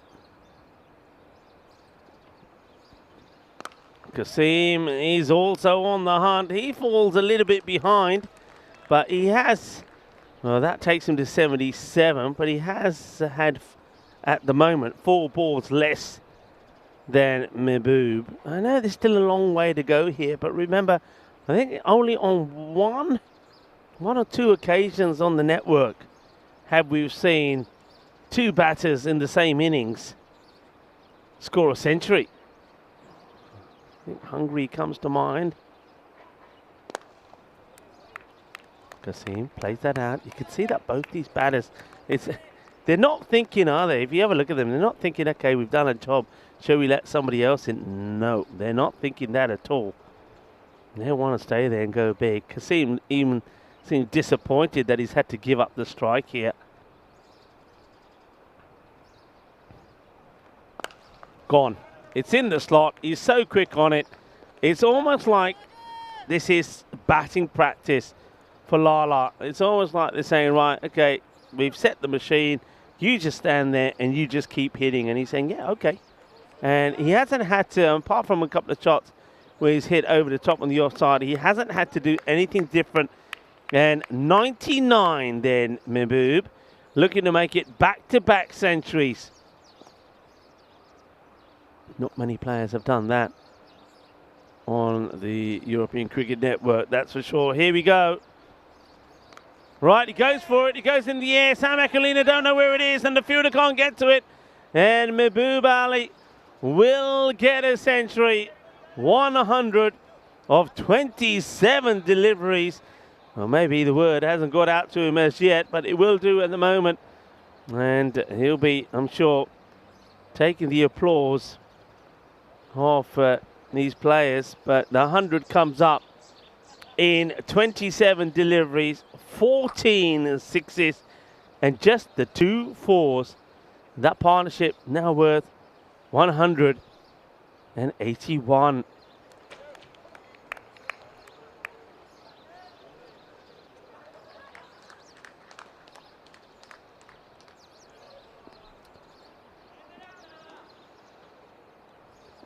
So here comes top ball, and well, gosh, the same way I think everybody says, oh gosh, because it's a dot ball and it's the first ball of an over. So, well, he's done it on 2 occasions. Spin 2. Right now, Mahbub, I wonder if he unselfishly tries to give the strike here to Mohammed Kasim, who's on 78. Well, if he's going to get that sort of bowling, probably not. That one is it going to get to the boundary? It isn't, you know. And it will just be a single. Well, he probably didn't want to give up the strike, but he has done so. And, well, he's celebrating his 100 now, but, well, it's already happened, folks. It's already happened. That's 101. Let's have a look at some of the higher scores that we had here. So, 229. Is on the board on 3 occasions. Will we see that removed? Kasim doesn't get this out the middle, and it's not going to be a boundary here. So this is a very good over from Pintu Ghosh. Remember, his first over only went for 16. Sometimes you wonder what they held him back for, but gets a good one in here. See United. I mean, you feel that they've already got too many runs here, but they're wanting to take all the points, I'm sure. Swing and a miss, gets one through. Very good bowling from Ghosh. We haven't seen too many bowlers or too many deliveries that have troubled or got through the batters.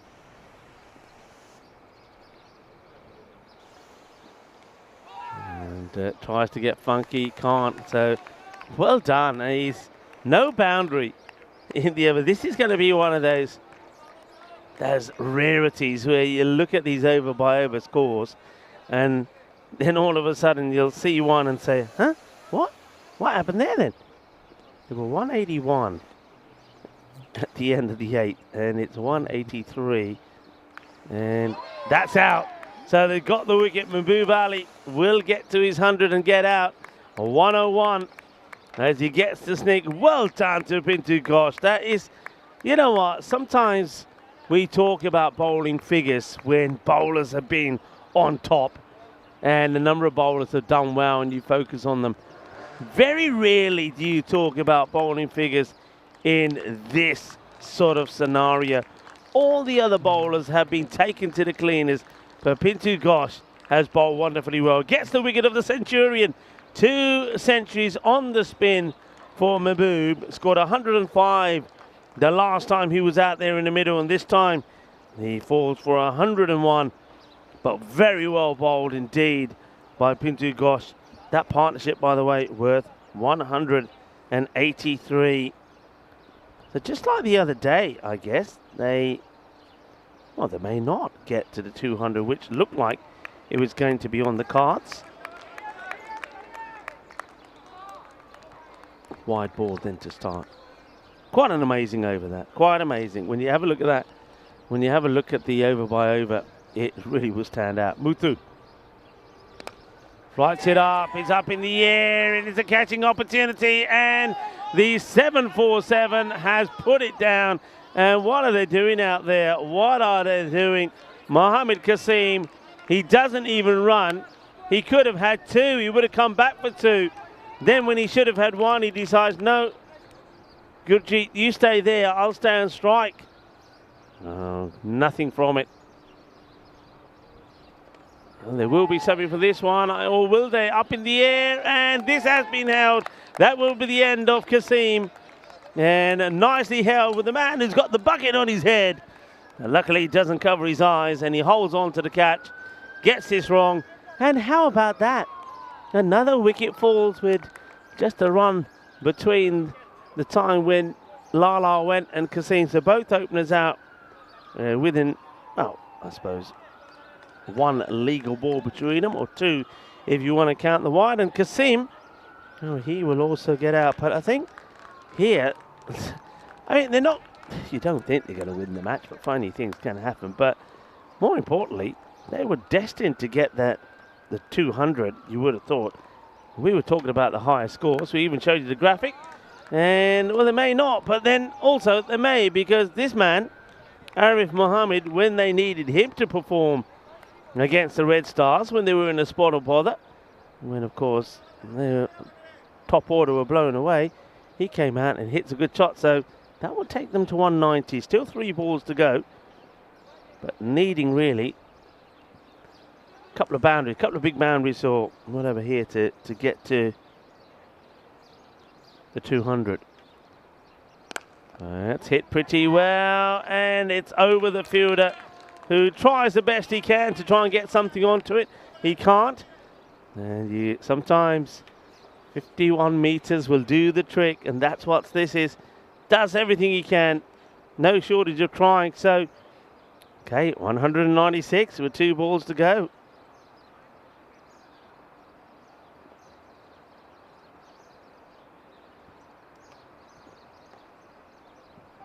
And that is up in the air, going, and gone. 3 sixes on the spin, not for the first time, but this time it's Arif Mohammed, who's been waiting patiently, probably never thought that he was going to get a knock here. And he goes out there, hits 3 sixes, and the 200 does come up on the board. 202. 200 for the first time this year. 202 for 2. A ball still to come. Okay, this is up in the air. Can anybody get there? No. I'll just take the one. And, well, Gurpreet, Gurjeet, thank you for coming. He wouldn't get a chance to face the ball. And, well, he can blame Kasim for that, who didn't want to run. And, well, he sees the funny side of it. But Arif, well done to him. He has faces just the 4 balls and scores 19 not out. And that is going to be the end of the inning. So, Sweetie United this time, well, they're almost messed up getting to the 200 again, especially after that sensational over from Pintu Ghosh that only went for the 3. But that last one from Muthu goes for another magical over. And the 200 does come up. And, well, we were talking about the Valentine's Day massacre before the start of this match, certainly when I heard the news that Sweetie United had won the toss. And you can see why I was worried, as that one was, well, probably broke a few fingers of his own teammates, I think. Balls were flying all over the place. Tyron had to go and fetch some off the top of the nets. And these two were just going at an incredible rate. Only Pintu Ghosh and it was Muthu in his first over were 2 guys who didn't go for magical. So all the other overs, so 7 overs went magical, 1 went for 18, 1 16, and 1 for just 2. That's right. That was that over from Pintu Ghosh when he got the wicket of Mahbub Ali after frustrating him when he couldn't get anything going. And Kasim himself, a bit like the other day when it was, again, Mahbub who would get the century. He plays the second fiddle. But this time today, he did have the opportunity himself maybe to go on and get that century. But, well, let's just say that he blew it, maybe is the best way to put it. That's the wicket from Pintu Ghosh. Well done to him. I mean, superb effort. I've often said that sometimes, we often talk so much about bowling performances when you know, teams are skittled out for 70s, 80s, and we say, oh, what a good bowling performance. But when a team has scored 203 and one bowler stands out like Pintu Ghosh, that's when you turn around and say to that bowler, I take my hat off to you, sir, because while all the other bowlers were being carted all around this ground, Pintu Ghosh delivered 2 very good overs, 16 off his first, only 2 off his second, and he also removed the centurion. But unfortunately for Malta Day, Arif Mohammed then would come out and also hit 3 sixes on the spin and get the 200 on the board. 203 it is.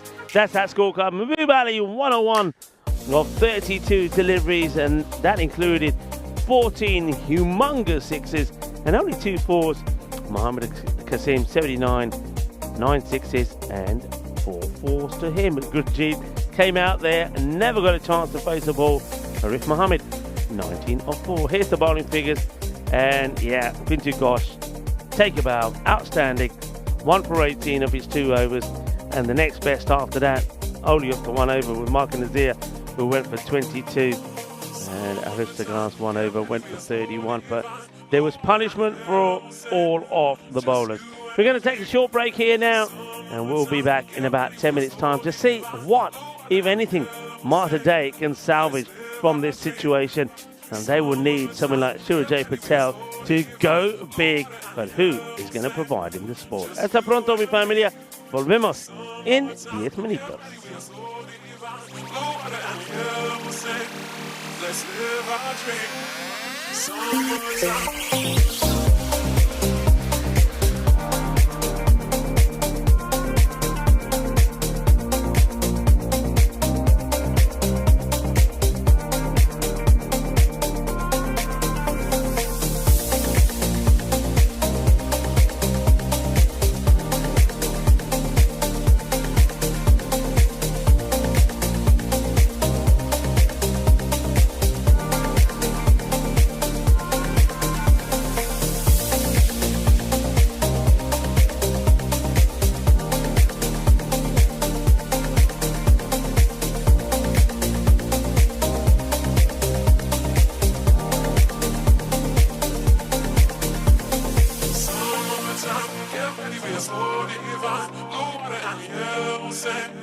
Just you and me. Summertime, get ready, we're slow divine. Blue water and yellow sand. Let's live our dream. Summertime, get ready, we're slow divine. Blue water and yellow sand. Just you and me. Summertime, get ready, we're slow divine. Blue water and yellow sand. Let's live our dream. Summertime.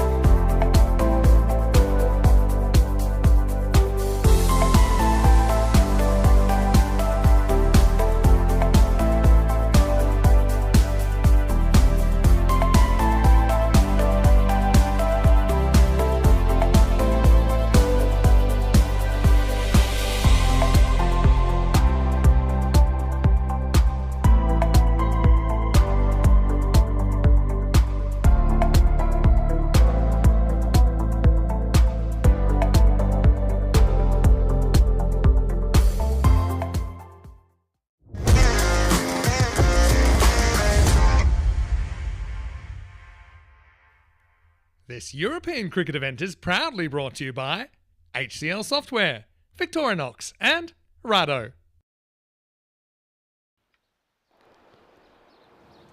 Hello cricket lovers and welcome back to, well, what could go down in history as the massacre on Valentine's Day, as Sweden United, as some of us did suspect, have gone on and put a huge score on the board. 203, thanks to those 3 big sixes from Arif Mohammed, when it looked like they were once again going to fall short of it. But they do put the 200 on the board, and that means that they're well in control in this match, and they'll be looking to restrict Malta Day to a score of 142 or less.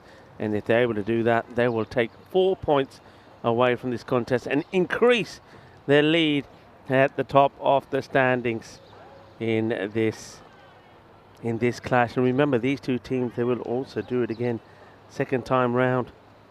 So, well, Malta Day know that they're in for a long, hard afternoon.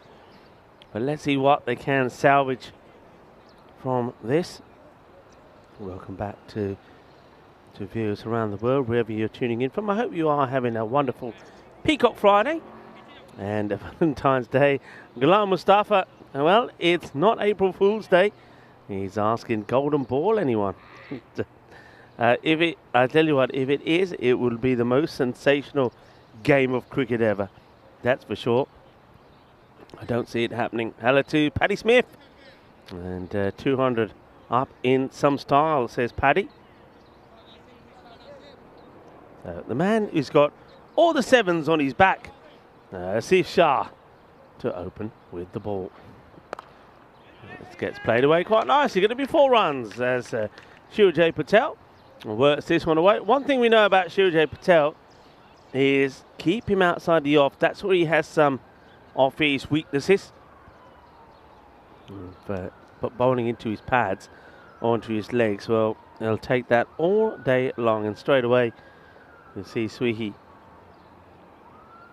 have put a man on that behind square boundary. So he's back and third is back. So Surajay can go down the pitch if he wants to. And that's going to be too wide from Shah. They've got a genuine slip catcher in place as well.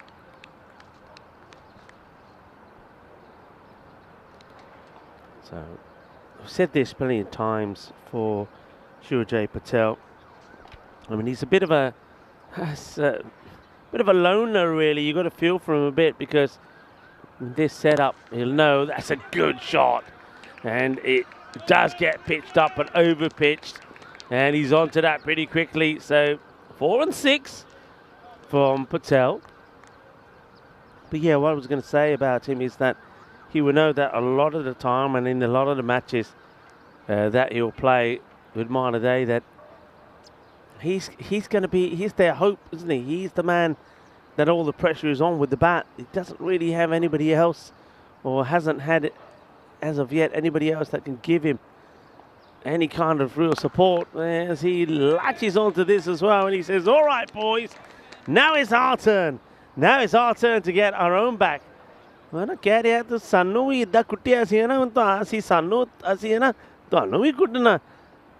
yep, now it's our turn, is what Patel is saying. Gets that one away. So Asif Shah, he's gone for 17. Malta Day, as you'd expect, will not go down without a fight. And this time it's in that area where we know he can sometimes fall flat on. They do remove that slip now, by the way. He was in there for a while, but now he goes out into mid-wicket. So it was only there for a couple of deliveries. Gets worked away, and oh dear, that is shocking. That's a shocking bit of fielding. I mean, he shouldn't be laughing, but then he has that.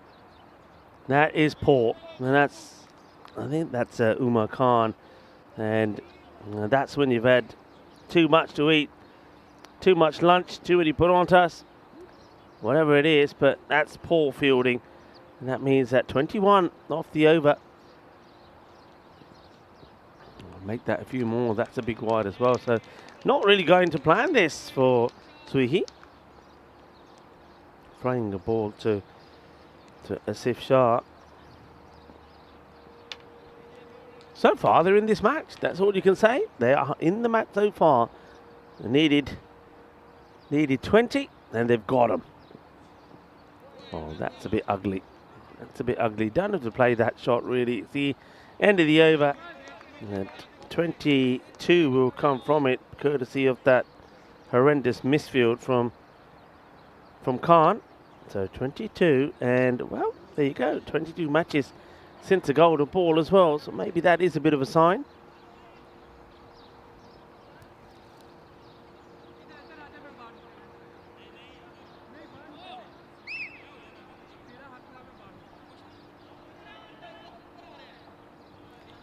Over comes to an end. We get a chance to see a bit of Tazib Tahia, left-hander. Takes guard to face Heath first, and it will be Mohammed Ajmal to bowl to him. Just works this away off his hips. We'll take the single. Glorious sunshine now after we had that rain. The threat of rain has disappeared, and the clear blue skies have now come in. When in between that last match and the start of this, when I was talking to some of the players, even Johnny G was here, and I said, Johnny, where's this rain coming from? And Johnny, right in front of me, got the phone out, got the weather app, and there was no rain listed at all. Short, right at him, and I think that will be probably one for the over.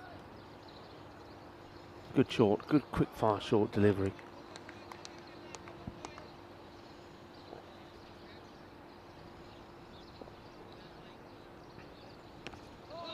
It's worked away, and that's why you have that third man out there, just for that shot.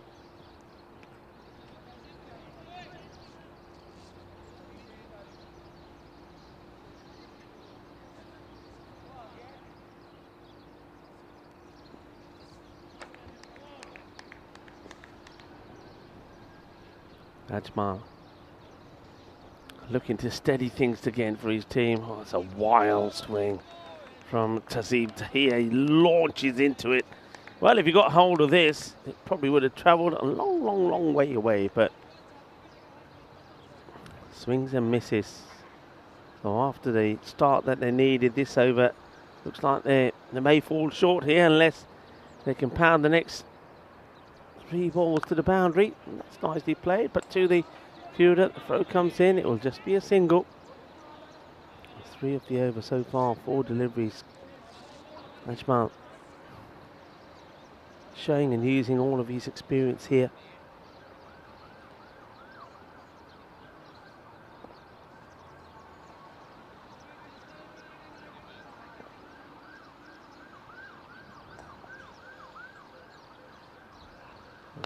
Oh, well, what's that caught here? Now that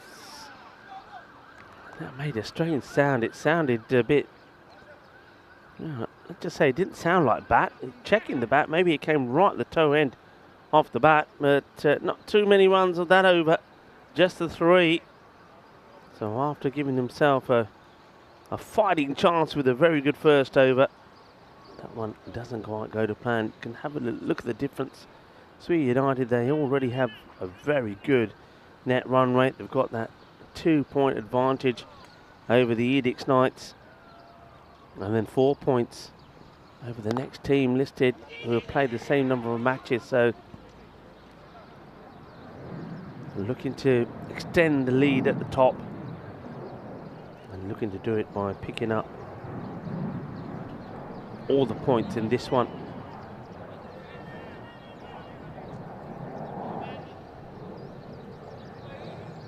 We'll do go back to Asif Shah, and it's almost like saying, well, look, have another one. You got the first one wrong.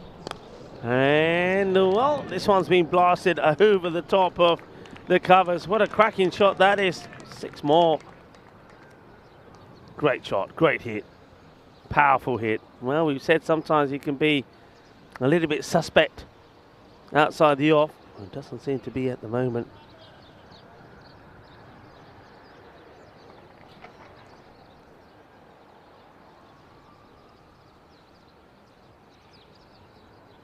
And that ball will be found and will come back, and I suppose the umpires will check it first to make sure that there's not anything missing from it. Chart 29 off the 8 balls he's bowled so far, and that will probably just okay, says umpire Aranga. Umpires for this match, Aranga and Suraya.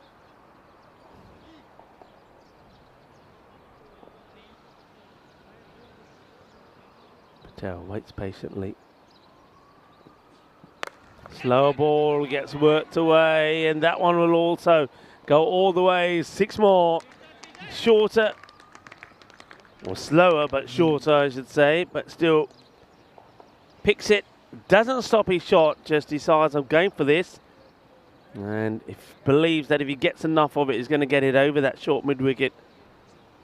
And he gets more than he expects, and the slower one from Asif Shah also goes to the boundary. That one is going to be clearly a wide, so it just ain't happening here for Asif Shah. As the captain, Anil Kadir, has said, well, look, I want you to bowl your 2 overs. You know, if it's expensive, it's expensive. We still go and win this match. What a day. They want that 143. Another wide. See the experienced Imran Amir. Just having a chat there with the bowler.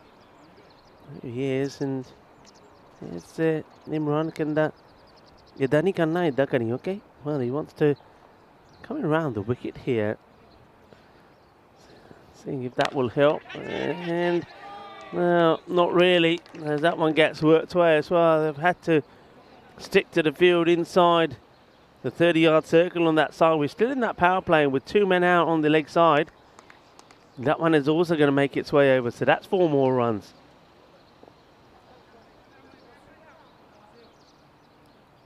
.40 he's gone for here, and make that 44. This one is going to be just 1 bounce into the experienced Mohammad Ajmal. And Mohammad Ajmal, we've seen him play for a number of sides as the over finally comes to an end. I wonder if he's going to bowl himself out here as well, but we've seen him play for the likes of the Malta Super Kings. Also has played for the national side as well for Malta, so he's a very, very talented player.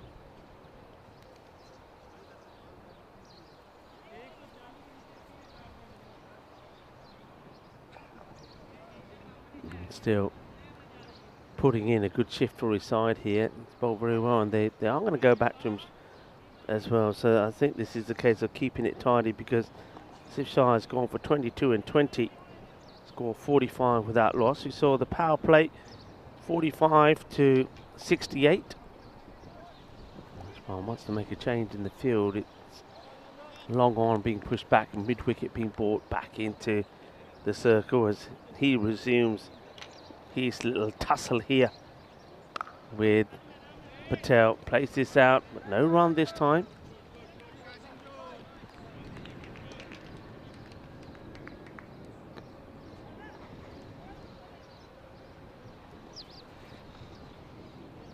Big Mahbub Ali.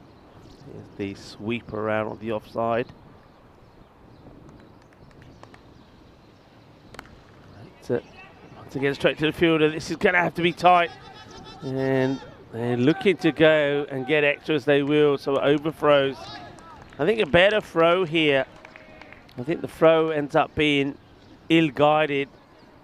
I think that's Mohammed Kasim who's doing the fielding. Doesn't get it into the keeper's gloves. A good throw, and it would have been a tight first. but they come back for 2. Ah, he's picked that up beautifully. That's going to go all the way. Shaba, Shaba. Ginna Sona. Shaka Lagya. Surajay Patel keeps on going. It'll take him to 46. And we've often seen him fall in the score between the 20 and 30s. I've often said that he needs to find a way and buckle down and go further. And he will go again. Shaba, Shaba, Ginna Sona, Shaka Lagya. Arriva. As that is going to be a 50 for Surajay Patel. 50 comes up in 18. And he's making a fight of this for Malta Day. Well batted. 52 of 18. And Ajmal, who had a tidy first over. Not so tidy this one, 14 of it. That's that cutter. Rolls his fingers on this one, misses out. And Ajmal, I think, well, just stands there in the middle of the pitch and probably mutters a few words in the direction of Surajay Patel.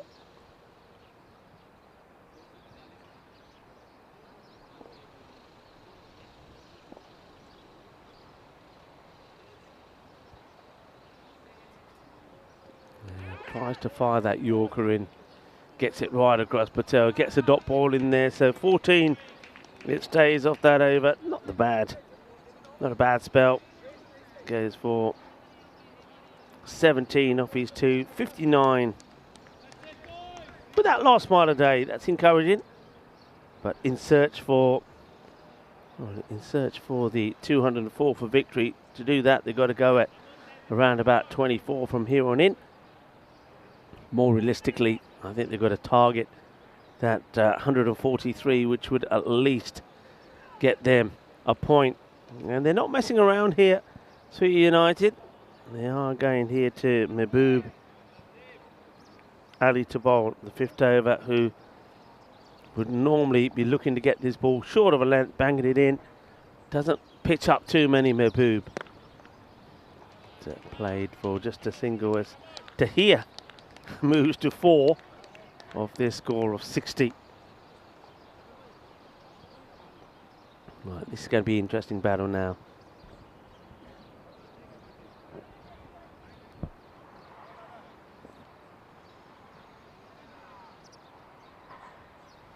Two quality players going head to head. Does go for that Yorker.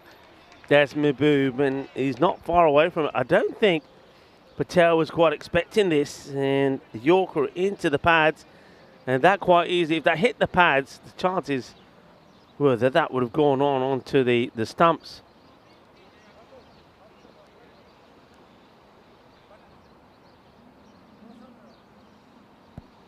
Mehboob just moving the field around a little bit. Looks like he's got looks like he's trying to get that Southern Cross field in place. I wonder if we can have a look at the field in a moment that he set here. Oh, just gets it over Mehboob as the tall man. It almost works in to the plan, because he's also got a fielder pretty close to him there as well, in a very short sort of mid-off position. And that's the Bilal Khan. That is got the swivel on this, and that's going to go all the way. Manos arriba, arriba, arriba, arbitro. Que guay, que genial, que grande. Eso es 6 carreras. And a little bit of the, MJ style. As that's going to be nice shot, 6 runs. As Mehboob doesn't probably get the same kind of bounce that he would have liked there.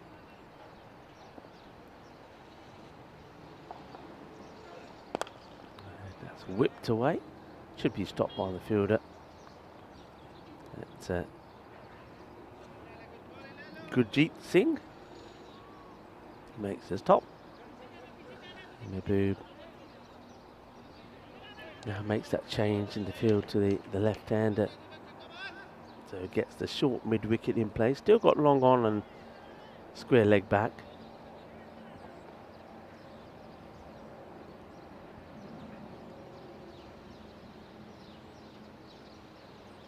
another wild swing.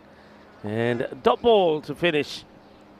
As all the runs continue to come off the bat of Surjay Patel, which goes back to what I was saying about how much pressure is on Surjay, because every time that the team seem to be playing, they're always expecting him to need to come up with the goods.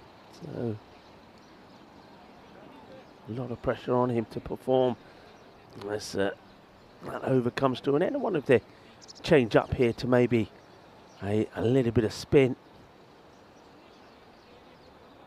Patel, 59 or 24. Needs to be thinking for a personal highlight maybe himself. He's got to the 50. He's weathered the earlier bowlers. Now he's got to keep his head nice and focused. See if he can go on to a big score here and get them to that 143. Still got a fair bit to do. They've got to be going at about 15 to get that point. So still got to be looking to be taking or getting at least 3 boundaries and over, because those boundaries seem to be coming more off. Well, all of those boundaries, in fact, have come off his bat. He hasn't hit any. 4 of 6. Only faces 6 balls. A bit of spin here as Mohammad Qasim comes on to bowl, and that's going down the leg side. It's Patel not interested in taking the extra off the wide. But it doesn't miss that leg stick by much, this. I mean, definitely gets some movement there, Mohammad Qasim.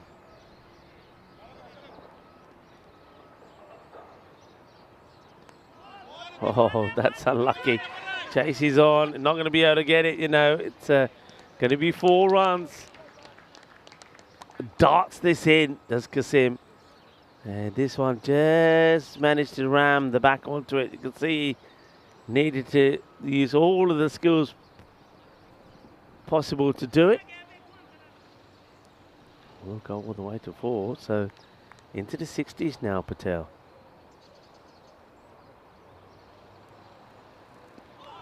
Oh, how has this missed? How has this missed the stumps? Let's have a look at this. Well, this is it from side on. So, wow, can't believe that's not gone onto the stumps. One gets played away, back to the live action, just be a single. That's the next ball, just gets played down into the onside, which means that now Tahir gets on. That's the shot we just saw played.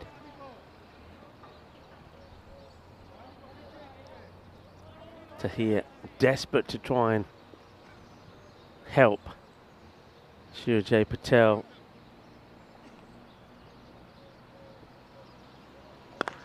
Well, that is hit down the ground, and that will help. 6 runs as signalled there by Amir Imran. So he gets to double figures. Too short, and he just hits through this, clubs it nice and straight, and ball hitting on the rope. And Imran Amir signals 6 straight away to help the umpires out.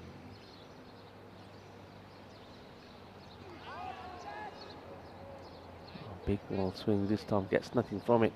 Qasim thinks he's overdone. He's walking away, and the umpire says, "Oi, tu kitne ja raha hai? Haal ek reh gayi hai." Oh, nice try. Qasim, maybe he knows that this ball is destined for trouble. Who knows? Let's see. Well, will be the over this time. Over is called. 79 without loss. Good that he did get 1 away there, but they got to be going at around about, it was around 15. It goes to 16 and over to get that 143 to bring up a point. That one only goes for the 12.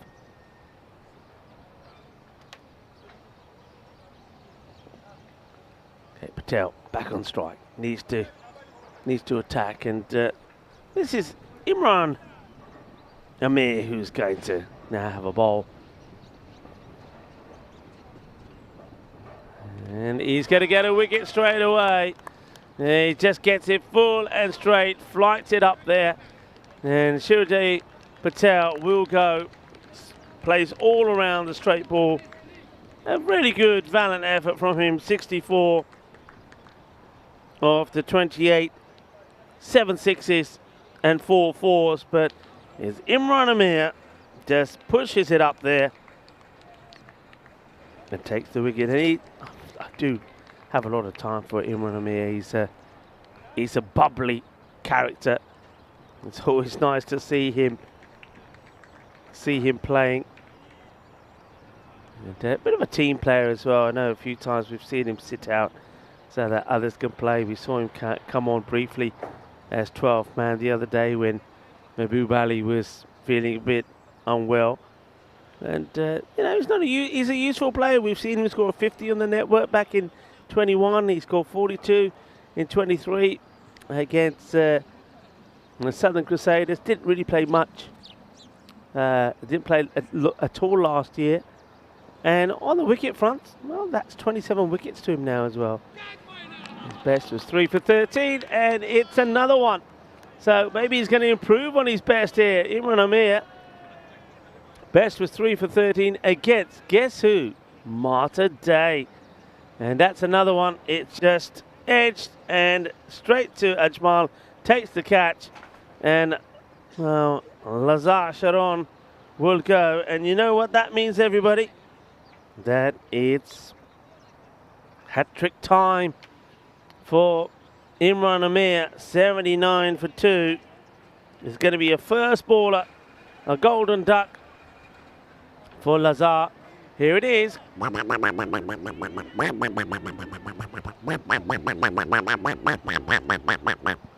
Fancy getting out to the man with the bucket hat. They're all coming in for the hat-trick. Sam Aquilina on a hat-trick.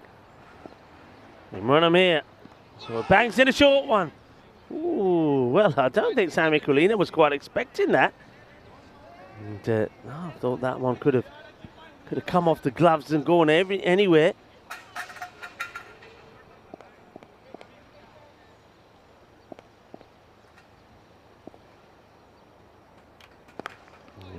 Sam just strokes that out, gets it past Imran, takes the single.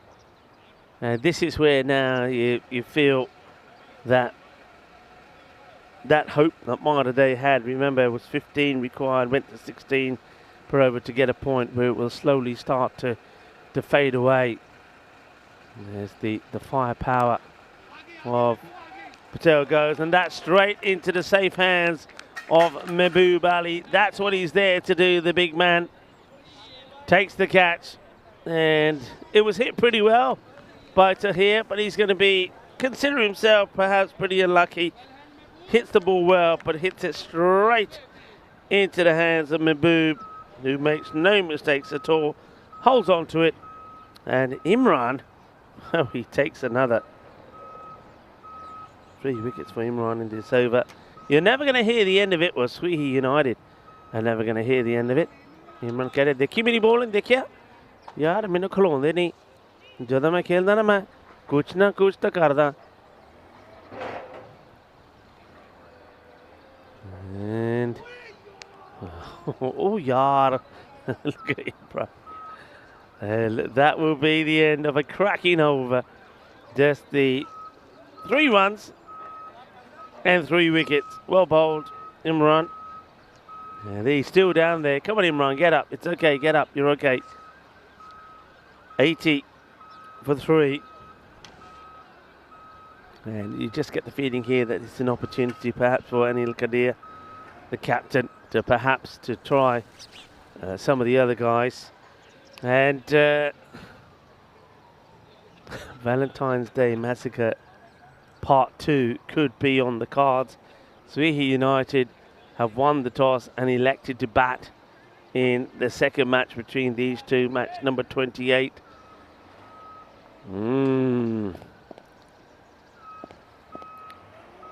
Khan with the ball. Sam plays that away nicely. He'll get 4. That goes gently to the banner. Let's play cricket, why not? Nice shot. Sam McQuillan sees it short early and plays that away neatly. 4 carreras. Umar Khan We did see him pick up a few wickets the other day, but Das is a bowler who sometimes can and often does lose his line a little bit.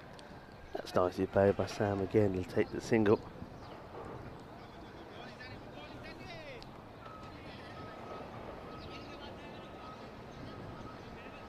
It took 2 for 11 against the Red Stars in that second match.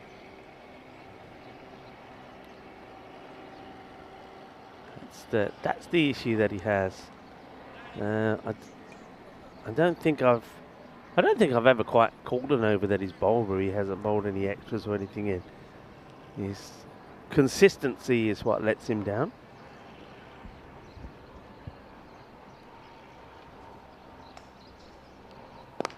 That's hit well. Now that's going to get right in the gap between the two fielders. Dissects them perfectly. 4 runs. That's a nice looking shot from Michael Nazir. And two old-timers now out there in the middle. 2 guys that have been part of this Malta Day setup for some time.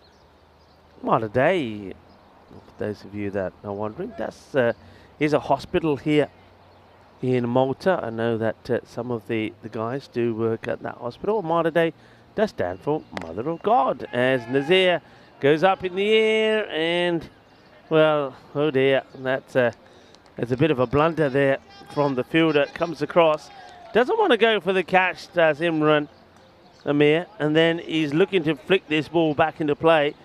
So decides not to go with the catch, and then I think he misses the flick back and kicks it over the boundary. 4 runs.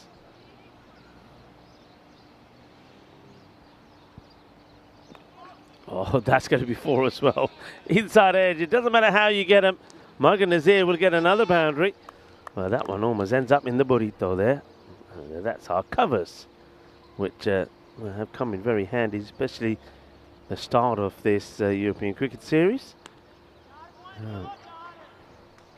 Umar Khan can't believe his luck. First, it's kicked over the line for 4 by Imran Amir, and then this one, it's the inside edge, goes for 4. And Michael Nazir seems to be, well, Michael Nazir seems to be giving Sam Aquilina a good talking to about something.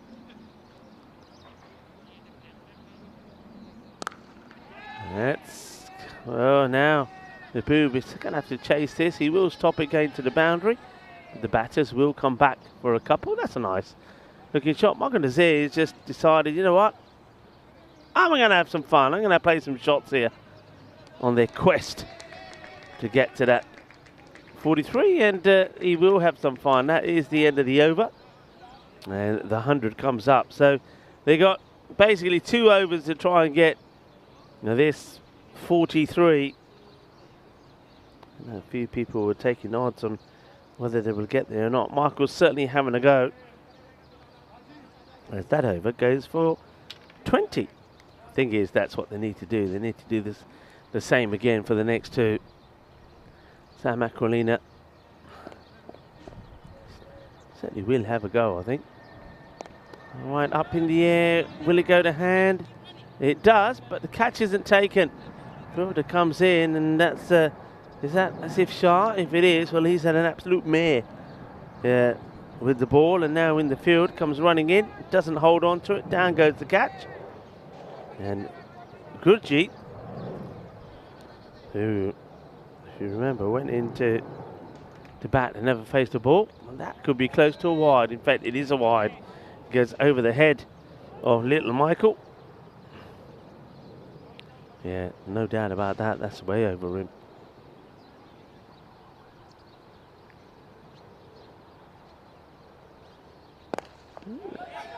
Oh, dropped. Could be run out. And won't be. Sam Aquilina will get back. So another 2 drops in the over. Gurjeet, he's having no luck today. Well, they're not giving him any love on Valentine's Day, his fielders.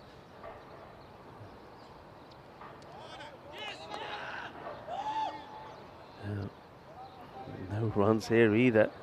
And does this one get a bit of the edge as well? There seemed to be a noise there. Or was it just Nazir catching the bottom of the pitch. Doesn't look like it's going to happen, does it, folks? And it's another good delivery. Good bowling from Gurjeet. Just getting the ball in the right areas consistently. He's coming around the wicket. And yeah, he's probably just in danger of getting in front of the umpire there. That's launched. Mark Nazir gets hold of this one, and that ends up, well, almost ends up sitting in the net to be plucked by the fielder. Last ball coming up here. That's 8 off the over.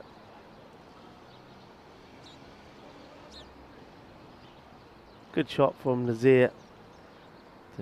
20 of 9. That's good from him. Comes out and shows what he is capable of.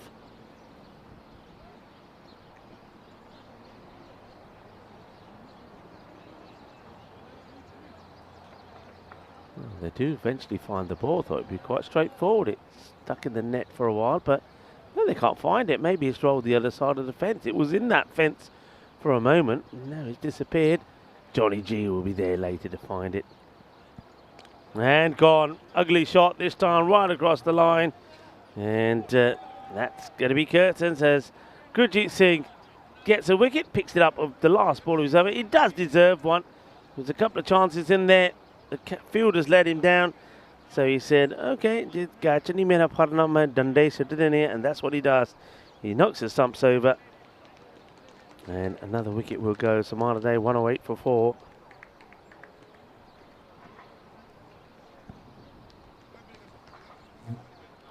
I like that from Nazir. Had nothing to lose, was trying to get his team to at least a point, hit one big 6. And 3 4s before he gets bowled there by Gurjeet. It's going to be Sam Aquilina joined now by Shurid Roy. And Imran Amir has taught the captain into giving him another over. And he has picked up 3. Let's see if he can add to his tally. He's got a new batter out there. Sam Aquilina has been playing quite well. Sam now, it's I suppose one of those, if this first ball doesn't go for 6, then you might as well forget a point. They're needing 35 off 6 balls to achieve that. Well, he goes for it, and he will get it. Numero 1. Well, cross 1 off the list. He gets 1. Good hit.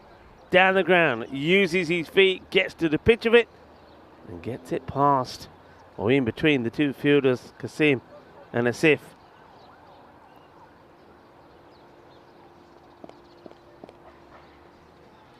The point still on then.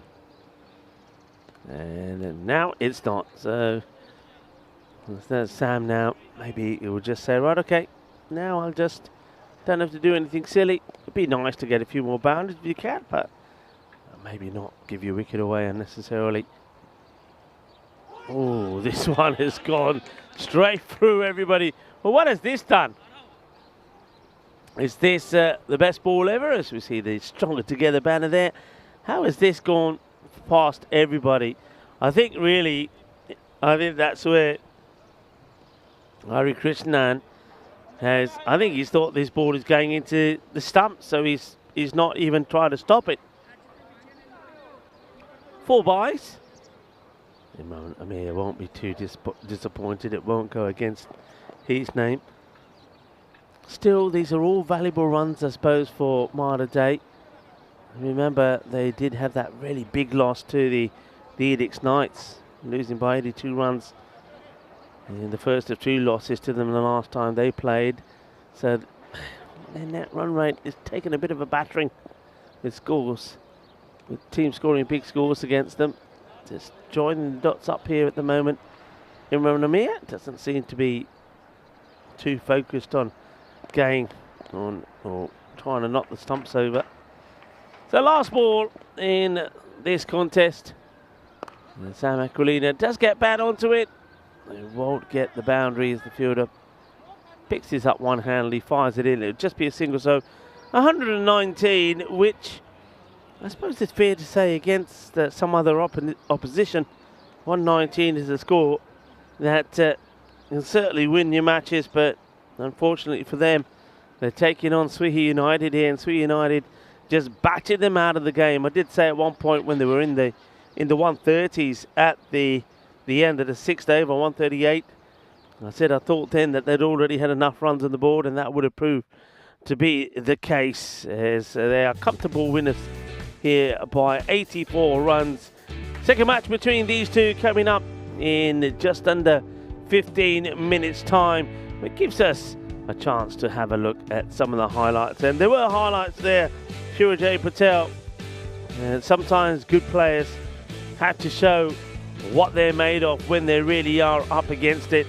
And Surajay Patel, he could have gone out there and played an innings like, well, what does it matter, we're going to lose this match anyway, needing 204 for victory, but he didn't. He went out there determined to get them off to a good start. He did. 22 came off the first, and even though Ajmal bowled a very good second over, which only went for 3, he then did lay into Asif Shah, and Shah came back on to bowl. Even the normally tidy Mahbub Ali was hit for a couple of good ones. There was a little bit of luck involved as well sometimes, but look, sometimes you create the luck and you deserve a little bit of luck yourself. This would how you would get out. It was Imran Amir who would take 1 or 3 wickets in that over. He was on a hat-trick. He was on a hat-trick because of this sharp catch from Ajmal, as he gets in the right position to take the catch. And the disappointment, of course, for the batter Lazur. He would go for a first bowler. Sam Aquilina then held his nerve, but I tell you who didn't. He hit that really well. He thought he was going to get a boundary, but he wouldn't. It would go straight into the hands of Mahbub Ali, and Imran Amir would take 3 wickets in the over. We then see some nice little partnership between Michael Nazir and Sam Aquilina. That was a one to forget for Imran Amir. Yeah, no, Michael played some nice shots to get him to 20, and even Sam Aquilina played some good ones, and Michael there once again. I suppose you can't blame him here. He's looking to, you're needing 20 and over. You've got to be super aggressive to try and make things happen. He wasn't able to do so. That's a nice shot there also from Sam Aquilina. I suppose the good thing about this is sometimes I say, look, if you're going to go down, then go down with some positives. I think there are positives there. One is that Surajay Patel, he does get past the 50 mark. He's struggled to do that, and he's a good player, and he needs to do that more often. And you saw there from Nazir and also from Sam Aquilina that there are batters there who can also, when need be, muscle in and get you some valuable runs. On this occasion, though, it's not going to be enough. Surajay Patel leading the way with a fine 64 of 28. But a good little counter-attack there from Sam Aquilina and Michael Nazir to at least get them past that 100 mark and almost touch on 120. And as I said, against other teams, that could have been a fruitful score. But against Swihi United, who are looking very strong and powerful, they fall well short. In fact, some 84 runs short. There's the bowling figures there. Asif Shah, well, I did say when we were talking about the bowling of Pinto Josh, good bowlers stand out when the other bowlers are having a nightmare and batters are on top. Well, Asif Shah, he stands out for the wrong reasons in that one, but all the other bowlers will be pretty happy with their performance. And of course, so well done there to, I think, the people's favourite, Imran Amir, for 3 for 8. And there was that one good tidy over there from Gurjit as well, 1 for 8. So we're going to leave you with the mid-match summary. But remember, we do have the final match of the day coming up. It will be Swihi United taking on Malta Day. And once again, as you saw on the bottom of the last graphic, Swihi United have won the toss and they will be batting first.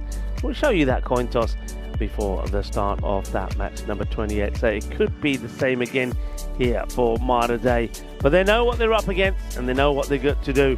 I wonder if maybe one or two other bowlers can also shine the same way that Pintu Ghosh did in that one. So join me back, Rico Football here in the house with the rest of the European cricket crew. We'll be back in about just under 15 minutes time to bring you that next match. In fact, we've got a little bit longer than that. We've got about 25 minutes. So you've got time to make yourself a cup of tea, send some more messages of luck, of love on this Valentine's Day, and then do come back and join me for the final match of the day. And also, maybe we'll have some random questions and talk about all sorts of things to do with cricket, maybe to do with Valentine's Day, or maybe also to do with Peacock Friday. So join me back soon for the final match of the day. Hasta pronto, everybody.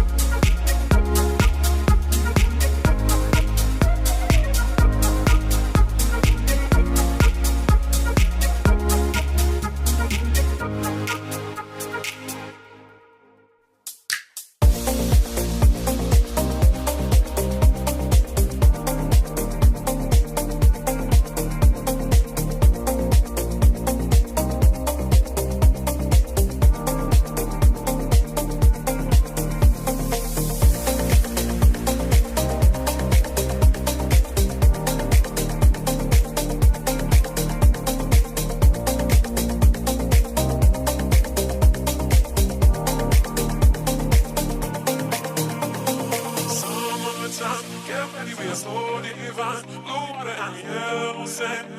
Just you and me. Summertime, get ready, we are so divine. Blue water and yellow sand. Let's live our dream. Summertime, get ready, we are so divine. Blue water and yellow sand. Just you and me. Summertime, get ready, we are so divine. Blue water and yellow sand. Let's live our dream. Summertime.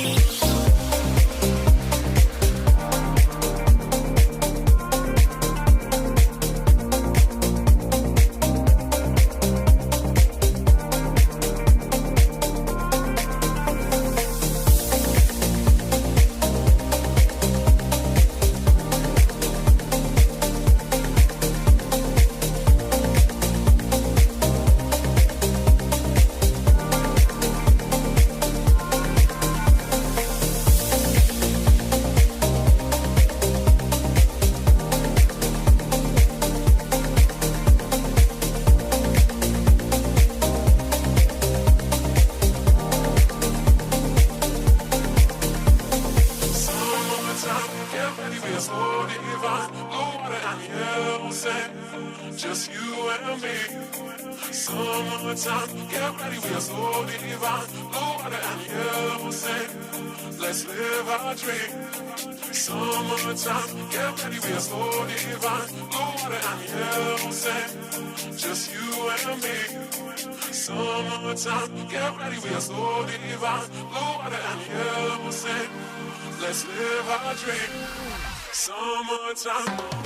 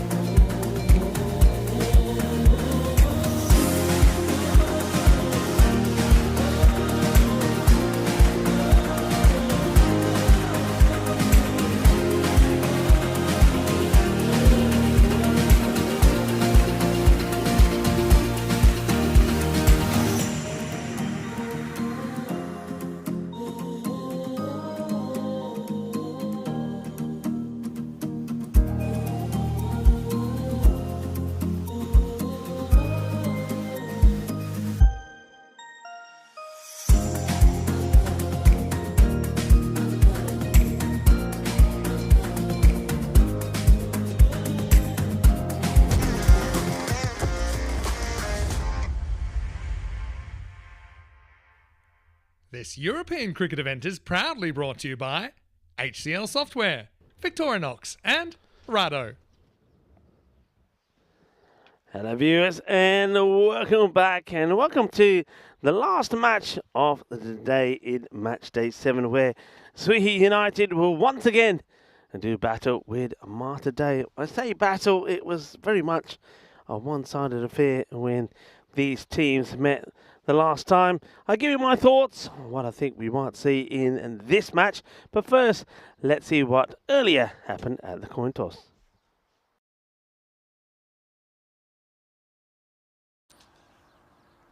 Sweetie to call. Head. Head is the call. And it's a head. We will back first. They're going to bat. I think the expression of body language from Tyrone that tells us what we all fear, that once again, Sweetie United, they're not going to miss an opportunity to let the big hitters go out there and try and once again pile on the misery on Malta Day. And of course, Sweetie United, we know they've got a number of big hitters in the side. Will they change it up slightly? Look, they could do. Remember when they had those victories the other day, they did make some changes. They beat the Red Stars quite comprehensively, didn't they, in their first match. And then after that, they did make some changes in the batting lineup. And Red Stars, though, did bat first. So Sweetie needing to get 93 for victory, just changed up the batting order slightly. Mahbub Ali didn't bat, though that might have had something to do with him being under the weather. And they needed Arif Mohammed, who came out and scored a 30 of 9 to get them the win. So it is possible, and let's see how they go about things. I'm seeing the two batters making their way out into the middle, and they certainly do not look like one of them is the size of the giant Lala, so it could be the same. Sweetie United 90% to 10 to go on to win this one, and how much of that 10% is dependent on how well Surajay Patel goes with the bat. So welcome back to everybody. I hope you're having a wonderful day. Of course, not only is it Peacock Friday, it is also Valentine's Day. So happy Valentine's Day to everybody. And if you have got something planned, maybe it's something special, well, I hope it goes well.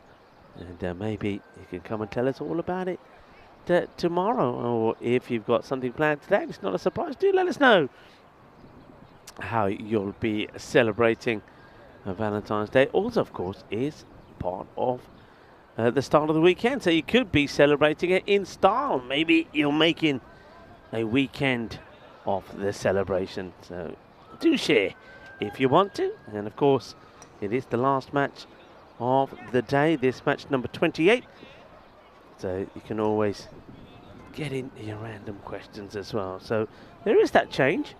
We thought that Sweetie United may do that. It looks like that there Mohammed Ajmal is going to get an opportunity. And looks like to me it might even be the captain, Anil Kadir, who's at the non-striker's end. With the ball, no change. Pintu Josh, who bowled marvellously well in the first match. He will open proceedings, bowling to the left-hander. And starts well, gets one through, good area straight away. And it's confirmation off the openers there then for you, Mohammed Ajmal.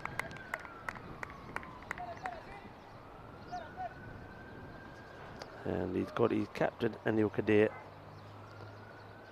with him at the other end, and Pintu Ghosh, the bowler.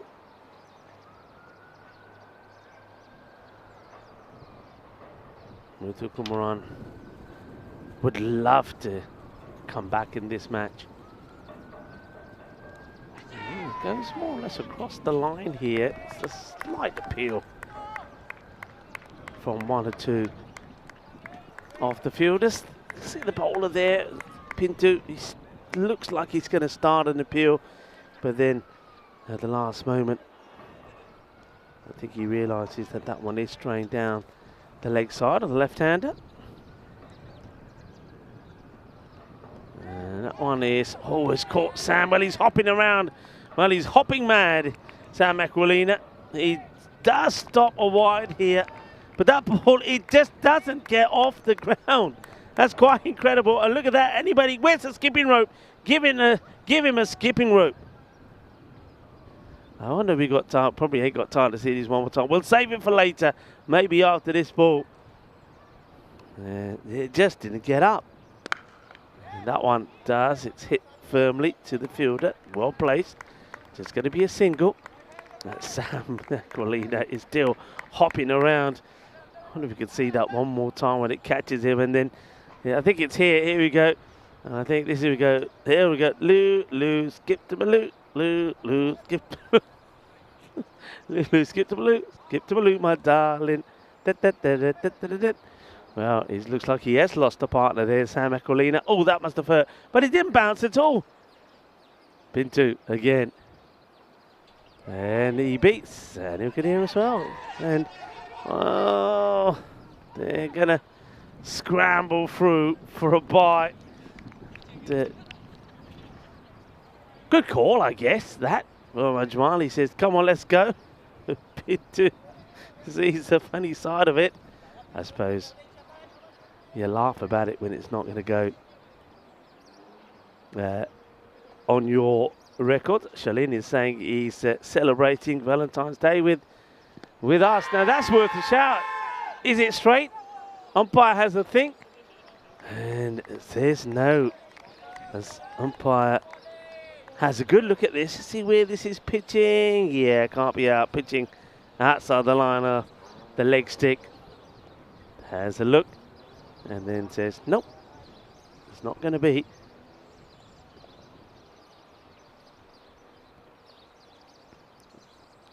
And that, I think, is a good delivery. It's a genuine leave. It's the end of a very good over. Just a 2 from it. And, the difference it makes when those two guys aren't opening the batting, Lala and Kasim. Over comes to an end. Yeah, well, I'm glad that some of you are celebrating with ECN. I'm pretty sure some of you will be keen to continue to celebrate into the evening as match number 23 and 24, night 12 of 16 there in Portugal. Phil G will be talking you through the action. Got very close to a golden ball there last night. Did Phil G. Tim Harmer says, hello guys. Hello to you, Tim. Played in the gap, chases on, but that Grizzly is going to get away. This outfield was freshly cut this morning, and that makes it rapido as that one goes all the way. And Tim is saying the graphics have changed. Well, Tim, they have, and we all like them. We've all given it a thumbs up. We hope that you're going to get the thumbs up too. You can put your magnifying glasses away now, folks. You can read the graphics. Just be a single. This is a big test actually for these two openers, some of the other batters, because when I had that discussion with Mahbub Ali after they got those victories against the Red Stars the other day, he did say, well look, the second match we changed it round because some of the other batters were saying that they also want the opportunities to bat, and said but when they get those opportunities they've got to make them count, and they didn't really do that the other day. So there is a slight bit of pressure maybe on the captain here and Ajmal. That's up and over. It's down he goes. The batters are not really keen to make 2 out of it. Well, he trips over his own legs. Well, maybe he's had a little Valentine's Day tipple a little bit too early there, the fielder. I think that looked like it was Tazib Tahir who trips over something.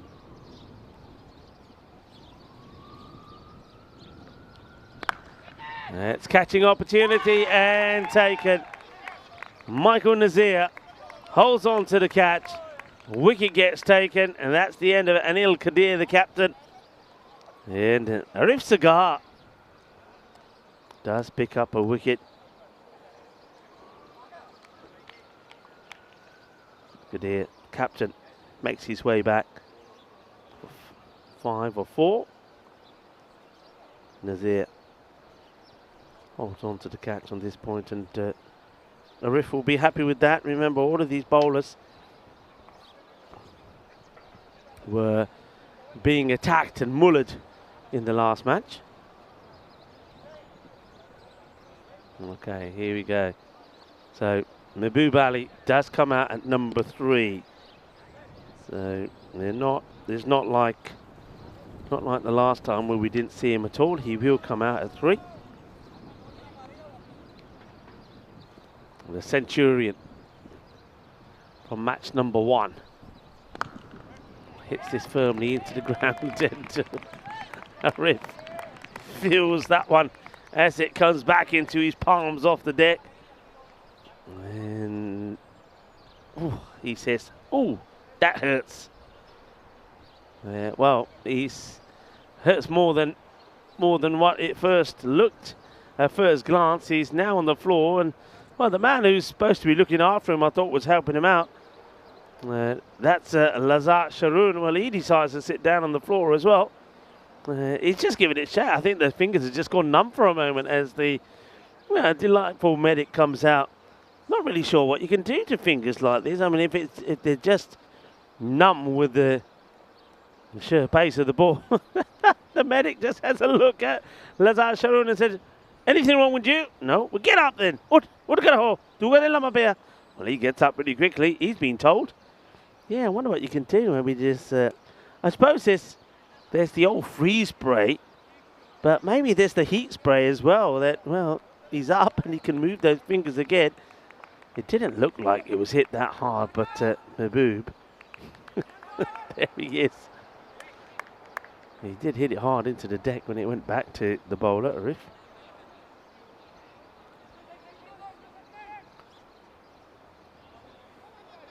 The umpire just checked that everybody's back where they should be.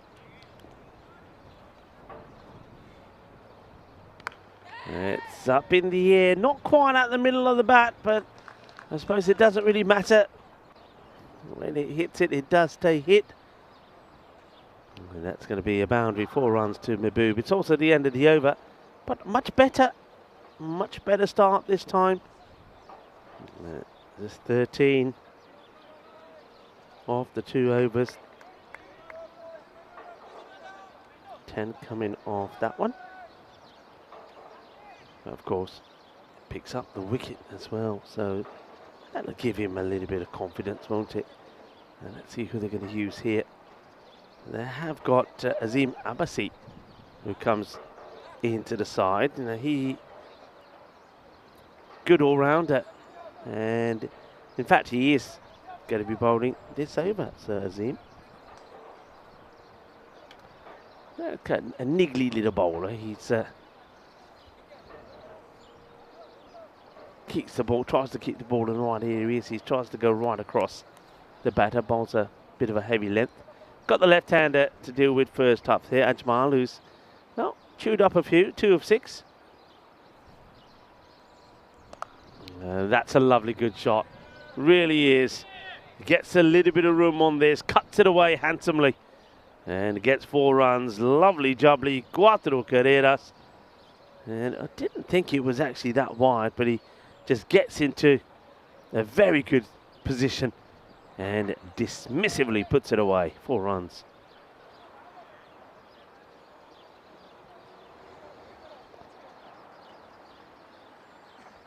Ajmal prompts a change in the field. That's one going to be a little bit too wide. Signalled by the umpire.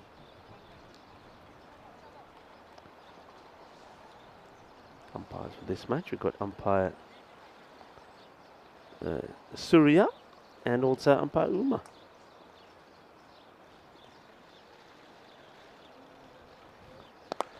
That's well bowled and no run there.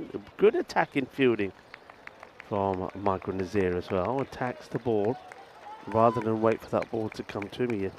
Attacks it.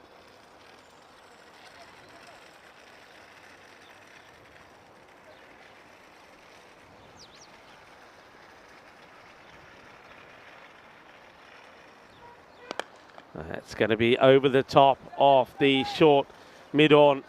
It's 4 runs. It's the problem in the power play, but look, they've managed to contain much better this time. And even though that one does get away, it's very much more promising.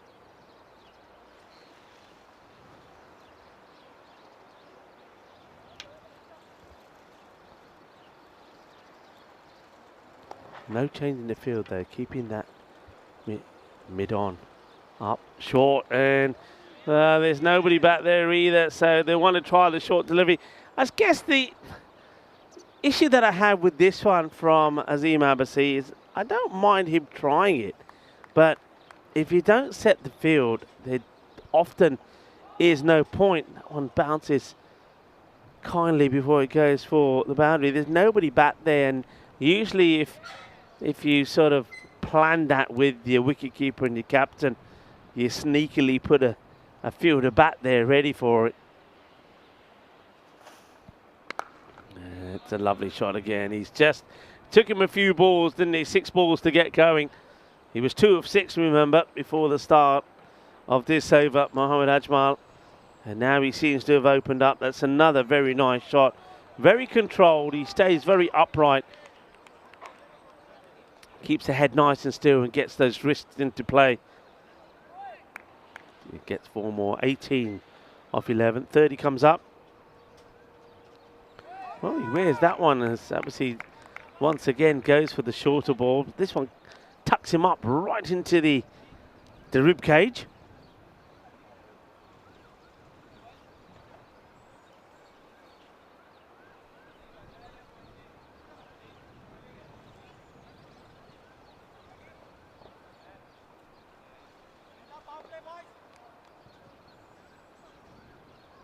End of the over, and power play, when you consider that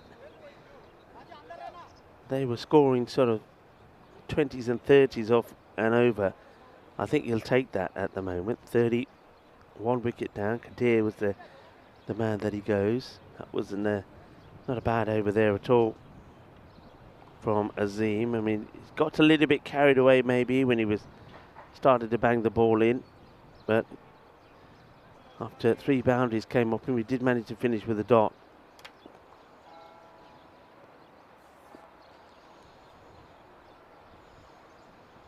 And loopy delivery, but he gets hold of it.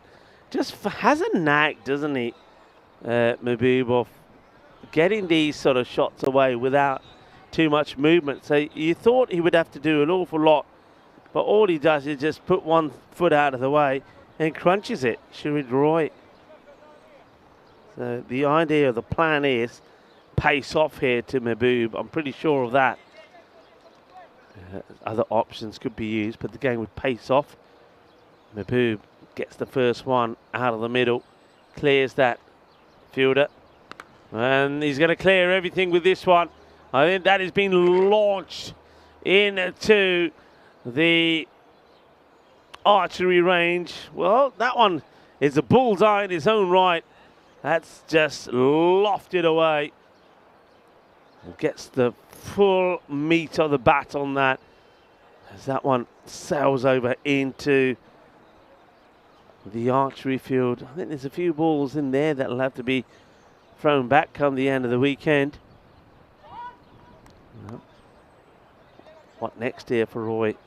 2 balls, 2 sixes.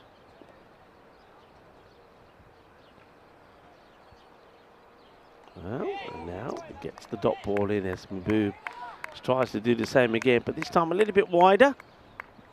And Mahbub tries to hoik this one over the same area, but doesn't. Nobody on that offside boundary, and that's why he's going to go for this one. All of that area from extra cover all the way round to third, unprotected, so it would have probably been a big wide. The thing with Mahbub is he's not a guy that normally comes charging. You see, he likes to play from within his crease, and he's got a good reach, so doesn't want to take not interested in taking the wide, he'll take the boundary. So after the first 2 overs, only rewarded Swihi United with 13 runs. Mahbub comes in, Ajmal finds his touch, and now they're starting to motor along again. It's a miscue, but they just moved that fielder. Oh, what a pity. And now they're falling over each other. What a pity that is. They just pushed that fielder back on the boundary. And, you know, sometimes you shouldn't. That's a classic scenario of why you don't change the field to a bad ball. It was a bad ball that was really wide. And Mahbub chased it, got a boundary, and they then followed the ball. They made a change in the field. The point went back, and the next ball would have been straight down his throat if they hadn't have moved him. 17 off the over so far. Ajmal will want to continue from where he left off. He's starting to find his rhythm now, and he goes down the ground. That's going to be 6 runs. Shaba, Kinna, Sona, Shaka, Loggia. End of the over. It will be a magical one as Roy gets a tap by both the batters. They have some of that, as that one will go all the way. It also brings the 50 up on the board, 53 for one. 23 coming off that over from Roy, so the plan to go to spin doesn't quite work on this day. And 1896, not a day to spark celebrations in South Africa. Today they were bowled out for 30 by England in Port Elizabeth, their lowest score in Test and the second lowest by anyone.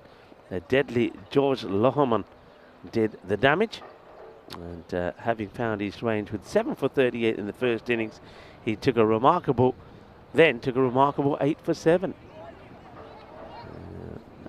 Doesn't go for a boundary as Malcolm Nazir, so Muthu comes on to bowl.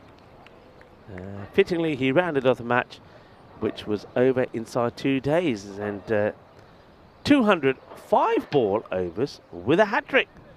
And that was George Lohamon. So, yeah, 1896. Not a day of celebration for South Africa this day. Muthu just straying probably down the leg side as Ajmal goes to sweep that away.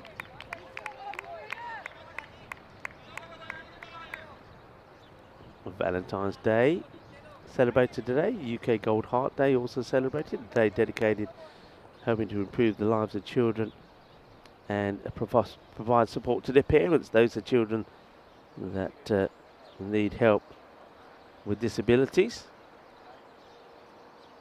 International Book Giving Day as well. That's going to be another wide as Muthu struggles to get it straight to the left-hander. And International Book Giving Day is about 2 things: a love of books and a love for fellow human beings. So you can always donate some of your books.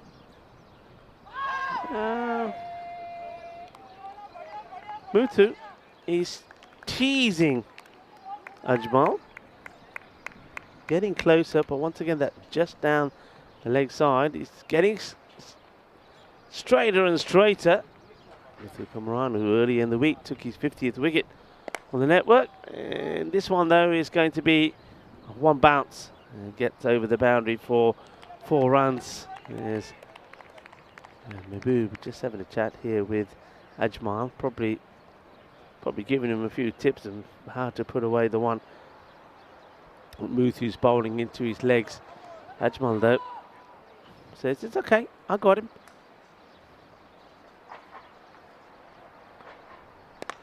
That's just hit straight back over the head of the bowler. Won't go to the boundary. It'll be a gentle pick up by Shujay Patel. He'll be hoping that this time it's a more realistic chase. And Daniela saying happy Valentine's Day to everybody. Mahbub's hit that hard, but straight to the fielder. And we'll pick up just a single. Yeah, happy Valentine's Day to you as well, Daniela. Hope you have a good day. And, well, maybe you've got something planned. And if you have, I hope it goes very well. And the same applies to everybody as over is scored by the umpire. 61 for 1 at the end of the halfway point. So Muthu does well there. Let's have a look at what we've got coming up tomorrow. We go back to Group A. The Victoria Lions take on the Southern Crusaders, and those two will then be followed up by Gazira United taking on American University of Malta. I think look at those matches. Southern Crusaders, they'll be looking to perform better than what they did when we saw them last, even though they did pick up those 2 wins against Kazira United. It certainly wasn't a masterful performance from them, but yeah, I think certainly. And just pinpoint accuracy there from Mahbub. Times it to perfection, just gets it over the short third, who's jumping up trying to take it, not able to do so. It's going to be 4 runs.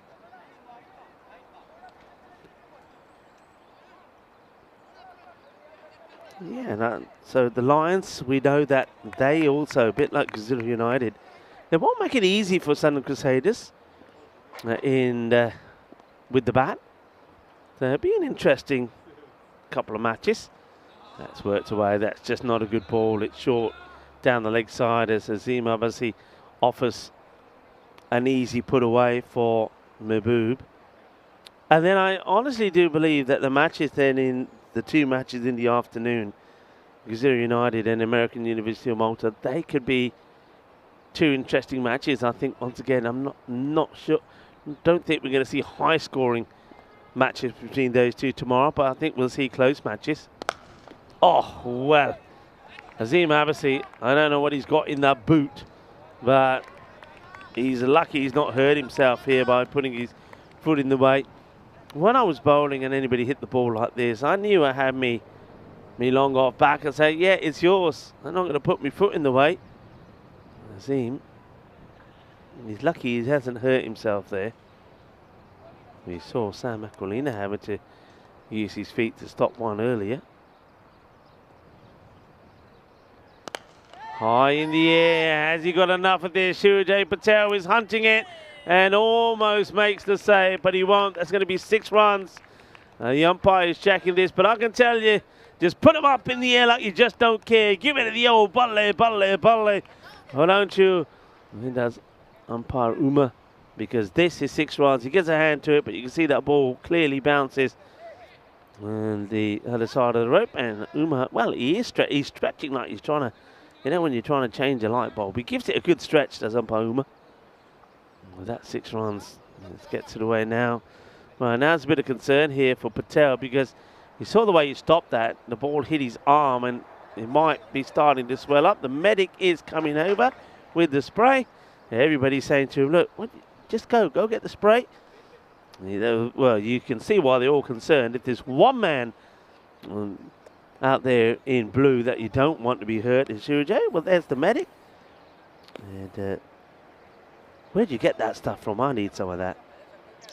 I reckon, you know, when you go for it, I reckon you should invent, you know, you go for a shower in the morning and you press the button and all the sort of shower heads pump the water at you. You should have one which is just magic spray. You go in there, you press the button, and all the important joints in the body get sprayed by magic spray. And that's just tickled away. That's going to be 4 runs as Azim Abbasi has really lost his line here. I suppose it doesn't help that he's having to adjust from right to left-hander. And that's another one that gets away. Azim leaking too many runs here. 80 on the board now. Yeah, so just walk in. Obviously cover the important parts. You don't want them being sprayed. Like the eyes and things like that. Come on, you naughty people. You know what I'm talking about. But yeah, just get in there, press the button, job done. You'll be coming out there like new. And yeah, there wouldn't be any of those groans afterwards when you're like putting your sock.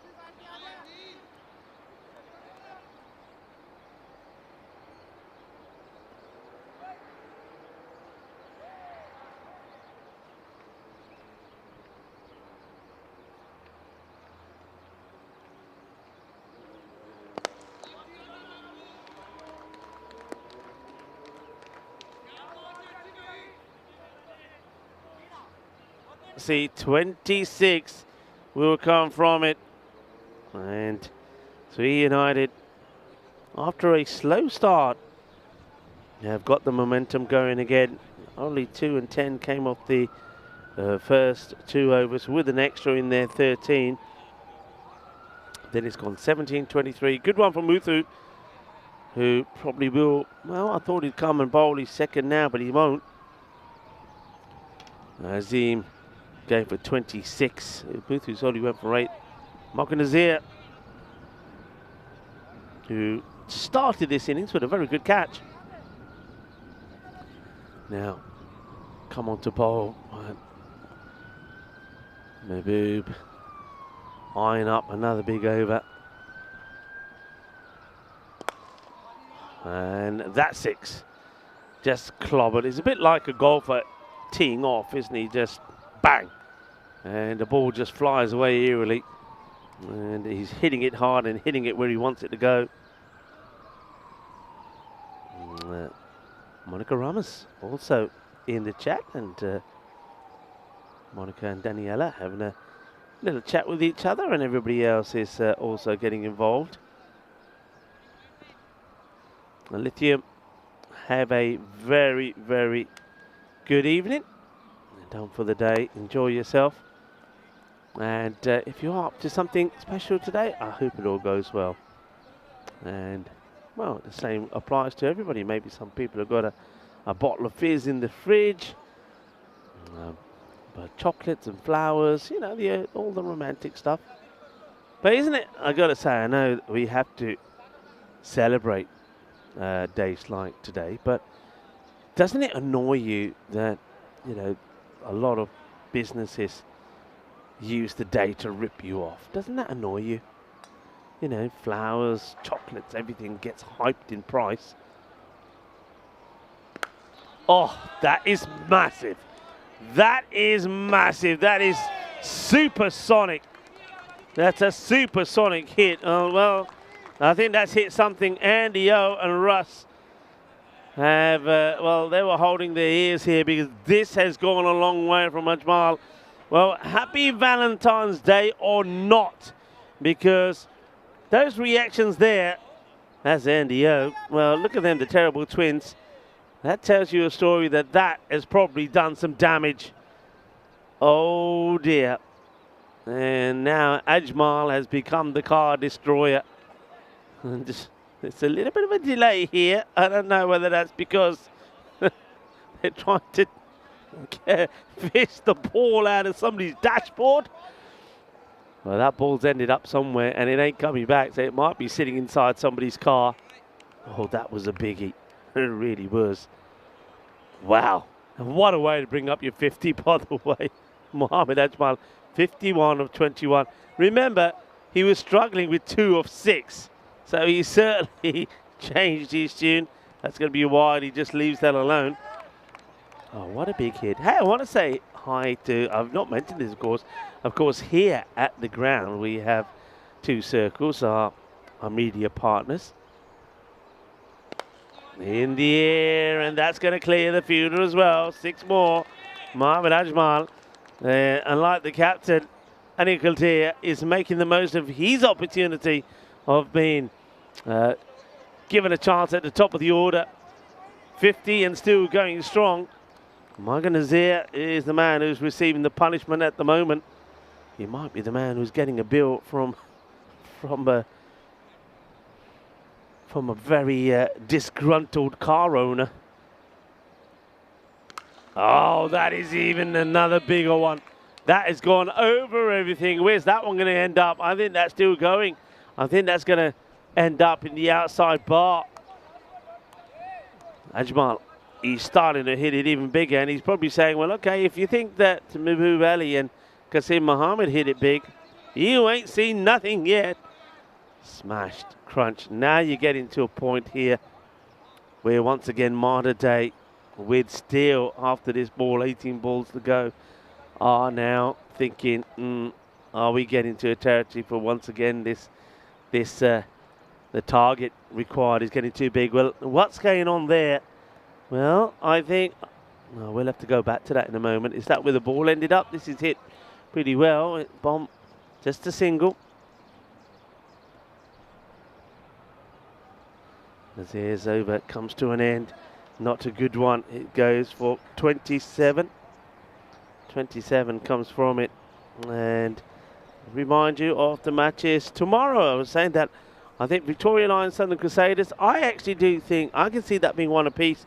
Southern Crusaders haven't been as convincing as you'd think they would be. Having said that, it is the weekend, and I just wonder, being it the weekend coming up, Saturday, Sunday, that the teams will have more players available. Maybe it's the likes of Ryan Bastians might be featuring there for Southern Crusaders. That will certainly give them a little bit more of an edge with the batting. But Gazira United and American University of Malta also could be a very tight match. But again, maybe someone like Darshit Patanka comes in to the side for AUM, and that will certainly strengthen them a lot, because they certainly need that. Remember when we've seen those teams, I mean, AUM, they lost both their matches to the Stallions, where they were really pretty weak with the batting.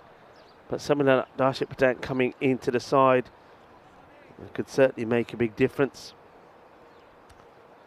Roy comes back, even though he went for 23, and starts with a slightly quicker delivery, but it's just latched onto 6 more. It's raining sixes once again, as I think Mohammed Ajmal senses an opportunity here to maybe be, I'm going to say it, everybody, going to say it, Centurion number 4. And yeah, that's right, 4. Mahbub Ali has 2 of them back to back in the last 2, and it was started off, of course, even though he was on the losing side, by Nias Mohammed of the Edex Knights. It's a full toss. It's hit hard, but it's not going to get to the boundary. That's a let off. That's one you'd expect to be put to the boundary, especially full toss on the pads to a left-hander. Right, Mahbub. I don't think he's going to be thinking too much about pushing a single to give more strike to Ajmal. He certainly didn't do that to help Mohammed Qasim in the last match, and that was after he'd already got to his century. Full of hearts is the chat, and so it should be today on Valentine's Day.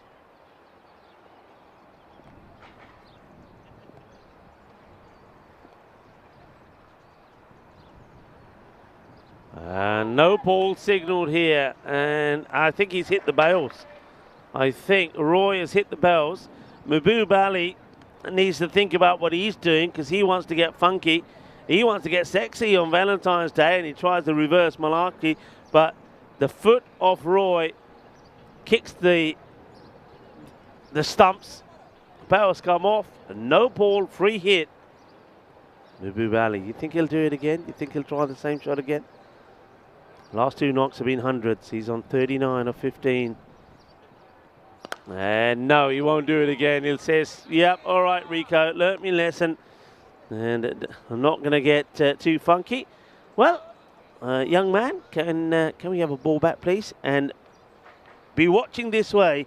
Don't be having your back to us. Well, there he is there. That ball's flown over somewhere in that direction. Balls are going one way and coming from another. It's almost like 2 are getting lost, and 1 is being found and comes back. And when this gets lost, another one will come from somewhere. Roy again to Mahbub. And the same again. Bang! 6 more. That one is, I think, another one that's found its way over or through the fence and into the car park. That's 50 to Mahbub. And this time he didn't get clapped for his 100. They all forgot. He does get clapped for his 50, 51 of 17. Not a bad day's work so far for him. 150 runs. Not out yet in this one.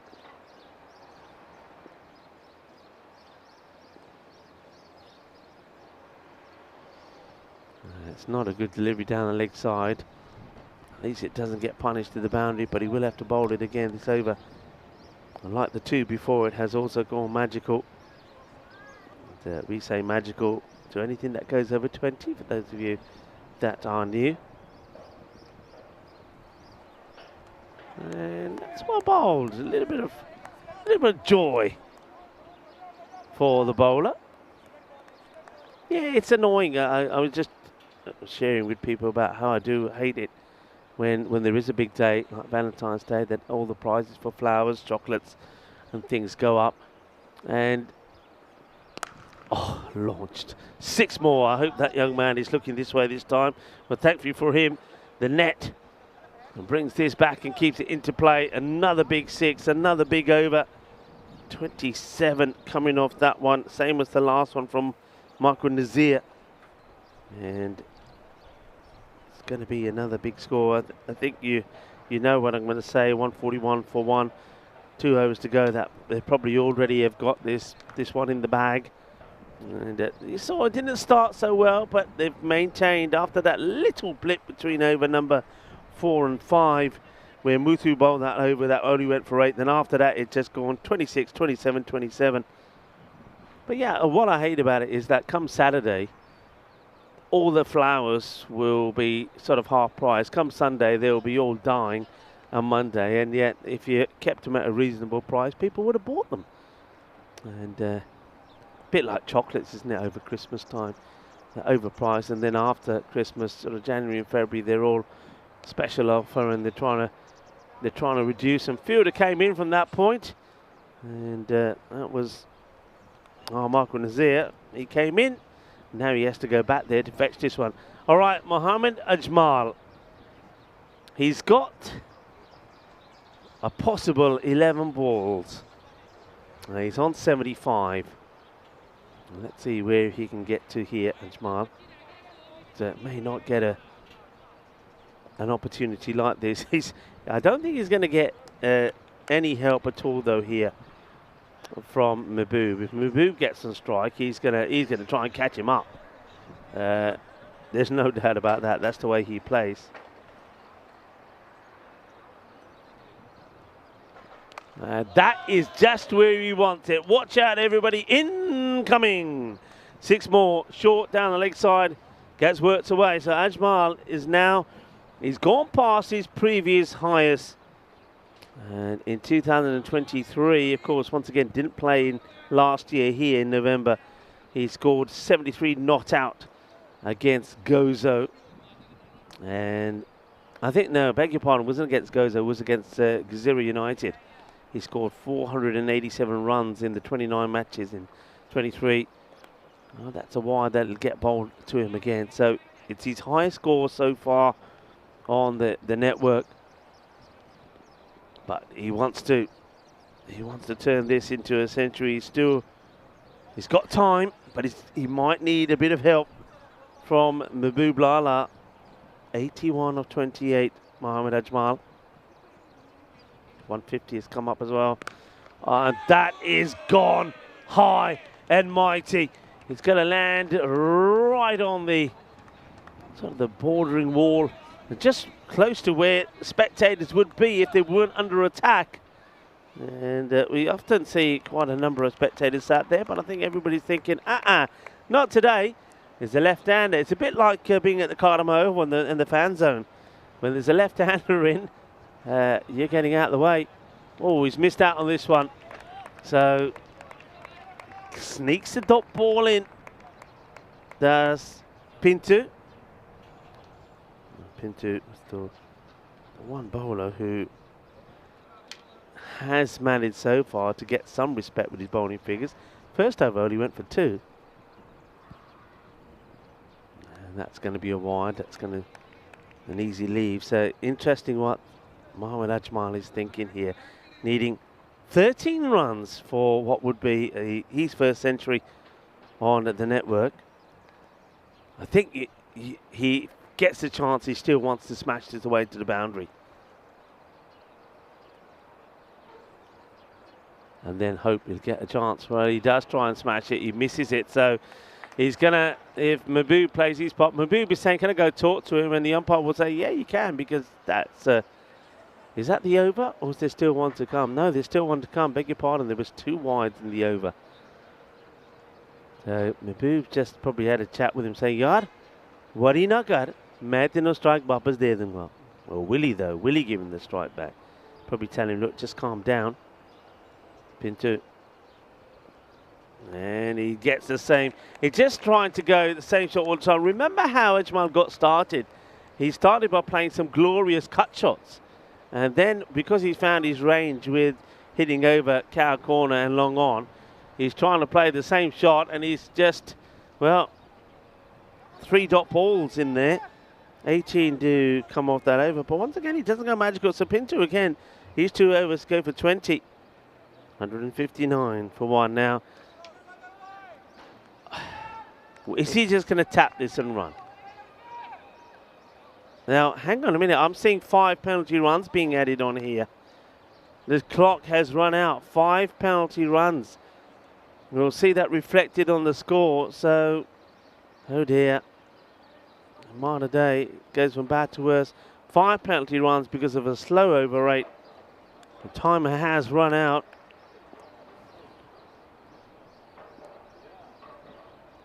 Maboo, yeah, there you go. Understands what he's doing here. He could have quite easily have put that away to the boundary. Gives the strike back, so he does exactly what he promised to Ajmal. He said, I'll give you the strike back. Arif Sagar, who also bowled a very good first over. I wonder if that's a bit of error there also from Muthu. He held Ghosh and Sagar back. He maybe could have used him a bit earlier, because when you've got a partnership that's developing, you've got to try and break it, so bring those guys back. He goes up and over. That one will go all the way. That's 6. So into the 90s now, Mohammad Ajmal. 93. Sweetie United. Mahbub Ali has already, for them, scored 2 centuries in this European Cricket Series. Now, are we going to see another Ajmal? 93.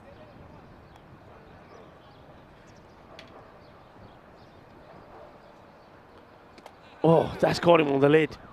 Completely missed this. It's on the lid. He says, I'm okay, but I think you still got to check this. This has gone right onto the lid. Look at that. And yeah, you can see Mahbub saying, are you okay? We did for a lot of the times get the umpires to go up and stop the play, at least check the helmet. I think we should still be doing that. Any ball that hits the helmet, you've got to be making that check. And yeah, Tyrone Peters, well done, Tyrone. Thank you. You've got to do this. I think Tyrone is on to the umpires and saying, look, come on. Yeah, he's signaling to the umpire. He's asking the medic, well done, Tyrone. Any blow on the lid, you've got to check it. And see the umpires there. That's umpire Soraya and Uma. Medic going on as well. You've got to have a check. I mean, even the batter is going to say he's fine, but you've got to check. I think he's saying, yeah, I'm fine. All right. But you can see Tyres are doing the right thing and instructing the umpires to hold the play and make sure that Ajmal is okay. Ajmal probably just wants to focus here. He's missed 3 of the last 4 deliveries. That's right where you would like it. It's not a good delivery. It's on the legs. 4 more. Moves to 97. Looking to bring up his first century on the European cricket. So United, another big score for them. Posted over 200 in the first match. 203, and now could be a 180 score here. 97. 2 balls to come. Goes for it. Up in the air. Gear. Shakalagia. Volley. And celebrations for Mohammad Ajmal. Gets his opportunity at the top of the order. And he scores his century. 103 of 36 deliveries. And he does it with 11 sixes and 8 fours. A very good knock. Well done to him. And that will be the end of the innings, as we United do indeed bring up the 180. 181 for 1. It was a slower start, but how they accelerated big time. And they scored over 120 in the second part of the innings. 161 came off the first 5 overs, then 120 exactly off the second. So very well batted and well done to Ajman, and also Mahbub Ali gets a 58 not out, and good work from Sui United. And once again, I think that score of 182 they will believe, be more than enough. Nazir was in the activity early on, taking a good catch. And, well, Andy O, he was, well, labouring along to get to that one. He doesn't able to. Andy O, of course, I always like to wind him up and say that he's a big Manchester United fan. By the way, I'm told that Manchester United have the oldest Manchester United supporters club here in Malta, so they still got some support, believe it or not. And that one just gets over the fielder. That would be 4 runs as well. And that one hurt Patel a little bit. Shujai Patel, the medic, had to come on and just administer a bit of the freeze spray, but there weren't that many opportunities. That's the other thing, actually. I don't think there was anything that went to hand. In fact, I'm sure of it. Normally I make a note of it. So that's the difference here. Mohamed Ajmal, he gets his century. Remember, he started pretty slowly. He was only, I think, 2 of 6 balls. But then after that, he started cutting, got into his rhythm, then found his range, got his iron, and he clubbed a century. A very good century, and a very good partnership there between those two as well. Remember, they came together with the score on 9. So we've seen 2 big centuries from Sui United. Remember, in that first match, it was 183 between Mahbub Ali and Qasim Mohammed. And we see another one, a big one here from these guys. A partnership of 173 in the end. So well batted indeed. And those two will be very happy. Mahbub will be very happy as well, because he knows that he's in pretty good form at the moment. And he's looking pretty ominous, isn't he? I mean, whether you bowl seam to him or the spin, he's been beaten outside the off a few times, and I think that's where things could be a little bit different if you get some real pace and that ball rising outside the off. But at the moment, it's looking very comfortable. 104 though to Mohamed Ajmal. Well done to him. First time that he scored a century on the network. And 58 from Mahbub Ali. On the bowling front, Pintu Ghosh probably once again the pick off the bowlers. But 50 came off the 2 overs from Shuhid Roy. But again, like I say, sometimes you're holding bowlers back, and I'm not sure what for. Pintu Ghosh and Arif Sagar both started well with the first 2 overs, and I think when a partnership starts to develop, I think as a captain you have to go back to those bowlers to see if they can break that partnership. And if it doesn't work, at least you've tried. Saving them both to the end doesn't really work, and it didn't work out for them either way, because both of those bowlers would go for 2 lots of 18. So we're going to leave you with the mid-match summary for the final time today here in match day 7. We will be back in about 10 minutes time to talk you through the final innings of today, where Sui United will probably want to make it not just 2 wins out of 2, or maybe they will be wanting to eat the octopus tonight, because they are searching for another 4-pointer here. Could it be 8 points for them against Malta Day? Join me to find out in about 10 minutes time.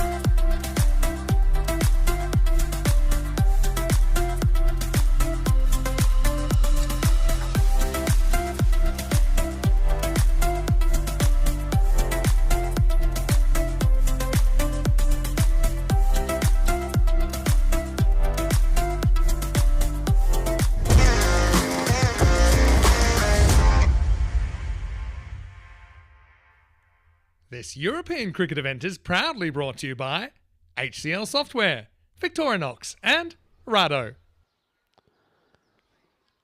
Hello viewers, and we're back on Valentine's Day. There definitely is a love in the air, well, particularly for Mahbub Ali and Mohammad Abjad, who both Sui United players have brought up centuries here today. It's a Valentine's Day that they will certainly remember. The thing is though, can Malta Day in this match find a way to at least pick up a point? Otherwise, unfortunately for them, they're going to go back without anything to show for their efforts. I think already most of us are feeling that it's got to be something like Surajay Patel. 127, I suppose you've got to go just above what's kind of been the par score here. I've always said that I think par will end up being around about that one, between 120 and 130. So they've got to challenge themselves to do this. And in that last match, they finished on 119. And of course, a lot of it will depend on how Surajay Patel goes. Always a lot of pressure on him. And it will continue to be the same. So let's see what they can get with. They're going to go with Mahbub Ali, who's going to bowl the very first over. So that tells you that Sui United, they want the 4 points here. They're not messing around. They're not changing up any of their bowlers. They want these points. They want the win.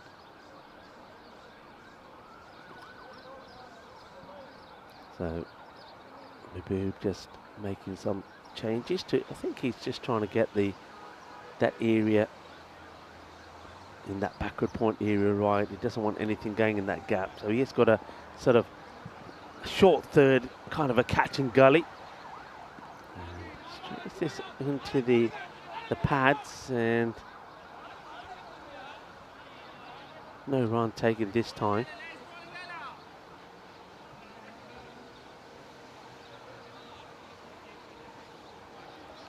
A lot of you I know are watching via YouTube, and I know we have a very healthy YouTube chat. It's in the gap. Oh dear. Well, this is a comical moment. Cue the music to this one. And he should be stopping this, but he's running along. Is Anil Kadir, the captain, and in the end he lets it go through his legs. Look at this, Surajay, and he just gets it completely wrong. And if he does touch that ball, by the way, it's always going to be 4 runs, because he's already touching the rope and going over the boundary.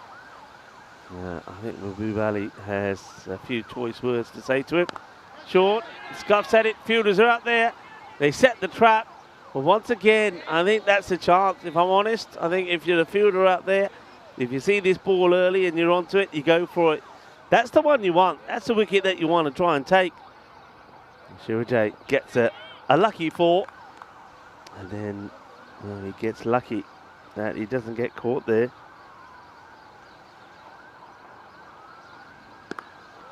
Just blocks this out.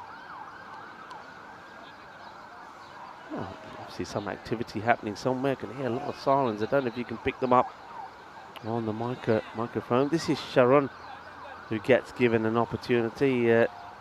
Was out first ball in the last one, so hardly surprising that Lazar Sharon is blocking the first one. Now he just pushes his pads at this one.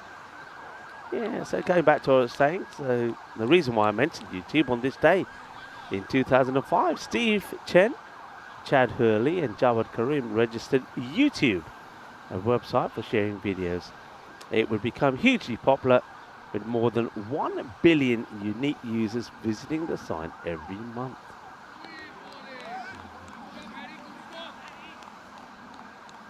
End of the over.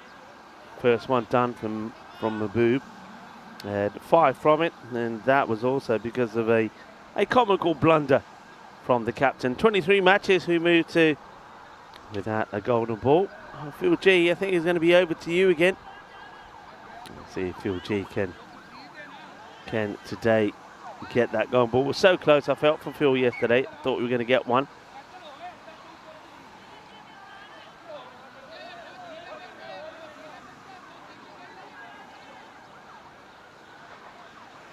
Hello to Cosmic Nana is joining in the chat. Happy Peacock Friday and, of course, Valentine's Day. I wonder if Vinny wore his Peacock Friday shirt to school today. Maybe, knowing Vinny, he's probably got the whole class wearing Peacock Friday shirt. Good on you, Vinny. Mohammed Kasim is set to bowl over. Number 2 is going to be bowling to Patel. Ooh, that's a risky shot to play. Goes right across his line to try and whip that away. It's a risky shot to play. There's a fielder on the 45. So, not sure why you would want to try and play that shot.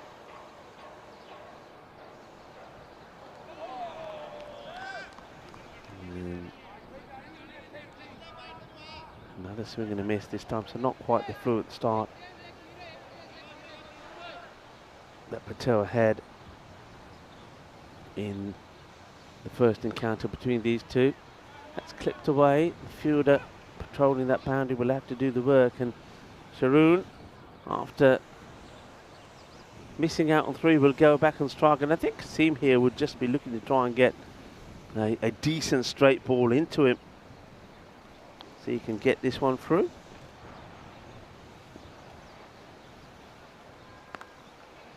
And bat on ball. That one will be a single. So gets off the mark. And I think Lazar Sharoon will be very happy about that too.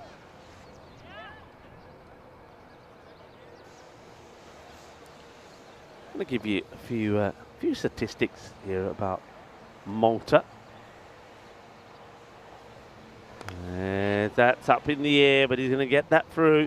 It's been, well, hardly contested by the fielder Vidhu Krishnan. He's not going to get there. It's going to be 4 runs here. Out of 236 countries, Malta ranks 204th in size and the smallest in the European Union. It is the world's 10th smallest and 5th most densely populated country. 6 runs. That one gets put away, so 4 and 6. Shujay Patel looks like he's back to what he does, as that's the end of the over. 17 off the first 2. They're actually ahead at this point, it has to be said, because 2 overs, 13 is what Sweetie United were on. Malta is just 17 miles wide, and you can visit every spot and every corner of the island within an hour's drive. They say that, as I think that depends on the time of day. There's a lot of traffic. Well, needed to get the boot there, and then, well, maybe they have a little bit of dance to the fielders. Sticks the boot out, makes the stop. Doesn't allow the ball to go to the boundary. So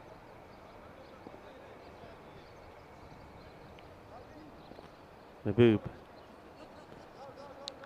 just adjusting that field again. Remember, you almost got Shujay Patel caught right in front of that European cricket banner. Let's play cricket stronger together. Those very vibrant colours.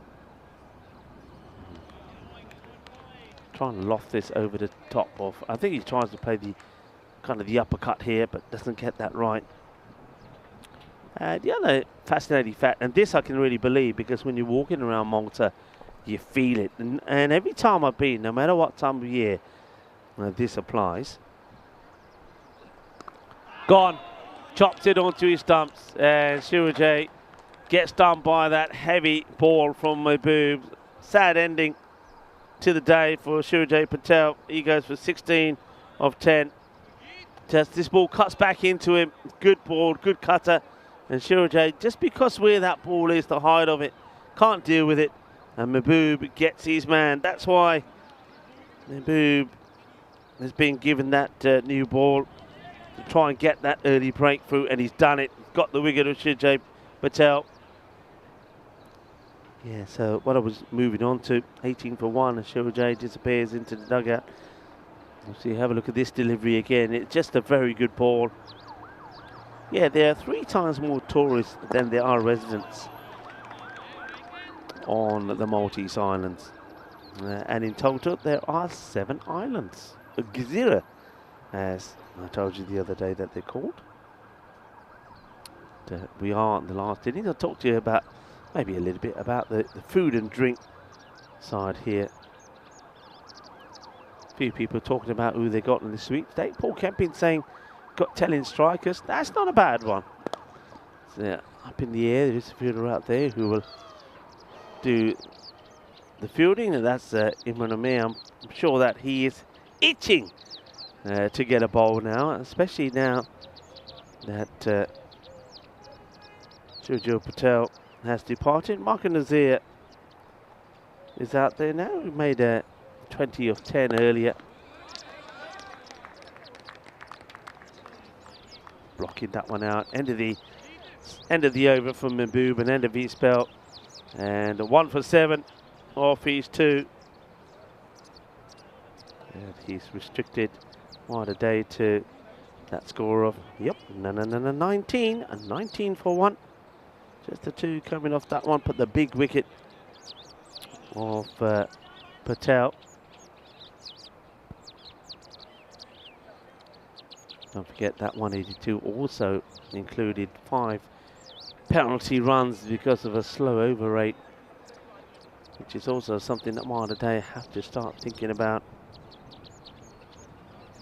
So food and drink exclusive to Malta. Pan-fried rabbit is the dish to go to. Apparently it's delicious. I don't think I've ever had it. I think I up in the air, catch it, they say, but nobody's back there. That's going to be 4 runs. So cuatro carreras, the first one from Gurjeet goes for 4. And then you've got to have it with a kinney, which is the national soda made from bitter oranges. I have had kinney, and I think it's always got a hint of sort of ginger in there. I don't know if he saw this from Gurjeet when the ball comes back to him, but that's quite comical actually. So yeah, rabbit, pan-fried rabbit. Speciality here. I know rabbit's used in quite a lot of dishes, even like some of the pasta dishes. Full straight delivery. That one shaves the stumps.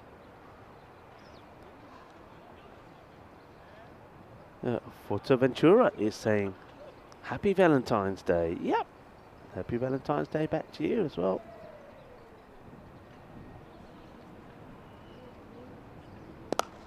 Shot straight down the throat of the fielder. Catch has been taken. No issues this time for the captain, Anil Kadir. Gurjeet will take the wicket, and Mark Nazir, his little stay comes to an end this time.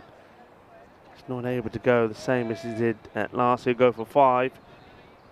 And Kadir holds on to the catch, and Gurjeet takes the wicket as everybody's saying hello to Wasim Abbas, who's saying hello and good afternoon, everyone. Hello, good afternoon to you, and happy Peacock Friday.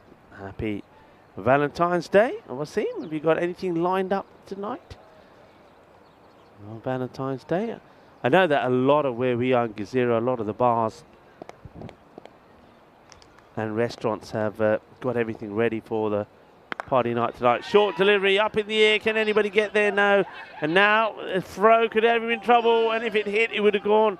I'm not sure why Gurjeet didn't actually try and get behind the stumps. That was his error. One of the basics of a bowler, once you bowl, get behind the stumps. Gurjeet is just standing watching, and if he had gone behind the stumps, look where he's standing.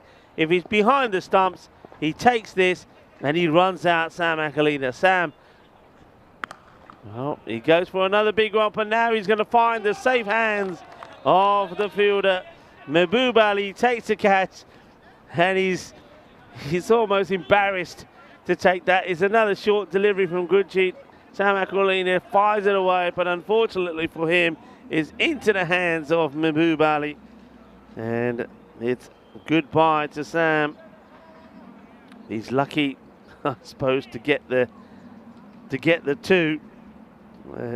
One of those, isn't it? he was lucky but unlucky. If he didn't take two, if he didn't take the overthrows, he wouldn't have been on strike. And Mehboob, you just can't keep him out of the action, even when you try and hide him, I suppose. Gurjeet gets another, and now making another straight through Tazeeb to here. It's the over the Malta Day didn't want. We've got to keep an eye on Gurjeet Singh.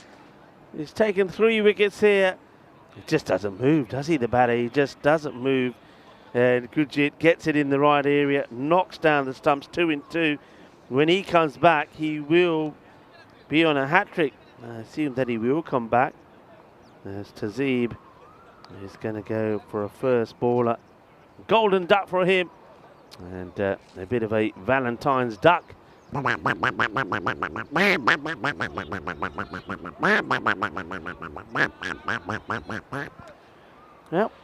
new graphics have come. I think maybe soon we'll get the new ducks as well that are having a makeover. Looking forward to seeing them. I hope it's going to be worth the wait. I know that people behind the scenes are listening. Hello to everybody in the office there in Switzerland. Hello to the likes of Jay, Jenny, to Judith, to Alexis, to Nick. Who have I missed there? I think Roger might be in there as well. All doing a fantastic job, and I think all very busy with the preparations at the moment for the Western Shield. And Tazeeb gets cleaned up by Gurjeet, who takes his 3rd wicket. And Malta Day now, they're in all sorts of trouble here. 25 for 4, taking on the single. They will take it. There's Vidhu Krishnan.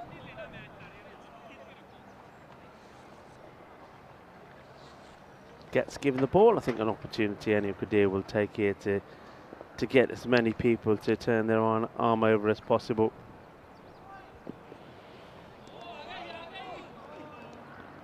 And, I think it's days like these that sometimes captains, they do look forward to, because quite often you're under a lot of pressure.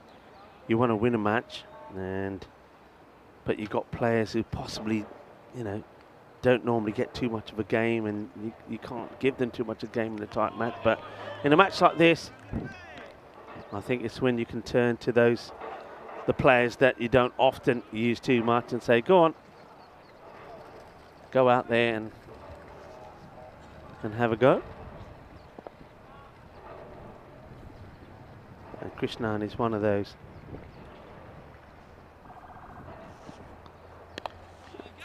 Played out onto the off, and we'll take another single.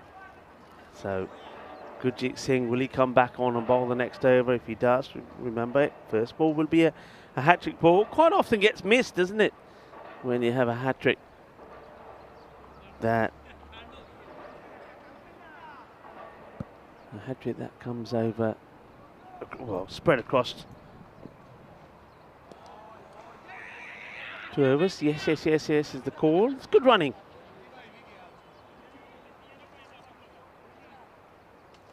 You take what you can get at the moment.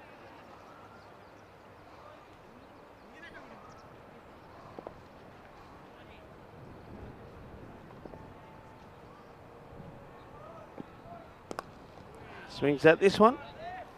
It's going to be another single. It's ticky-taka at the moment, but the question is, you're wondering where a lot of those big hits will come from.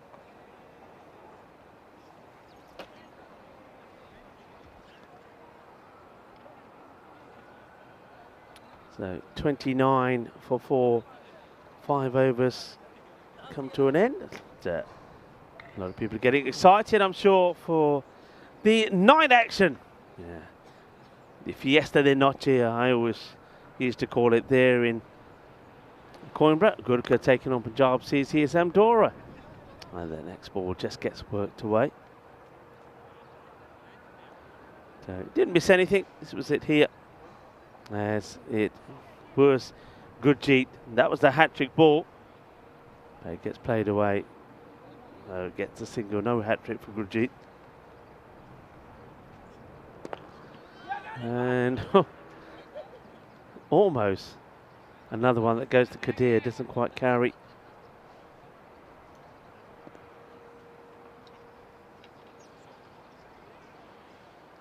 And Valentine's Day Massacre, Chris Smith is saying, well, I did start off by saying at the beginning of this doubleheader that if Sweehy United could get a chance to bat first, then that's what we'd see, and that's exactly what has happened. I did touch on that Valentine's Day Massacre, what was called, it was called at the time in 1931, when the West Indies went down in 2 days to Australia in the 4th Test in Melbourne, bowled out for 99 and 107 with Bert Einmonger taking 11 wickets. There was also, of course, luscious 152 from Tom Bradman, and that added on to the 223 that he made in the previous Test. And since we're talking about a bit of history, I'll talk to you about Sri Lanka and 1982. I'll wait till this delivery perhaps. Gurjeet, that's played down the ground, but again, no run here. 1982 Sri Lanka, first victory as a test playing nation. And okay, it came in a one-dayer and was largely a product of English incompetence, they said at the time. But they all count. Chasing 216 to win. England were cruising at 203 for 5 when the last 5 wickets went down for 9 runs. 4 of them run-outs.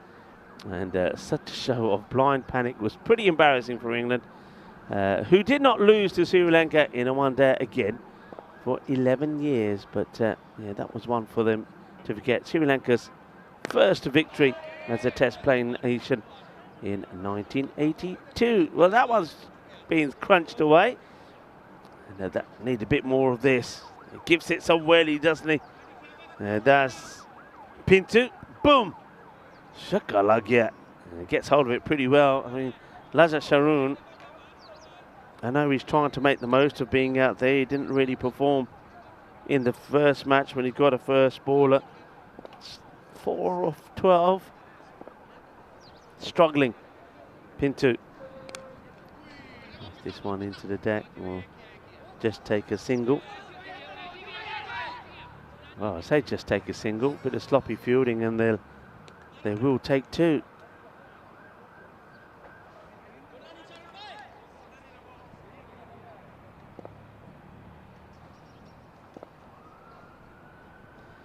Imran Amir, 3 wickets, remember, in the first match. And this one is carted away. Gear.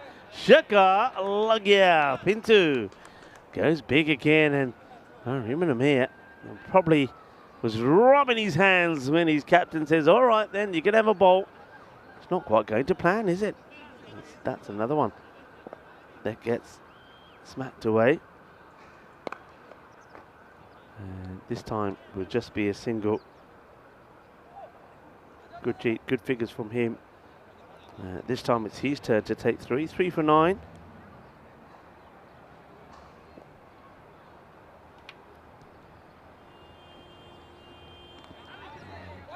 Oh, corner wide this.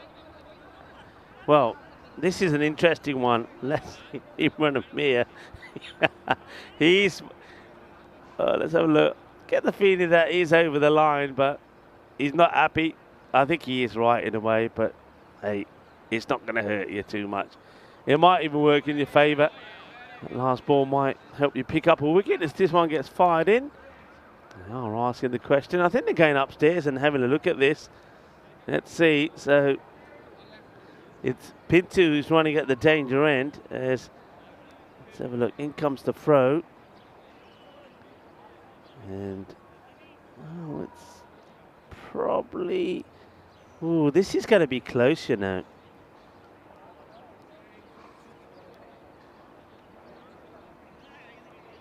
That's a close one. I think you're going to probably go with umpire's call because oh, it's so close. I think if there was a line, I think his bat is on it, and I think he'd be given out, and I think he is going to be given out here, and that's disappointing because he played some nice shots, and there was just a little dab at this from Lazat Sharoon, who wanted the single, and Pinto wanted to get back on strike, but he's going to fall short here. And it's just not, it's sloppy running actually. And that's one thing that Pinto Gosh will learn from. If you're running like that, well, first of all, really, here at Malta on both sides of the artificial, you can see there you've actually got some matting. So you've got to be running, sliding the bat in, and he's not. It's poor running. He goes to plonk the bat down. The bat is in the air, and at most it's gone to the line, and the line belongs to the fielding side. So he'll go for 19 of 10. We've seen that a few times with batters just haven't slid the bat in. It's the basics of the game. Imran. It's played away, wants to run, but this time Sharoon just wants to stay exactly where he is and says no. So we've touched on this already. Gurkha 11 taking on Punjab CC. That's the matches tonight, and then tomorrow here at the Malta International Cricket Ground. Victoria Lions against the Southern Crusaders. I'm interested to see what the lineup from the Crusaders will look like. I suspect, being the weekend, that maybe some of their bigger players come into the fold here. They really let themselves down, I think, with the bat last time, but none of those big players were really cashing in. Victoria Lions, their fielding and bowling has been pretty tidy. Then Gazira United against American University of Malta. Once again, AUM, they may have picked up one or two players who've been unavailable, and one of those, of course, would be Darshit Patanka. If he's available, that certainly strengthens them. But I do think that we could have some close matches, particularly between the ones between Gazira United and AUM. High in the air, catching opportunity. Captain Kadir under it, holds on to the catch, and it's going to be a wicket for Asif Shah. He'll take a wicket. And that's going to be the end of Lazar Sharoon, who, well, let's just say, I don't think he's going to be any better off for being out there. It's 15 balls that he faces for 4 runs. And it's probably the first one that he does try and get any power in. He skies it up in the air. And it's Asif Shah that will pick up the wicket. Anil Kadir, I don't know, he turns around and says something to one of his players. And they're probably Imran Amir, who's out there, probably saying, "You're going to drop this, Skip." He doesn't. The defence is really played, nicely played actually. Shuhid Roy now joins Punti Reddy out there. Both batters now starting from scratch. Roy does get off the mark.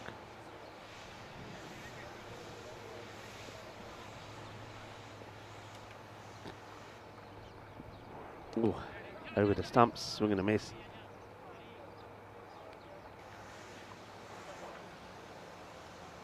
Julian Dawson having a giggle to what I was talking about an embarrassing in and collapse. Yeah, it's not going so well for them in the one days at the moment, is it? And, they need to sort that out pretty quickly. Field getting in pretty close here on the offside. They're still leaving the 3 men on the boundary on the leg side, which is it's quite interesting, really. I think if I'm the bowler here, or any bowler, I'm thinking if I want a wicket, I need to have catchers in catching positions. And nobody there on the leg side. That's lofted up, and it's going to drop kindly there. Taken on one bounce by, that's Arif Mohammed, who will remember this day, as well as Mahbub Ali. Mahbub Ali, of course, now, remember, he scored in his last 3 knocks then, 105, 102, and then 58. And that 58 today was not out. It's not bad going, isn't it? He certainly will probably be right up there as the top batters. We'll probably get a graphic from that from Ravi, if you would please, Ravi, for tomorrow.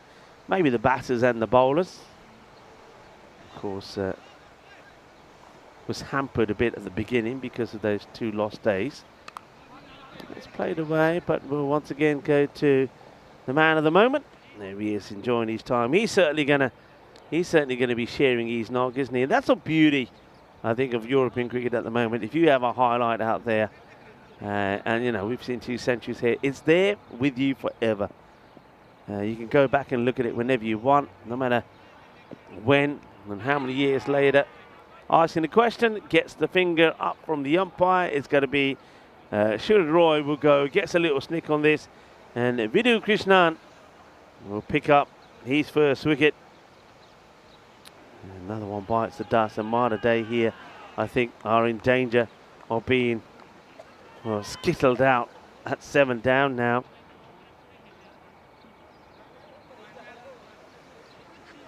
Krishnan picks up his first.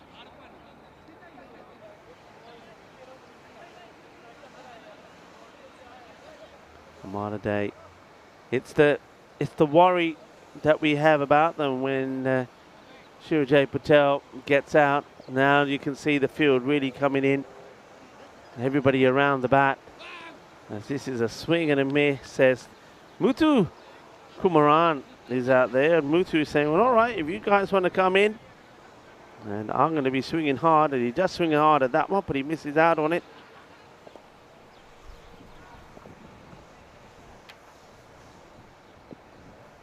Wow, he swings at this one as well.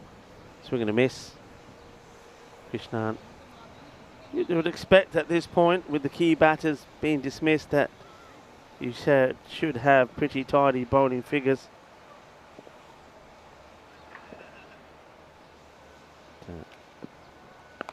Oh, he gets hold of this, and Mahboob is, well, I'm not sure what's happened here with Mahboob. If you ask me, Mahboob just doesn't want to stop this, and he allows this to go for 4. Have a look at this again. And Mahboob is running, and he's easily thinking he's going to stop this, and he just decides not to at the last moment. Muthu won't mind. Well, maybe on Valentine's Day, a little bit of love in the air there for Muthu.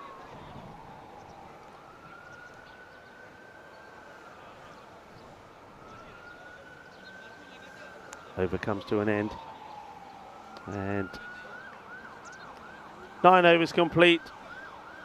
As Krishnan will be happy with his bowling. Biggest 1 for 8. He won't be happy that that boundary happened though. No bowler likes a boundary being hit of them. So we're going into the last. And Swihi United, they will be eating octopus tonight. They're going to do the octopus here. They're going to be the first team to take all 4 points. Well, enough bodies out there on the offside. It's a long chase for the fielder. And batters will come back for a couple as Shyam Puthi Reddy doubles up. Goes from 2 to 4 with that 1 shot. This is Imran Amir. And straight into the hands of the fielder. Well, that's why they're all there. And it's just catching practice. It's a nice sharp catch taken. Imran Amir will probably be thinking that he's bowling full pelt here. You know, it's like a quickie, but it's just an easy catching practice. Thank you very much. And, well, that's just the icing on the cake, really, for the man who scored a century. Just easy, straight to him. Thank you very much. That'll do nicely. Now, all smiles for Mohammed Ajmal. New batter comes out. 8 down now. And that one, ooh, well, look at Imran Amir. Palla, palla, get palla. Catches higa. Oh, nobody guessed this one.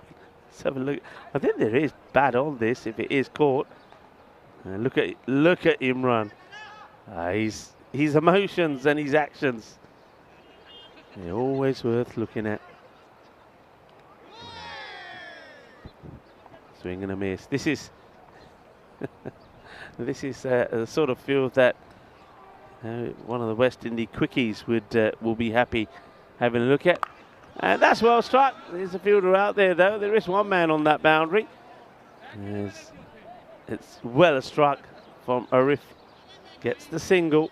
So one more ball to go, which will conclude the proceedings of match day 7. And it's in the air. Kadir is chasing it. It will be 1. It might come back for 2. It should be a run out here possibly. And it will be an easy decision. Probably wasn't necessary really for the batters there, but Muthu wanted to come back for 2. He'll get 1, he won't get 2, and Arif Sagar is going to be the run out. So a couple of run outs from the bowling of Imran Amir, 1 in the first, 1 in the second. He picks up a genuine wicket as well, thanks to a sharp catch there taken by the Centurion, of course. And it's been a good day for Sweetie United.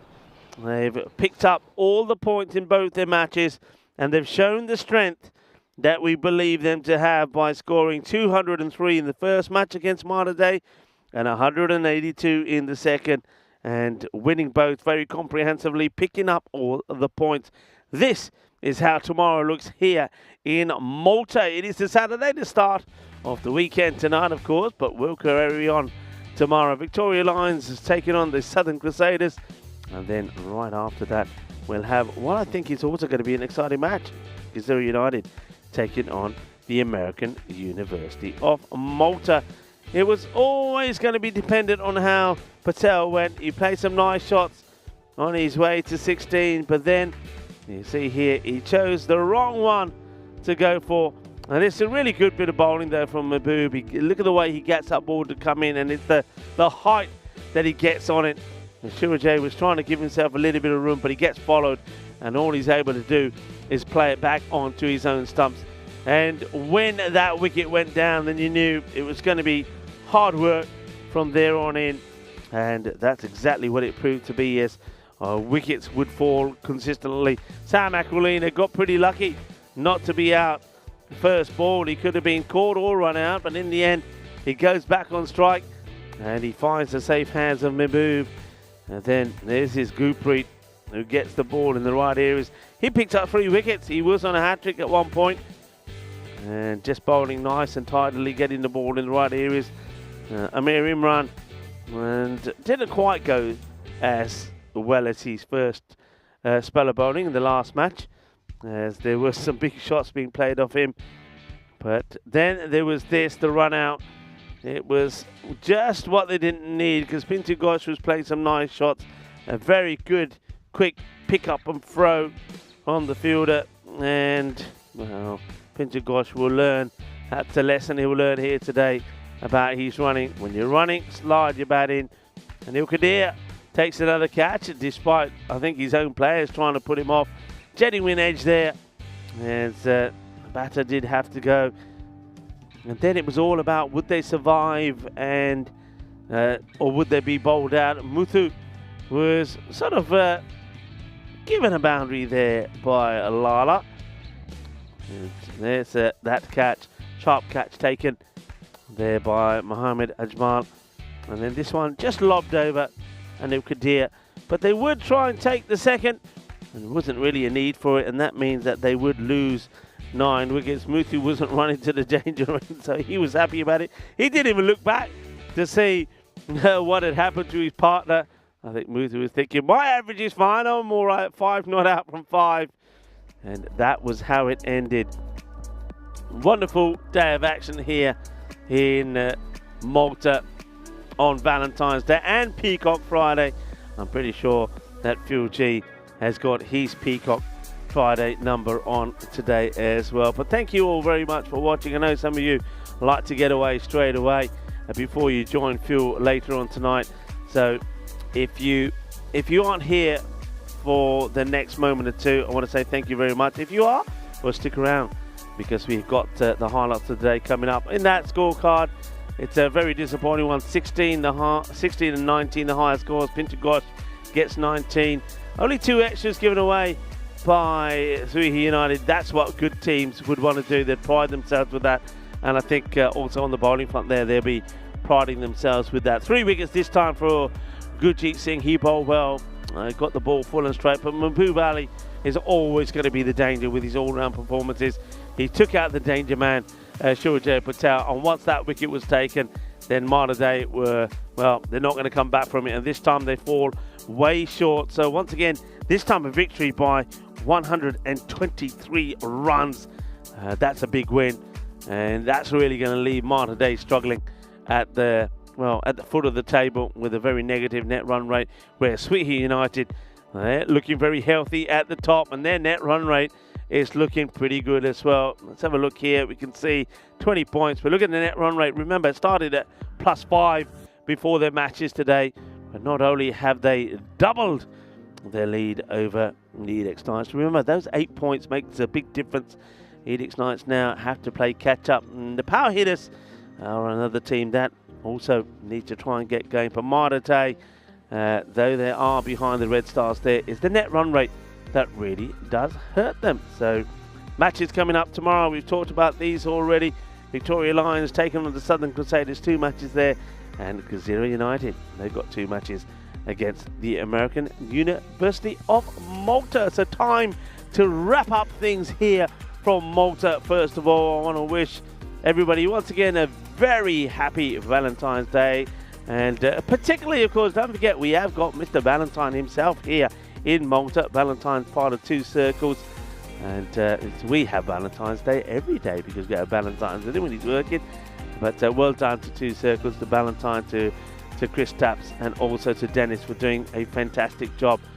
I want to say a big thank you to the ECN crew that were great again, and all the umpires are well led by Tyrone Peters. Thank you very much to the Federation of Cricket in Malta for looking after us. But most importantly of all, I want to say well done to everybody in the chat. You know, people often say, Rico, you know, you're on your own, good job on your own.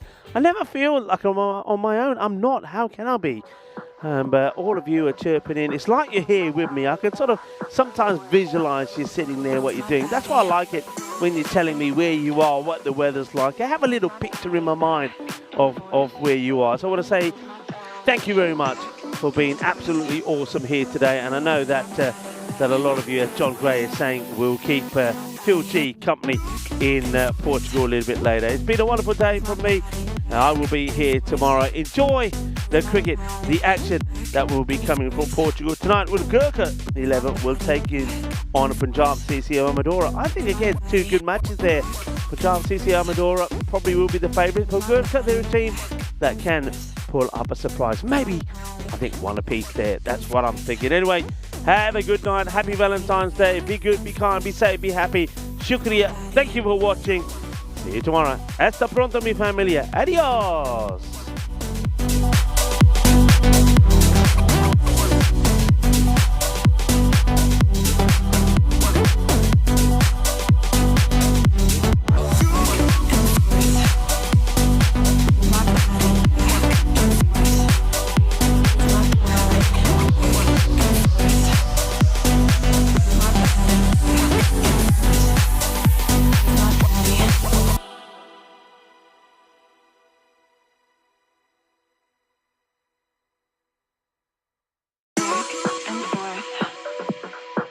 my body back and forth.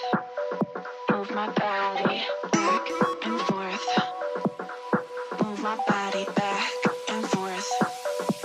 Move my body back and forth. Move my body back and forth. Move my body back and forth.